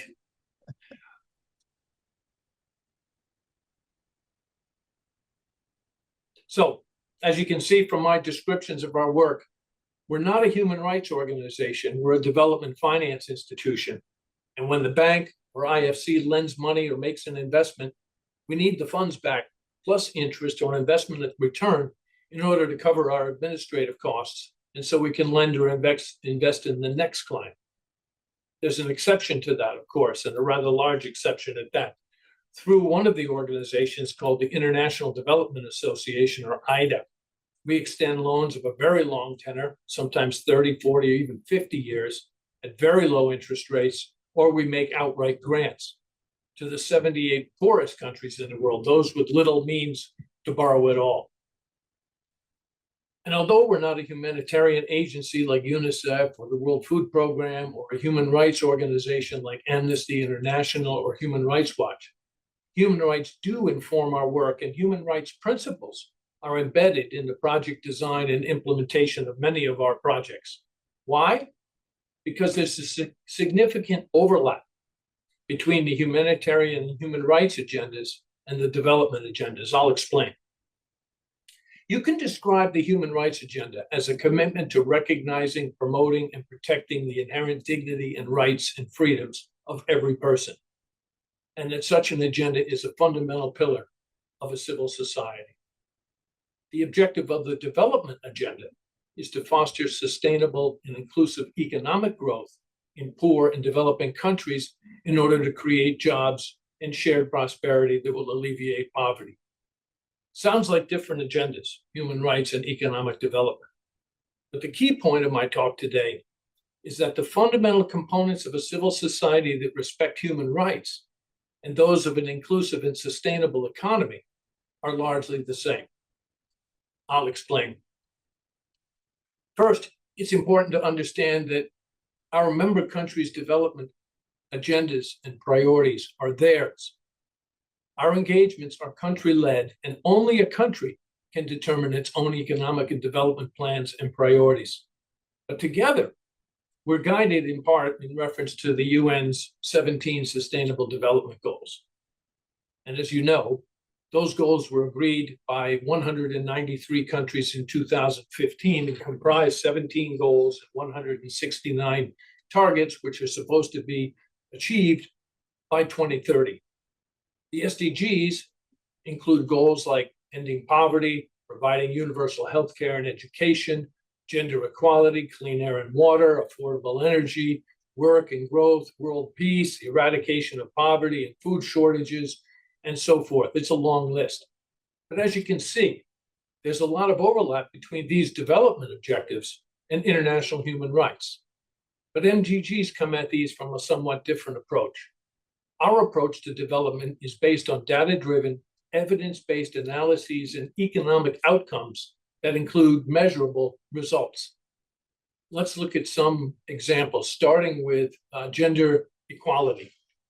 Our economists publish an annual flagship report each year called Women, Business, and Law, which surveys relevant laws in 190 economies across 10 metrics relevant for women in society and in the workplace, like safety, mobility, workplace environments, pay scales, parenthood, childhood, entrepreneurial and pensions. In each case, and how to evaluate those laws and regulations and relevant policies and their implementation across those metrics, and how they affect women as participants in the economy. The analyses consider both barriers to women and enablers that will help women at different stages of their working lives, and then consider the effects that these factors have on the economy. That data demonstrates statistically significant positive correlations with outcomes such as the female labor participation rate, female to male wage ratio, percentage of firms with a female top manager, and the ability of women to open bank accounts or start, operate, and own businesses. The analysis demonstrates that gender equality is measured by the Women, Business, and Law Index, which is in the report, is linked to better development outcomes, not only for women, but for the economies as a whole, fostering economic productivity and the resilience I talked about, and prosperity. So this is just one example of how human rights, in this case, gender equality, drives the economic development agenda too. So reports, analyses like these feed into our discussions with countries on their development policies and priorities. And then we can extend our loans to countries that will create or foster changes in laws and programs that help engage more women and treat them equally with men in the economy. We also provide financing aimed at supporting women-owned businesses. And as I said, the data helps countries prioritize gender empowerment in their spending priorities. And the data is also helpful in persuading countries and companies to prioritize gender as a critical ambition because of the scarcity of resources. Think of the development agenda from the perspective of a finance minister of one of our poor or middle-income countries with a list of development priorities that includes energy, transportation, infrastructure, agriculture, healthcare, education, taxes, public debt. You get the idea. He's got a lot on his plate. And he has to prioritize all these things and allocate scarce budgets and limited funding. He has to prioritize. And of course, gender is a development priority and is embedded in the SDGs. And of course, equality is also a human right and a priority and a matter of human dignity. And it's also a moral imperative. But even so, our finance minister may not have available resources for the creation of new laws or regulations, programs, and government agencies in the face of so many other competing and urgent priorities. But our economic analyses show that if countries were to engage women in their societies and economies to the same extent as they do men, the GDP would increase by an average of 20%, and some economies would increase by 30%. That is massive. And when our finance minister understands that, our gender engagement ambition has just moved up a few slots in the list of urgent priorities. And so at that point, the human rights agenda to advance and protect human rights is aligned with the desire to create a stronger, more prosperous and inclusive economy. And that, as I said, is an evidence-based, data-driven economic analysis that provides the rationale to invest. There's also a convergence. One person's human rights imperative is another person's economic imperative. And this same analysis applies to education, healthcare, food, and other human rights. Healthcare is another good example. It's in the Sustainable Development Goal number 3, good health and well-being, and is also in the UN's Declaration of Human Rights and in the World Health Organization's Constitution. But it's also a driver of economic development. Our data, I'm going to sound more like an economist than I do a lawyer, but our data shows that depriving a child of nutrition in his first 1,000 days decreases their income by 17% for the rest of their life. And separate analysis shows that strong and resilient healthcare systems keep people working longer, more productively, with fewer absences and lower healthcare costs, which contribute dramatically to economic growth and development. So healthcare is also a priority in the development agenda. The health sector is also a major contributor to employment, with healthcare jobs comprising up to 20% of total employment in high-income countries. And in many of these areas, there's great overlap. So, for example, the healthcare sector offers steady employment and upskilling opportunities, especially for women who represent more than 70% of the workforce in the healthcare field. So there's links between expanding healthcare and engaging women in the economy. Investing in health also creates jobs indirectly in pharmaceuticals, biotechnology, medical technology, digital health, and support services. Again, an alignment of human rights and development objectives. And the same can be said on education, where data shows that without education, without 1 year of education, a person's future income is reduced by 10% per year annually. In fact, jobs is an area of particularly troubling data for us. Over the next decade, 1.2 billion young people will enter the workforce globally, but economies will create only 420 million jobs.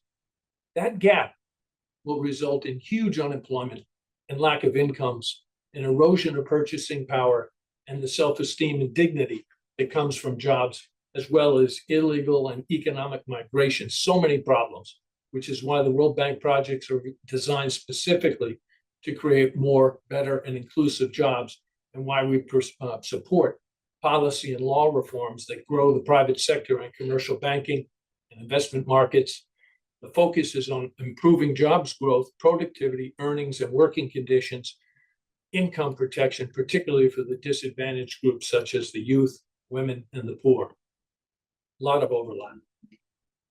On climate, the World Bank's work in this area could take a full day to discuss, but we've done considerable amount on focusing on climate mitigation and adaptation, in which our development member countries see as smart strategies for their own development agenda. Our direct investment in fossil fuels have dropped nearly $4 billion in 2016 to $538 million last year, and much of that was used to repair existing natural gas facilities. IFC, which is the private sector arm of the World Bank, no longer makes equity investments, and MIGA no longer provides equity-like guarantees for banks and financial institutions that do not have a plan to phase out coal, increase renewable energy lending, and reduce their legacy coal portfolio to zero or near zero by 2030. And last year, 44% of our lending, which is more than $42 billion, went to climate adaptation and mitigation. And this is up from 10% the previous year and very close to our COP28 commitment of 45% by the end of this fiscal year. And adaptation builds resilience with durable roads, flood-resistant infrastructure, and water-efficient irrigation. Again, an overlap of several development goals that our clients see as smart development. I could go on at length on our work in energy, food security, nutrition, and water, but I think you get the point on how we plan and design projects and pursue development. But one point that might resonate especially well with the lawyers is that aside from designing and financing and supporting projects that produce these outcomes, we also require our borrowers, whether they're sovereign states or private sector companies and banks alike, to comply with certain contractual obligations that we put in our loan and investment projects. We require our borrowers to comply with an elaborate range of policies on procurement, anti-corruption, environmental and social protection, financial management, budgeting, accounting, reporting. And we put all these in our loan and investment contracts as obligations with borrowers so that they have to agree with them if they want to borrow or accept funding from us. And one of these policies is our Environmental and Social Framework Policy, or ESF. Our loan agreements require that our borrowers comply with a set of 10 environmental and social standards that we set out in the ESF. And so by using the mechanism of the loan agreement or investment contract, we impose a legal obligation on our public sector government borrowers and our private sector companies and banks to identify, avoid, and mitigate environmental and social risks in projects, to create and implement action plans, to manage risks, and to monitor in progress, and to report to us regularly on implementation and any problems that might arise so that we can engage with them in helping address them. Last point, I promise. We have a brand new unit in our legal department here at the World Bank that seems particularly well aligned with Notre Dame's mission to pursue, discover, and share knowledge as a powerful means for good. The new unit advises countries directly on how to improve their laws and regulatory environments, establish programs, and enhance the competence and capacity of its judicial institutions in order to help them better achieve their development objectives and strengthen their institutions of government. We're working with countries directly on creating model laws and law reforms on gender equality, gender-based violence, environmental protection, forest management, carbon markets, and tax efficiencies. And we're working with the Supreme Courts of many countries to strengthen their capacity and knowledge, such as by creating new courts to deal specifically with environmental cases and cases of gender-based violence. I'm way along on this, but I hope I've conveyed the point that the global development agenda and the human rights agenda are distinct but complementary, and in fact, are mutually reinforcing. There's a great opportunity and scope for collaboration between MDBs like the World Bank and academic institutions like the University of Notre Dame and the Global Human Rights Clinic across so many initiatives of mutual interest, vital importance, and global impact. So in closing, many thanks again to you, Jean-Marc, and the University of Notre Dame, the Global Human Rights Clinic, Diane, and all your colleagues who have participated today. And special thanks to the students with my hope and best wishes for a career in law that aligns with the mission of this great university to pursue a life of virtue and decency so that you go on to practice law with competence and compassion and a commitment to the relationship between law and human dignity. Thanks, Jean-Marc. Back to you. Thank you so much, Chris. But before you go, we have 2 or 3 questions that we'd like you to address, if that's okay. Can you hear us? Certainly. All right, wonderful. Given the current funding crisis affecting not only governments and enterprises, but also especially civil society due to the new approach of the US administration, how does the World Bank see its role in this shifting landscape? Second thing, specifically within the bank's mandate, is there room to support civil society and grassroots organizations in some capacity or level, recognizing their essential contributions to sustainable development and inclusive economic growth? Great. Well, thanks for those.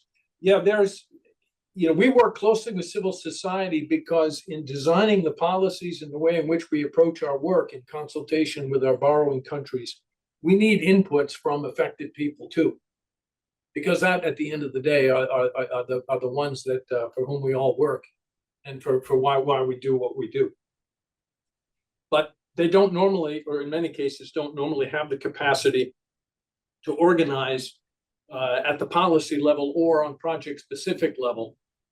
And so civil society becomes a very important way to gather and funnel those inputs, feedback, and in cases where there are complaints and problems, back to the bank so that we can address them and take on board. And our board of directors is always very interested in making sure that we get that input from communities and people who are affected by our work.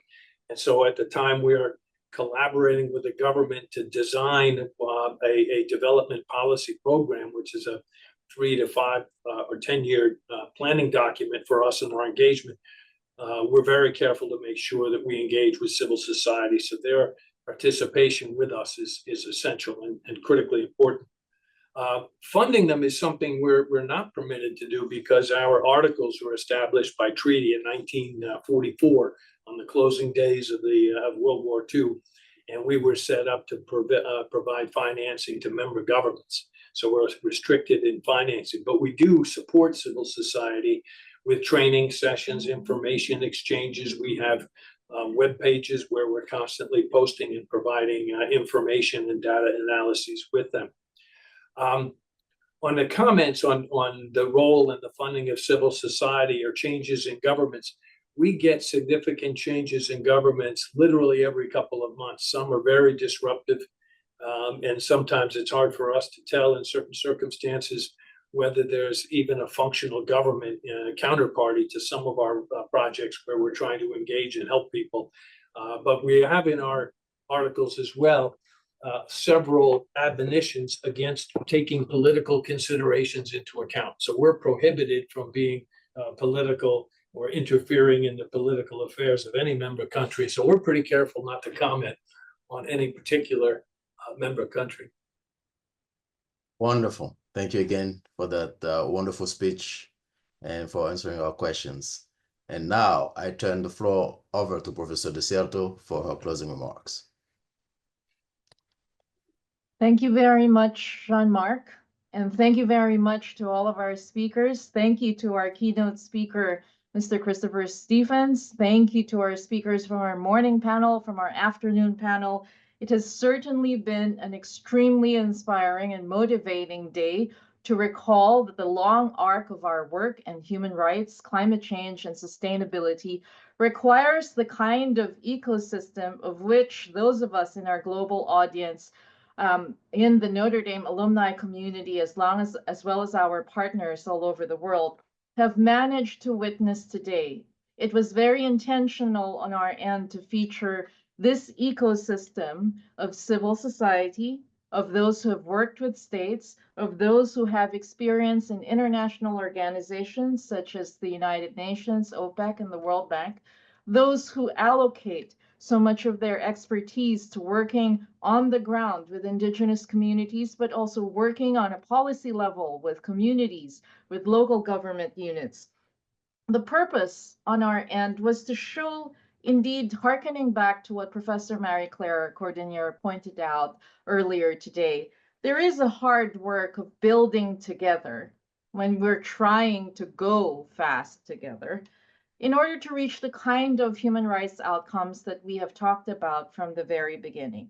For our part, here at Notre Dame Law School's Global Human Rights Clinic, we intentionally foster an interdisciplinary environment that engages our law students in the hard work of understanding how crucial and enduring the artifact or the discipline of law is to how we build our societies towards peace and prosperity, towards vindicating the fundamental human rights of every single person, their dignity and worth, and living a life of virtue to this end, to understanding how we protect our common home, its finite resources, the precarity that unequally affects so many throughout the world, and most importantly, how do we build to uplift the most vulnerable in the world? Today's symposium on Notre Dame Day was our offering to the Notre Dame community, especially out of gratitude to the kind of environment that is fostered by the leadership of the university with Father Bob, Father Dan Grudy, among others, as well as the leadership of the law school with Dean Marcus Cole and colleagues that I'm very fortunate to have here at the clinic with our staff attorney and our supervising lawyers, our students, our non-law students and undergraduates who participate in our work, our alumni partners of human rights lawyers all over the world from our human rights program that now dates around 50 years. It has been a tremendous blessing, and as I like to remind our students, human rights work really does begin with the human, but unlike the traditional perceptions of thinking of human rights as simply an allocation of responsibility, it is also about, in the first instance, learning how to build a dialogue on those shared values of humanity from whichever part of the world, whichever demographic, and whichever lived experience we come from. Learning how to build cooperation strategies, even when adverse circumstances or crises may cause us to pivot and rethink how institutions do things, how advocacy must be done, how collaboration must be done in a changing climate where risks remain as urgent and as pressing as ever. But the global fostering of this conversation, our duty to educate, our duty to motivate and inform policies and programs. You just heard from Mr. Christopher Stephens on what the World Bank Group admirably does in informing its programs and policies from the prism of human rights and basic virtues and values that vindicate the dignity and worth of the human person. It may seem for many who have written in and who have sent emails to us at Notre Dame Law School, and especially to me over the past weeks, that this seems like a time of so much change, a time that could be discouraging in light of so many disruptions, so many changes, and so many crises. The one thing, however, that is humbling for me to witness, even as a scholar from the Global South who teaches here in the Global North, is that crises are actually quite constant. What impels our work together, our shared work in interdisciplinary strategizing, interdisciplinary building on how to realize human rights outcomes, how to save our planet collectively and get us to net zero neutrality, how to envision a world of development, of adequate living standards for all that does not jeopardize or prejudice our future generations.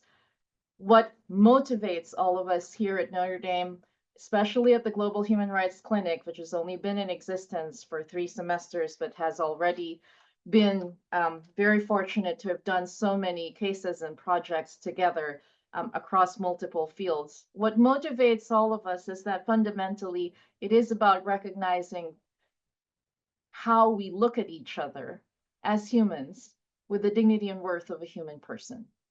And knowing how to look at each other as humans with the dignity and worth of the human person, how do we begin to communicate? How do we begin to build? How do we begin to recognize the things we share, not just the things that divide us? And how do we begin to think about how to cooperate and eventually how to see a world where it is not only specific interests of the one, but the common good of all. I hope today has been just as I have felt, a very inspiring day given our roster of speakers with their tremendous experience.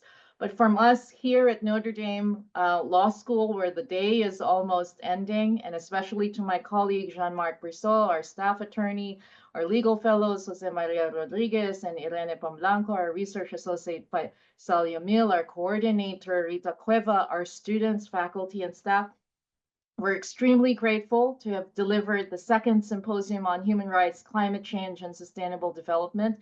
Our work goes on together, and the reassurance here is that this work can be done, is already being done, and will continue to be done together, whatever the climate of adversity, whatever the challenges of disruption may take place. This is precisely the time to do the work with even more force than before. Thank you so much to everybody, and we are grateful from the University of Notre Dame, from Notre Dame Law School. Thank you for your participation, and we look forward to collaborations in the years to come.